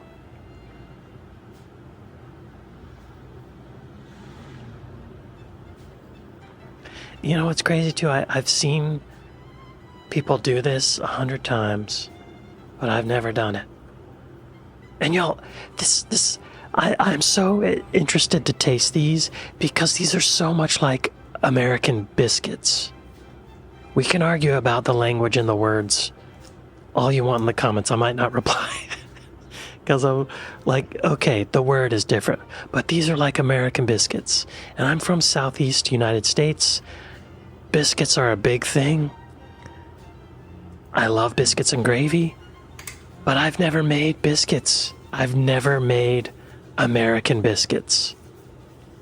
I've made British scones before I've made American biscuits. That's the world I live in. So, I don't know if my ancestors would be very proud of that. Grandma, grandpa, great-grandma, great-grandpa. I'm an 8th generation Floridian, so that would be parents, grandparents, great-grandparents, great-great, great-great-great, great-great, great-great, great-great, great-great-great, great-great-great-great-great-great grandparents. But then the great-great-great-great-great-great-great-grandparents were the ones who first got to Florida, right? So maybe they're ashamed of me. If that's the case, I'm sorry. It's just the world we live in. Look at that. Y'all, I'm proud of this. Oh yeah, this is where I put the egg milk mixture on the top. I don't have a brush, so I used a spoon. Just spoon it on. It actually worked pretty well, I think. It's not bad at all, is it?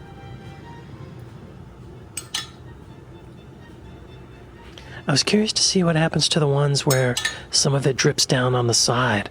Like, would that little line of a drip pull the scone down so that side doesn't rise? Very interested to see what happened.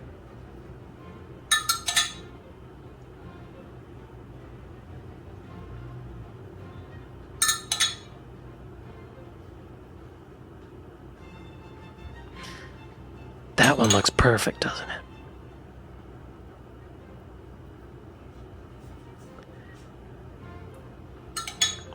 Y'all, I'm so proud of myself right now. Looking at this. They look so good. Just wait till I ruin them. See, that one has a little drip down the side. I wonder if that one went... Oh, that one too. Did you see that? Drippage.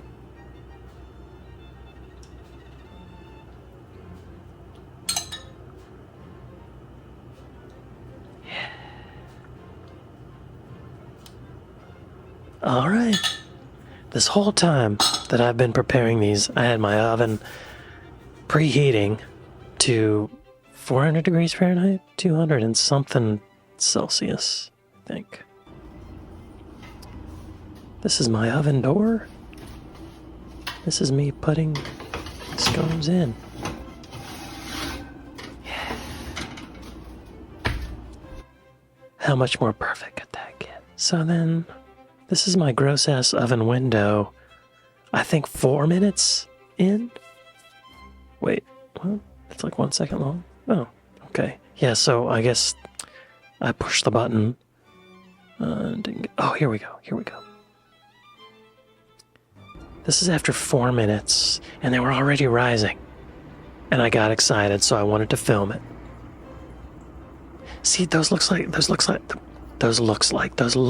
biscuits to me. I'm so interested to see how these compare to biscuits. American biscuits have like buttermilk in them. I'm not sure what other differences there are. There might not be any sugar. Here they are after 12 minutes, and some of them looked done, some of them didn't. So I decided to let them go for another 3 minutes. Because it says, the directions say 12 to 15 minutes. So this is after 15 minutes. And I may have burned them, y'all. Or they might be perfect, I don't know. Look, see? I don't know. Whew. Wash your oven, homeboy, right?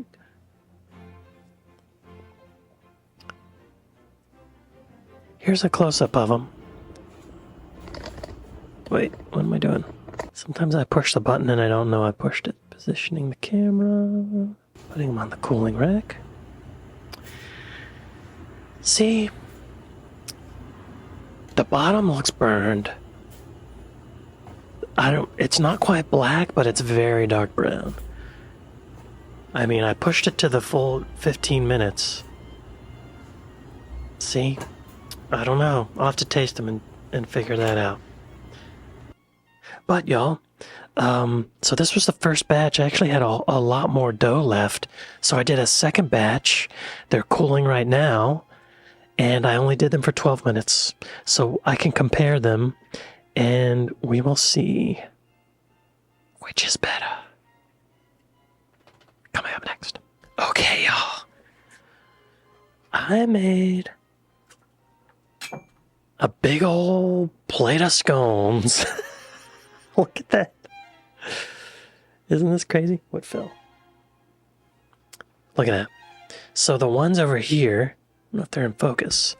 These are the first batch. They're a little darker. They're a little harder. And the ones over here are the second batch. Not quite as dark. See? So I don't know. I don't know what's up with that. I also have some strawberry preserves and some clotted cream. Look at that, y'all. They actually sell clotted cream at the grocery store. Lazy Acres. If you're in Los Angeles looking for clotted cream, Lazy Acres has it. It's also a very expensive grocery store. It was $40 for all that stuff.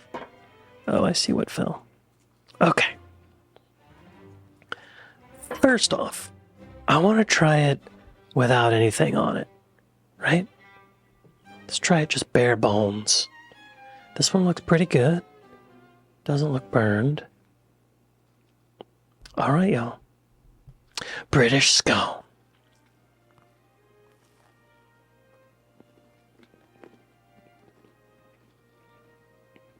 Mmm. Mmm.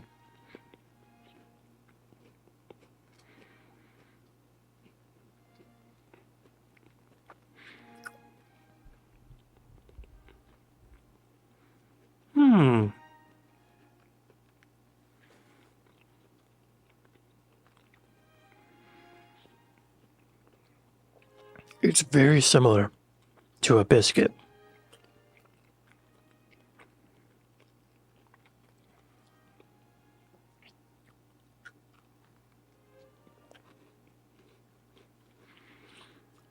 Like the inside of an American biscuit would be like flakier. This is more like cakey. Like more consistent, maybe more dense.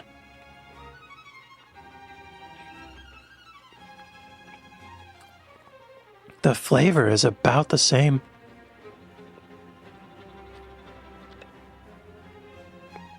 Maybe a little less butter in this. And yeah, I kind of detect some sweetness. So there's sugar in this.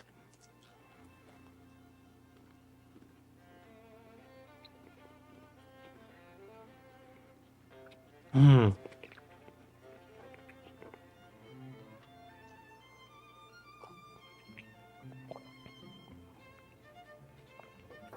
Very nice with tea.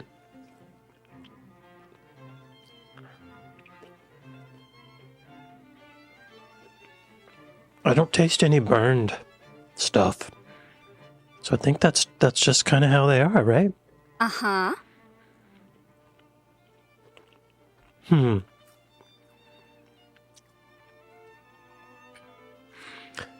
Now these are way better than an American scone. American scones are usually triangle shaped, and they're usually really dry and crumbly. I don't know if they're the same kind of recipe, but they almost taste like a stale version of this. Like not right. Okay, y'all. Let's try some jam and clotted cream. I got a knife. Look at that. Might need another plate. No, I'll do it over this. Cut it in half. Do I do jam first or cream first? I know it's up for debate. British scone, jam or cream first? Cornish method is jam first. Devonshire method is cream first.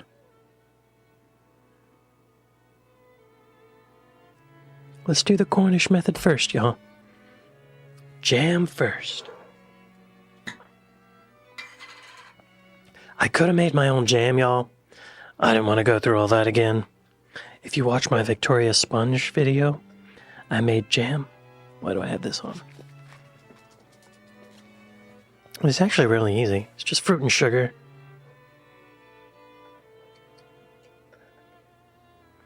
I thought I was going to need to have like pectin and all this other stuff, but that's just if you want it to last in a jar for a long time.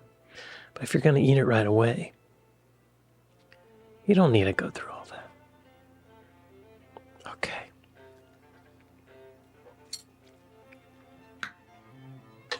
I'm still cleaning my knife by licking it.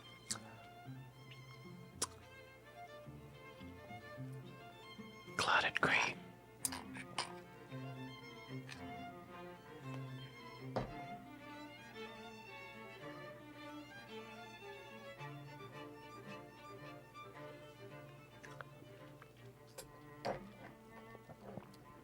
My dog just sighed. I think he knows he's not getting any of this. Okay, y'all. British scone, Cornish method.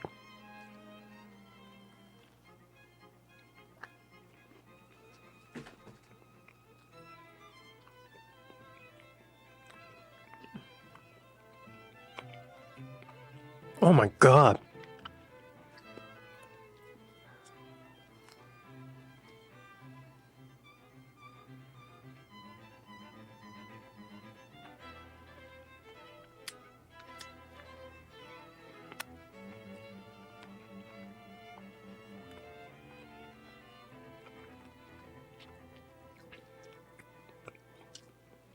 That's the perfect compliment.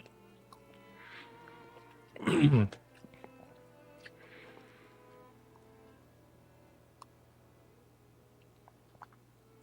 my God, y'all, that's good. That's really good. Okay. Cream first now.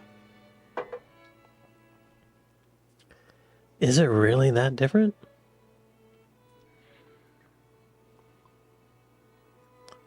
Cream?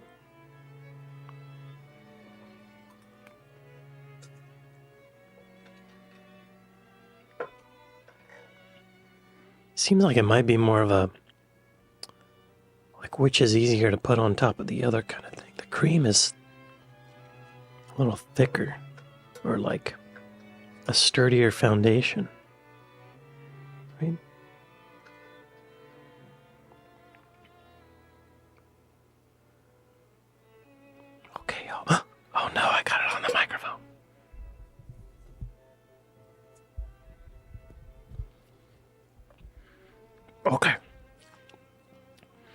British scone Devonshire method.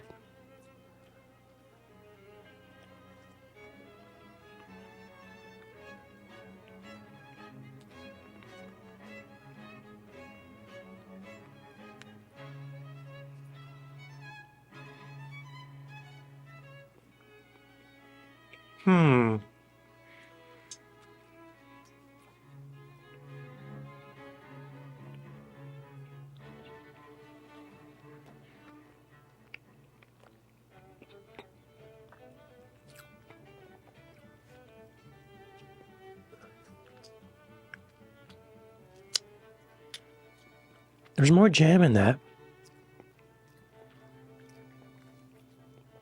Why is that different?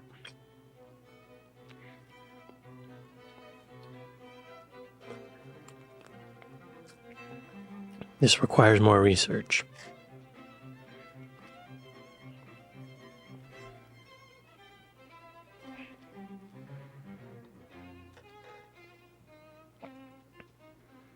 Back to the Cornish method. Jam first. I feel like with the Devonshire method, I put more jam on it. And with the Cornish method, I put more cream on it just because of the way it fits on there. Is that the difference?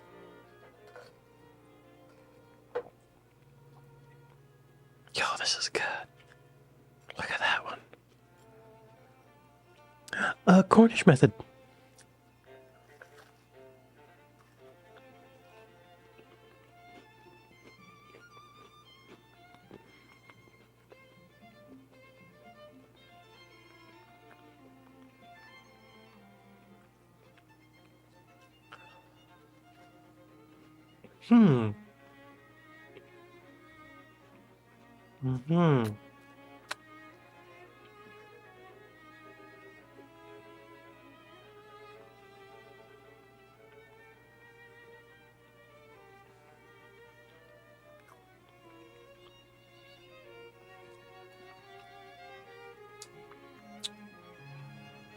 And back to Devonshire.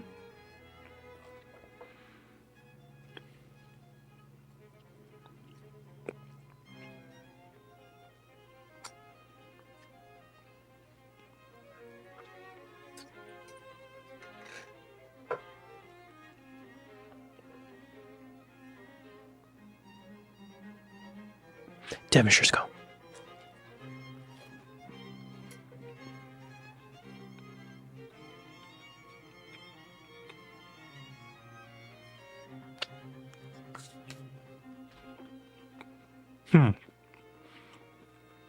Interesting.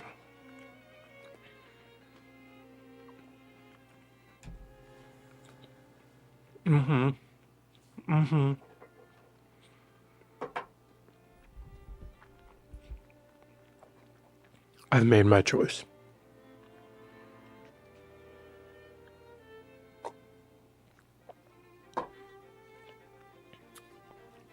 I like the Devonshire method, y'all. Asshole. Because you end up putting more jam on. And that's more sugar. Where are these places? Show me on the map. Devonshire. What? Ah. Right. Yes. The peninsula. Cornwall. Oh. Well, what do people like up in York do? Right? Oh, yes, yo, I like the Devonshire method. Cornwall seems beautiful. I would love to go there someday. But I'm a Devonshire scone man. Sorry. This one's a little slanted. See? A little slanted. Some of these are perfect, though. Look at this one. Look at that. Look at that. Let's eat it. With the Devonshire method. Cornwall what? Cornwall what? Come at me. Come at me. Don't really, I'm just kidding. Please don't come at me. I want to go to your beaches. Devonshire method. I think most Americans are going to prefer the Devonshire method just because there's more sugar in it. You know? We like our sugar over here. I mean, Brits do too. That's something I've learned, is that Brits do sweets probably better than Americans, but Americans eat more crap. Devonshire method.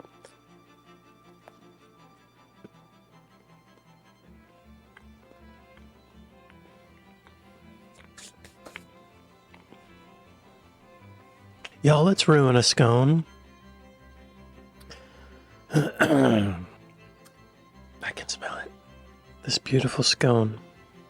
I'm going to ruin.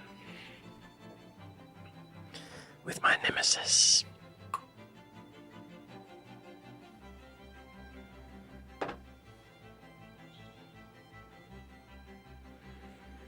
I don't want it. I don't want to do this. That's not that much, right? Should I put on more? I have to put on more. I'm sorry.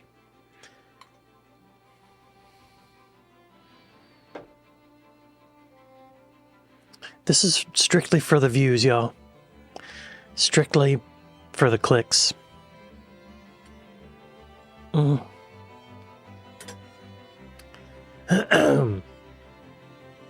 Maybe it's good.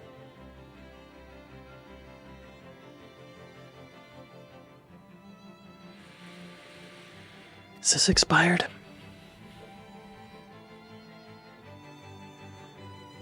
Does it expire? Oh, September 26th. Not quite. 1 month, 2 months away from expiration. Okay, stop delaying. British scone with Coleman's mustard. Mustard down on the tongue.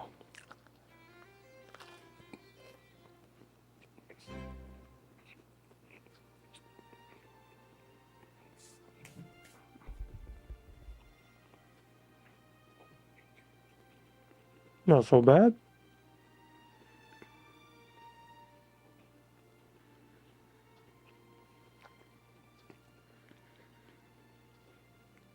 Was nothing.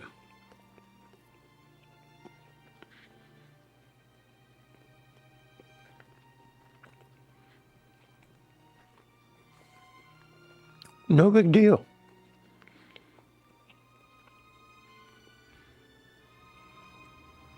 Nope. I'm fine. I'm fine. What happened? Why was that okay?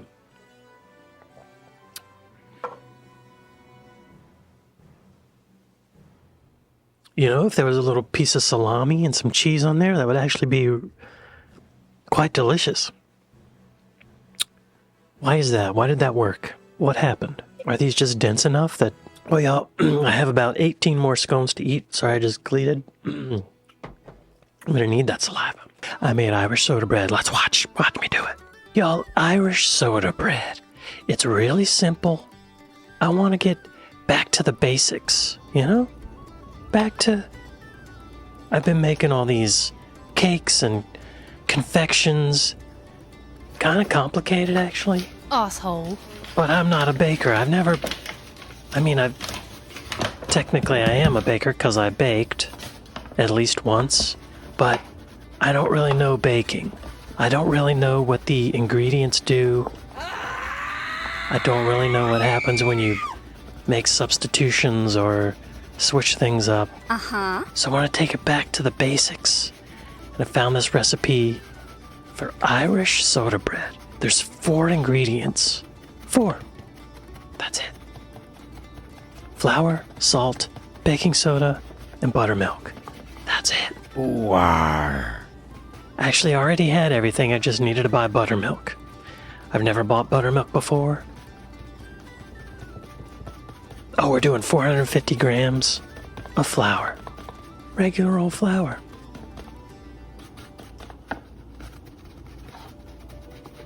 How we do it? 448.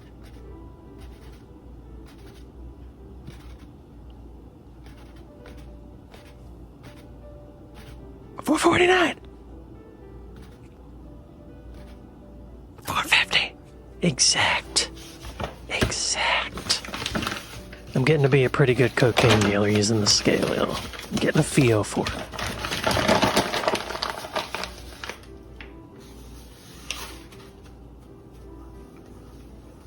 So 450 grams of flour, and then I think a teaspoon of salt. That's what I put in next.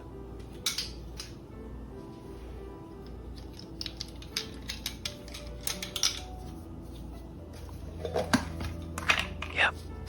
I keep my salt in a little plastic thing like chefs do. There's that salt. And then a teaspoon of baking powder.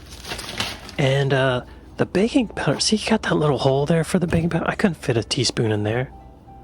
So I'd use a 1/4 teaspoon thing and do 4 of them. American public school, y'all. Not too shabby.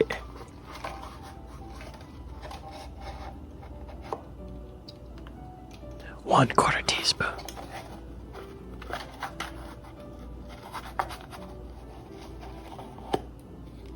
Two 1/4 teaspoon.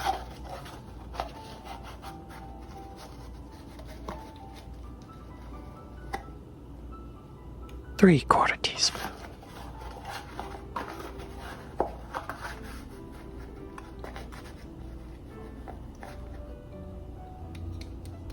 Four 1/4 teaspoon. 1 teaspoon. The directions didn't say to sift it, but y'all, I have this sifter, so we're sifting. We're sifting.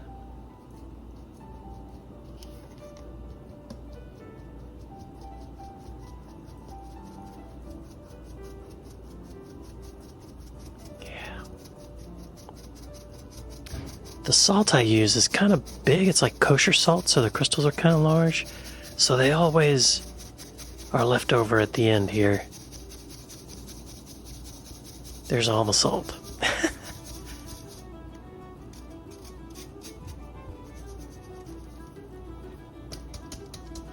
Right, very good.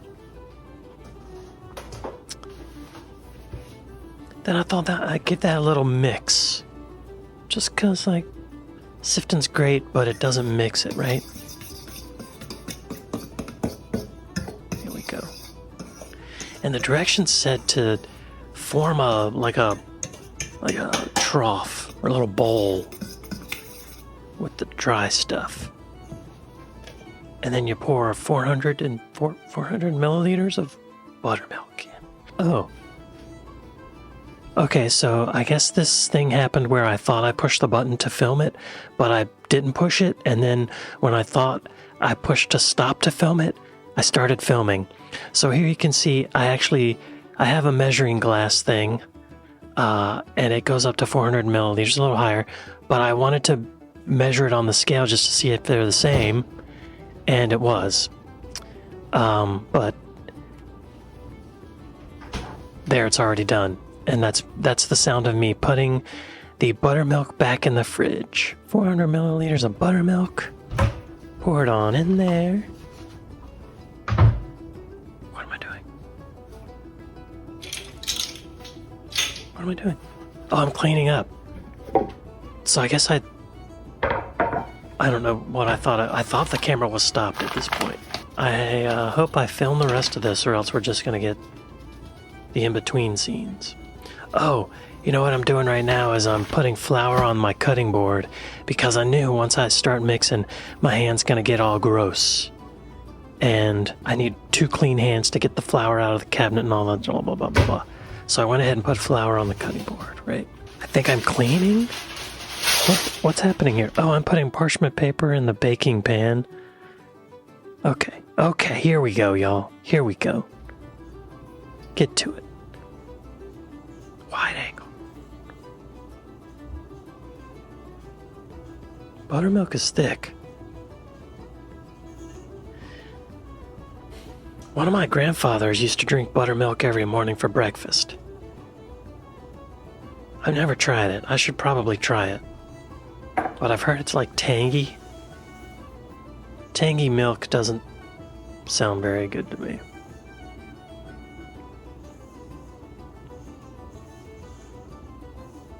I'm glad I filmed this part because this is the most fun.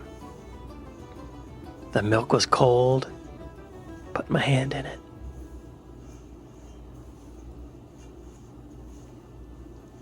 The directions also say to not mix it too much. You don't want to knead it like you do with bread with yeast in it, because then it'll get all tough. So I was trying to be really careful, like just fold it in there. Touch it as little as possible.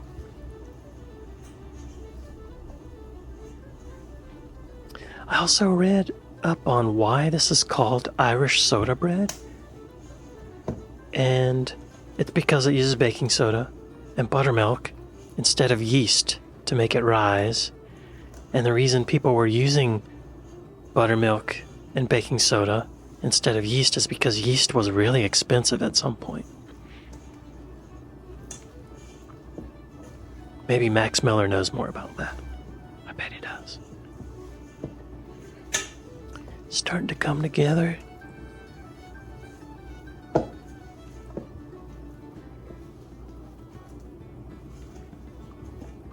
Stuff is sticky, y'all.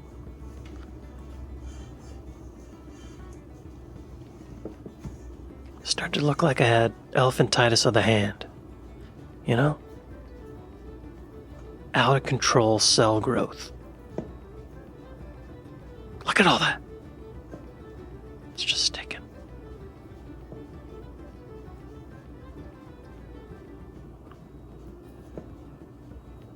Trying to keep one clean hand is kind of tough, y'all. You know?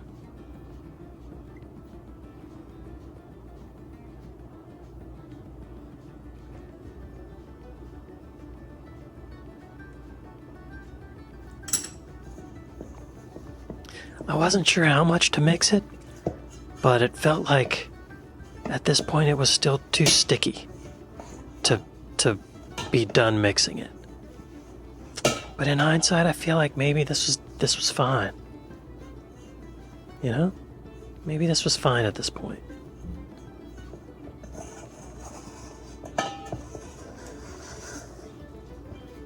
And I was thinking maybe it's so sticky because there's still flour on the edge of the bowl. But I don't think that really made a difference, scraping it off the sides like that.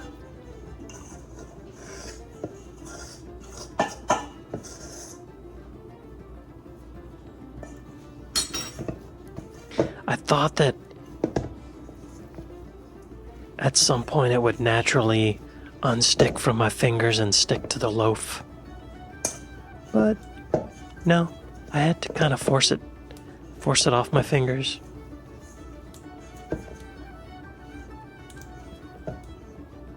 See? Already covered. Maybe I should have put flour on my hand, right? That would have probably been a good thing. Next time. Or oil, maybe. No, that would probably change the chemistry somehow. Should have put flour on my hand, I think.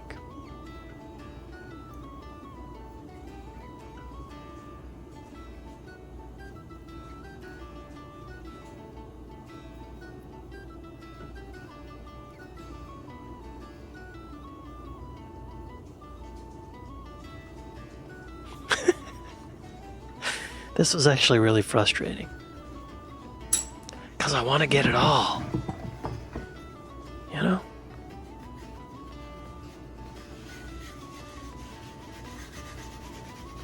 And y'all, I wish I had one of those counters, like a granite countertop or whatever, just flat, so I could just use the counter to do this. But I have these tiles, and you can't really clean in between the tiles very accurately, so I don't trust it. There's probably all kinds of bacteria in there.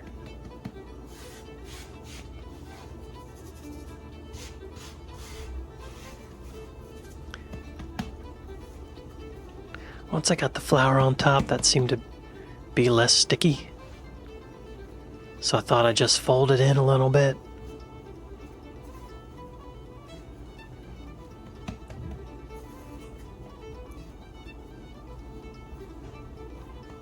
probably all I needed to do, you know?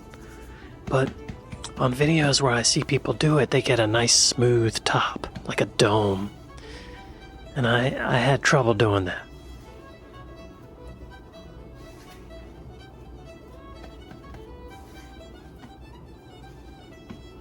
It's about as good as I could get it.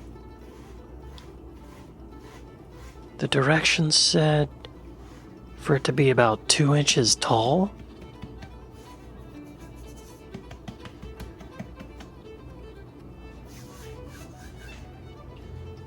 And I think I wash my hands at this point. Yeah, so I push it down a little bit to get it about 2 inches tall. And then you gotta cut a cross in the top to let the fairies out. Wow. It seems like fairies in the bread might be a good thing, but I guess it's a bad thing to have fairies in the bread.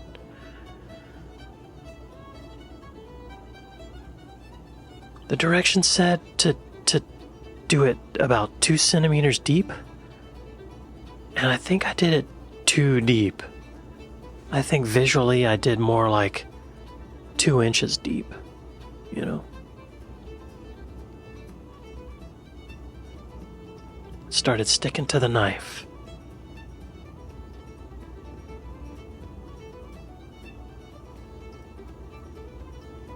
Tried putting some flour on the knife. I don't think that really helped much.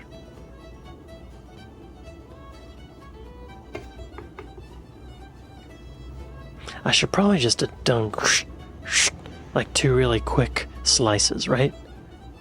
Because this seems too deep.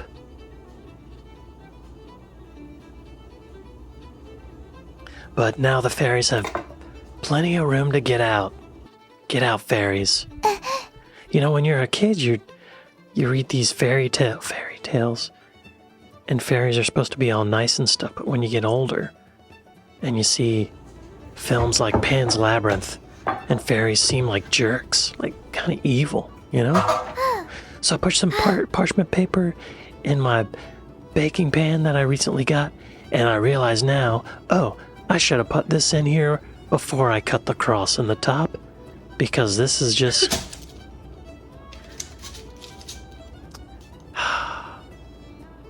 yeah, that doesn't look right. Maybe it'll be fine. I don't know. And that whole time my oven was preheating to 425 degrees Fahrenheit, or 220 degrees Celsius, right? I put it in there. Great. And this is at, I think, 15-minute mark. And then you're supposed to reduce the temperature. So I reduced it down to 400 degrees Fahrenheit, or 200 Celsius. Is that right? And you can see on the top there, it's getting kind of crispy looking. I think this is after it baked for 20 more minutes. Pretty sure that's what this is. Yep. And you check it by tapping on it. If you tap on it and it sounds hollow, I didn't hear anything, but it felt hollow, so I thought it might be okay. It's also very hot at that point, but here it is sitting on top of the oven. Yeah. See, that sounds hollow. Yes. And the cross looks okay, doesn't it? It actually kind of evened itself out. And now I'm putting it on the cooling rack. You can see my toppings in the back. I got those coming to room temperature.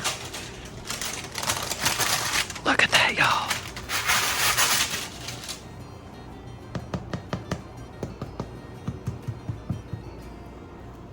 Bread. I made a loaf of bread. Wow. And it was hot.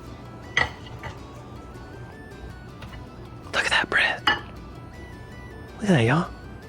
That looks like you go into a bakery and you get some rustic loaf, right? I really thought it would be more complicated. I mean, I've not tasted it, so we'll see. Okay. Now, may I introduce to you the loaf of bread. Irish soda bread, y'all. How's that look? Let me try this. How's that look? Yeah? Thumbnail? Bread! Y'all, let's cut this crap open. Got my good old US Postal Service box that I've had since I started this channel. Used to put my laptop on it. Now I put food on it. Oh, there we go. Yes. Yes. Okay. How we looking, y'all? Oh, yeah. Okay. Let's cut this bread open. This is the closest thing I have to a bread knife.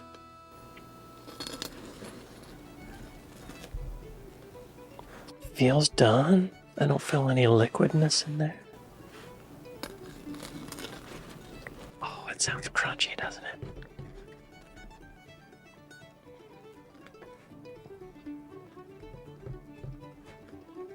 Okay. Let's look at the middle.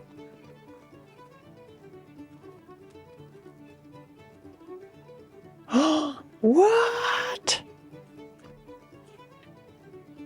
Ooh, it's still warm. Smells like a scone. It smells, I mean, it's almost exactly the same ingredients as a scone. Let's, I'll put half of it down here. Just gonna work with this half. Yeah. Y'all, I got some toppings. First, we're gonna do some savory toppings, and then some sweet. Cut a piece here.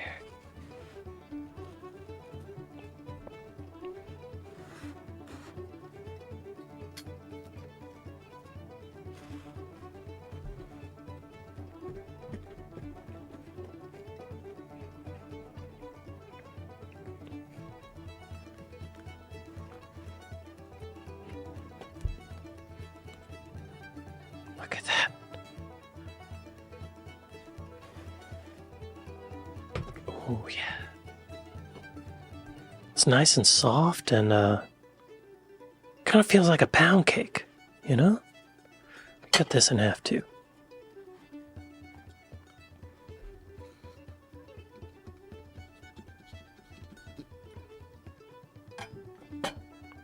So, y'all, first I want to try it with some Irish butter. This is Kerrygold salted Irish butter. It's nice and soft. It's been sitting out. See how easy it spreads. I'm putting a bunch on it too, y'all. It's a celebration. Look at that. Oh, mama. Okay. All right, y'all. Irish soda bread.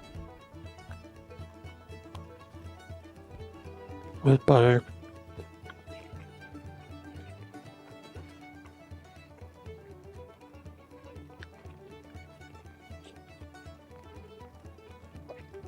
What else do you need?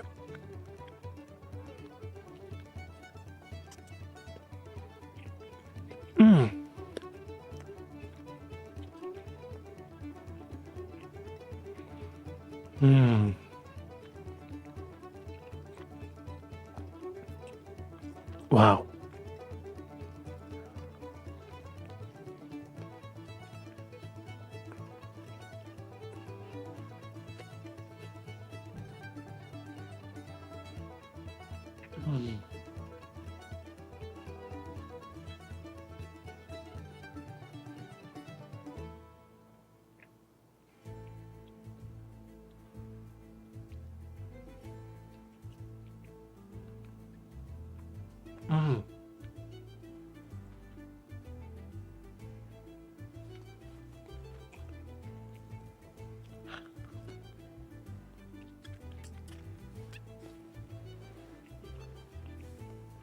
This is some of the best bread I've ever eaten.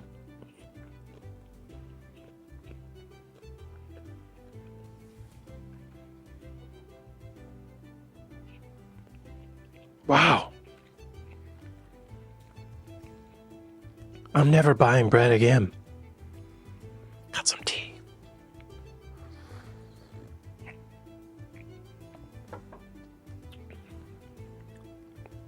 Yo, that's good stuff. It's like salty cake. And that butter's really good. I learned that European style butter has more fat in it, which tastes good, and American butter has more water and milk solids in it, so it's not as flavorful. But the salt in that is perfect. Okay, now I'm gonna add this piece butter. Getting crumbs on the floor. Gregory will clean that up. He's napping right now. And I got some cheddar cheese here, y'all. This is California, local cheddar cheese. I've already tasted the cheese and it's really good.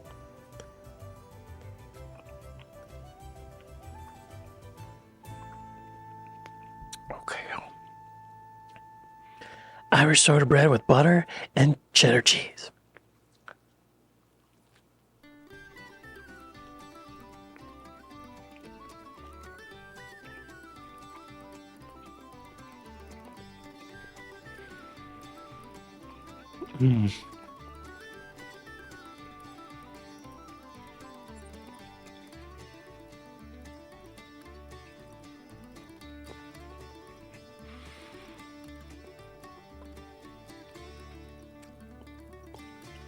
Delicious.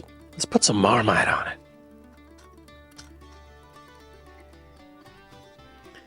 I would normally put this on the bread, but since we already got cheese on there.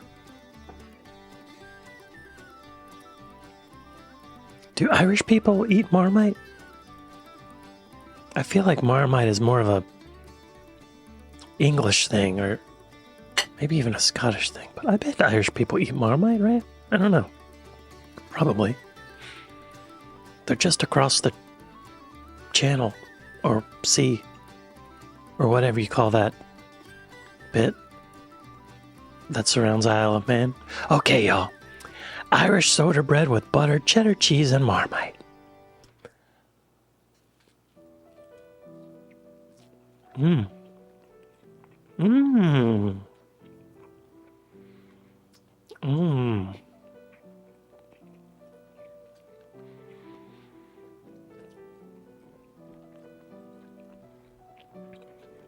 The Marmite makes the cheese even saltier and cheesier. Mmm.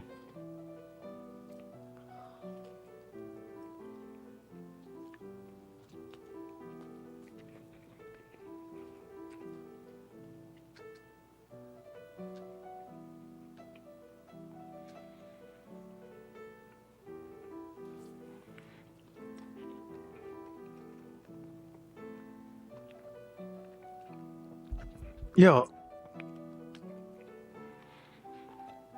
why don't I bake bread?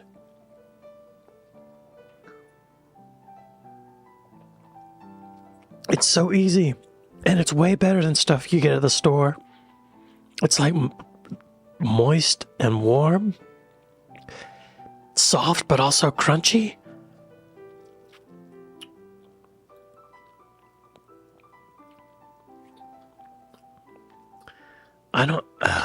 I feel like I'm learning about a secret that's been kept from me my whole life.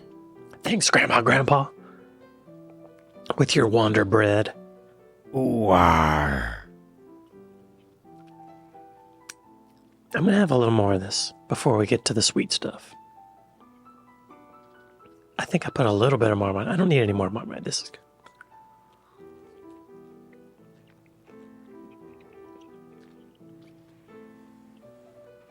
Mmm.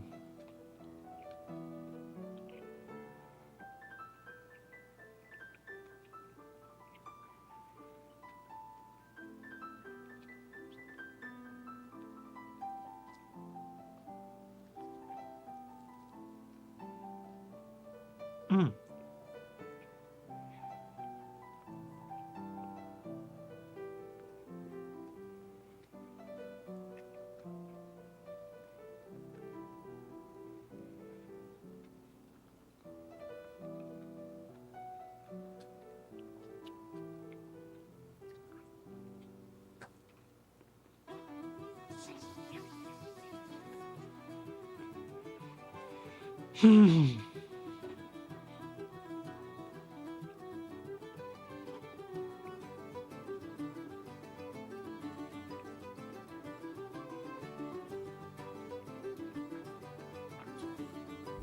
What else do you need?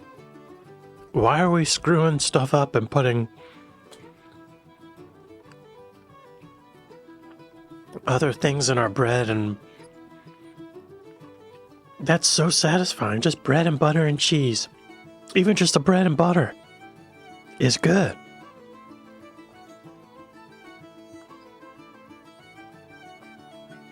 I guess nutrition is an issue, but whatever. You only live once, unless you're Buddhist. Okay, let's get some sweet stuff going. What do you say? Let's cut off another nice thick chunk.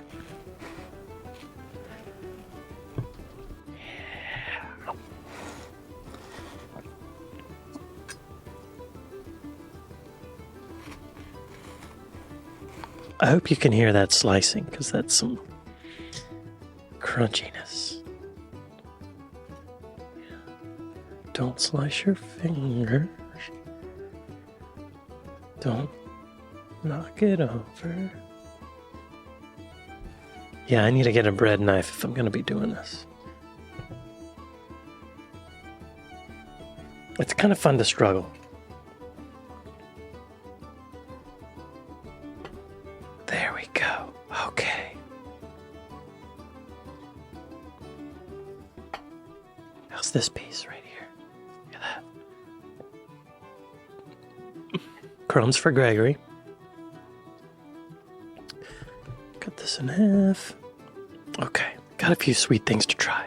But first, I feel like it still needs butter, even though we're going sweet. I'm gonna put a little bit of butter on there because it's delicious. I'm gonna clean my knife by licking it. And I got some strawberry jam I need to finish off. Store-bought.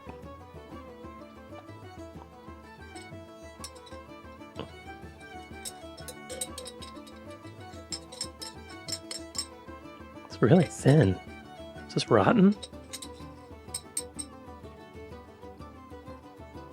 Nope. Oh. Okay. Oh. Making a mess already. Okay, y'all. Irish soda bread with butter and strawberry jam.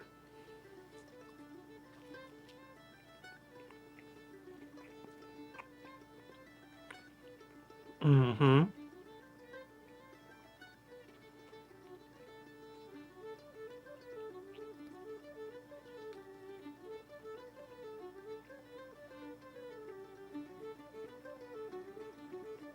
Mm-hmm.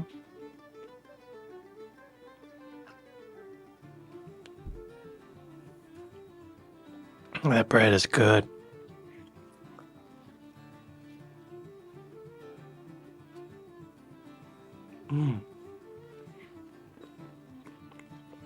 The outside of the bread is nice and firm and kind of crispy, but it has a nice, like, darker flavor than the inside. Look at that. Can you see that?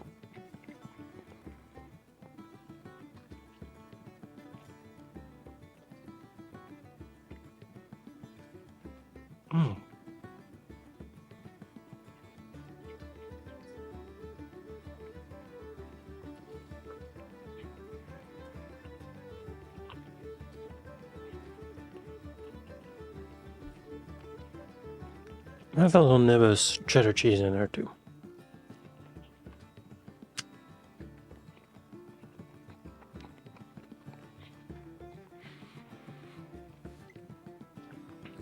I was planning on making cheddar cheese and strawberry jam sandwich with this, but I basically just used all the strawberry jam.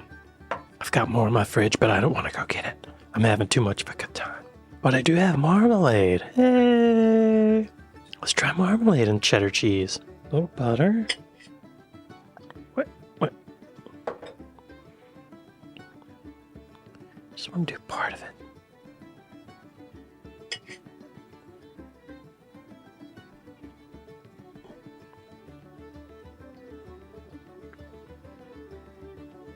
Never really had marmalade till I started doing this British stuff. This is the first thing of marmalade I ever bought. It's good. It's a very adult flavor. You know, it's kind of like sourish. Because it's basically orange jam, right? Okay, y'all. Irish soda bread with butter, marmalade, and cheddar cheese.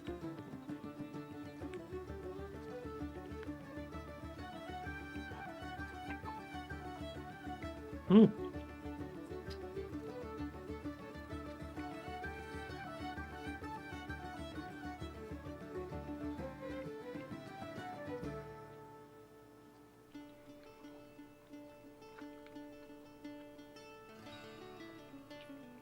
Hmm.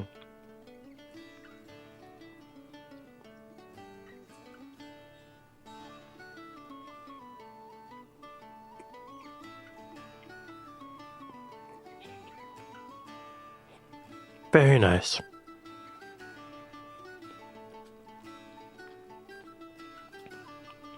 I think the strawberry stands up to the cheddar a little better.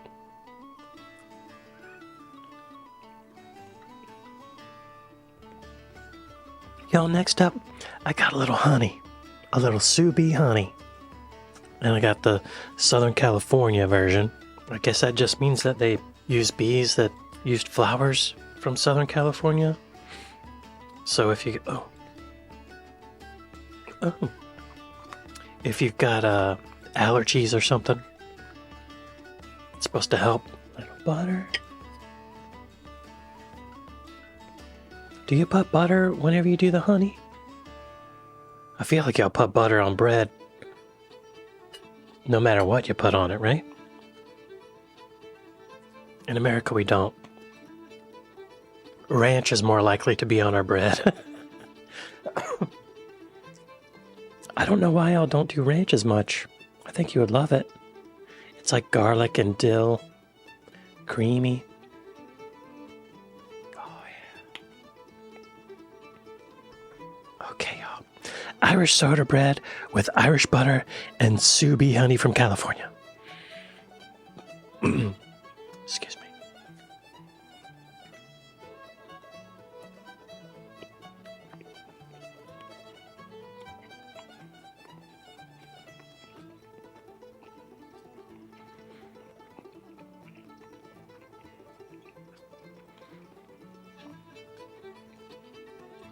Tastes like you would expect. For a moment, it triggered like a Marmite flavor.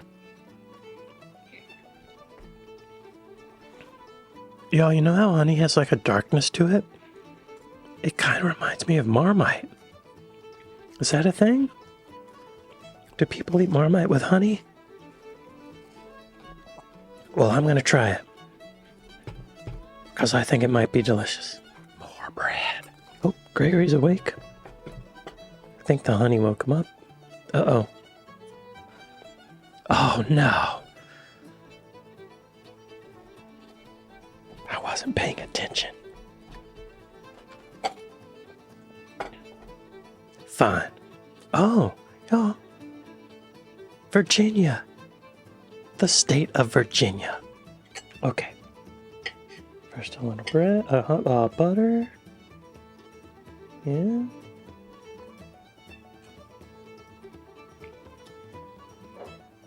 Hey, Gregory.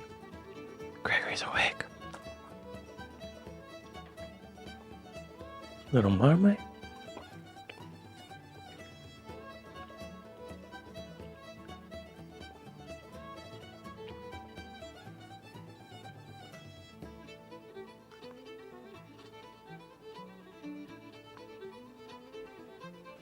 Every time I go in my cabinet and get the Marmite out, I think about that Marmite commercial where there's like child protection services coming to, excuse me, save the Marmite that's been in the back of the cabinet forever.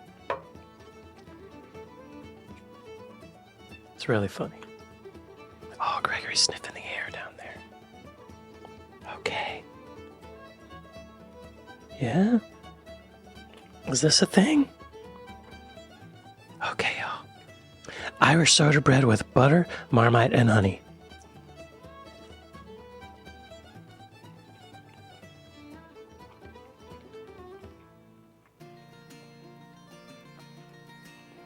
Oh, yeah. Oh. Oh.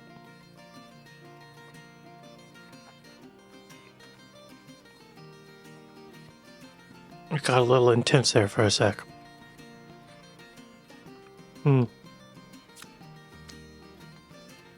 I think I put too much Marmite on it.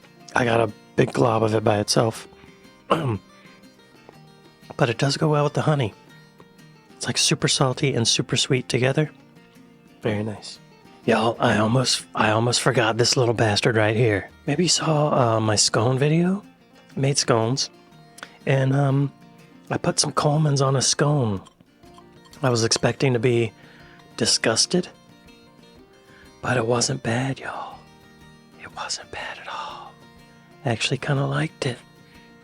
And I could taste it with some salami and some cheese. And I got some cheese right here.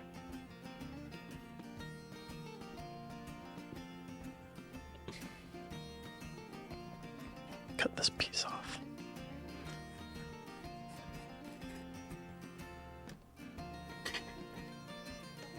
All right, y'all. Irish soda bread with cheddar cheese and Coleman's mustard. No butter.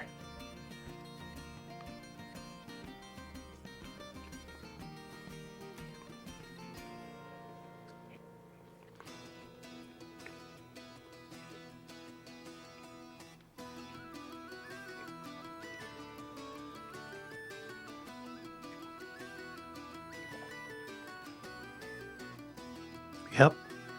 I actually tasted some sweetness for a second there.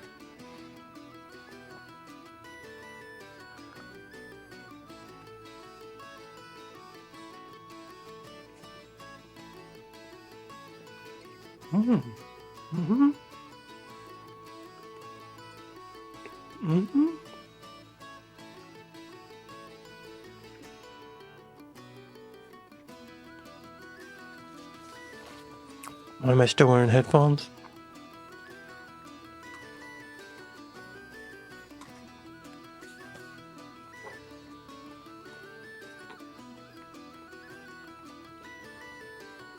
I've come back around to it.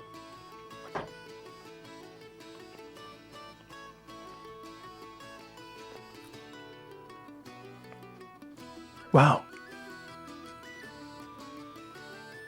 Gotta eat this. And this.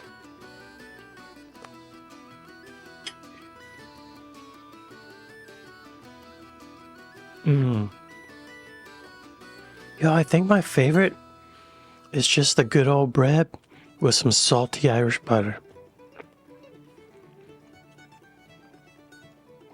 I think that's just the best. It's so simple, you don't need anything else.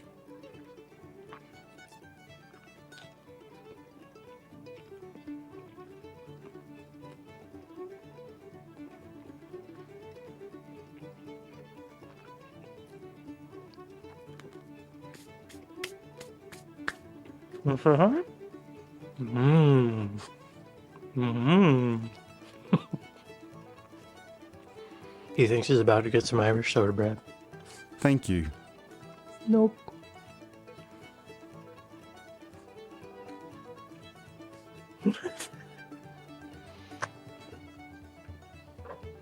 Yeah. Yeah. Where you going? Where you going? What? Well, I'd like to thank my patrons. I'd like to thank my Buy Me a Coffee folks. Thank y'all for watching this with me. Hang on. And I'll see y'all next time.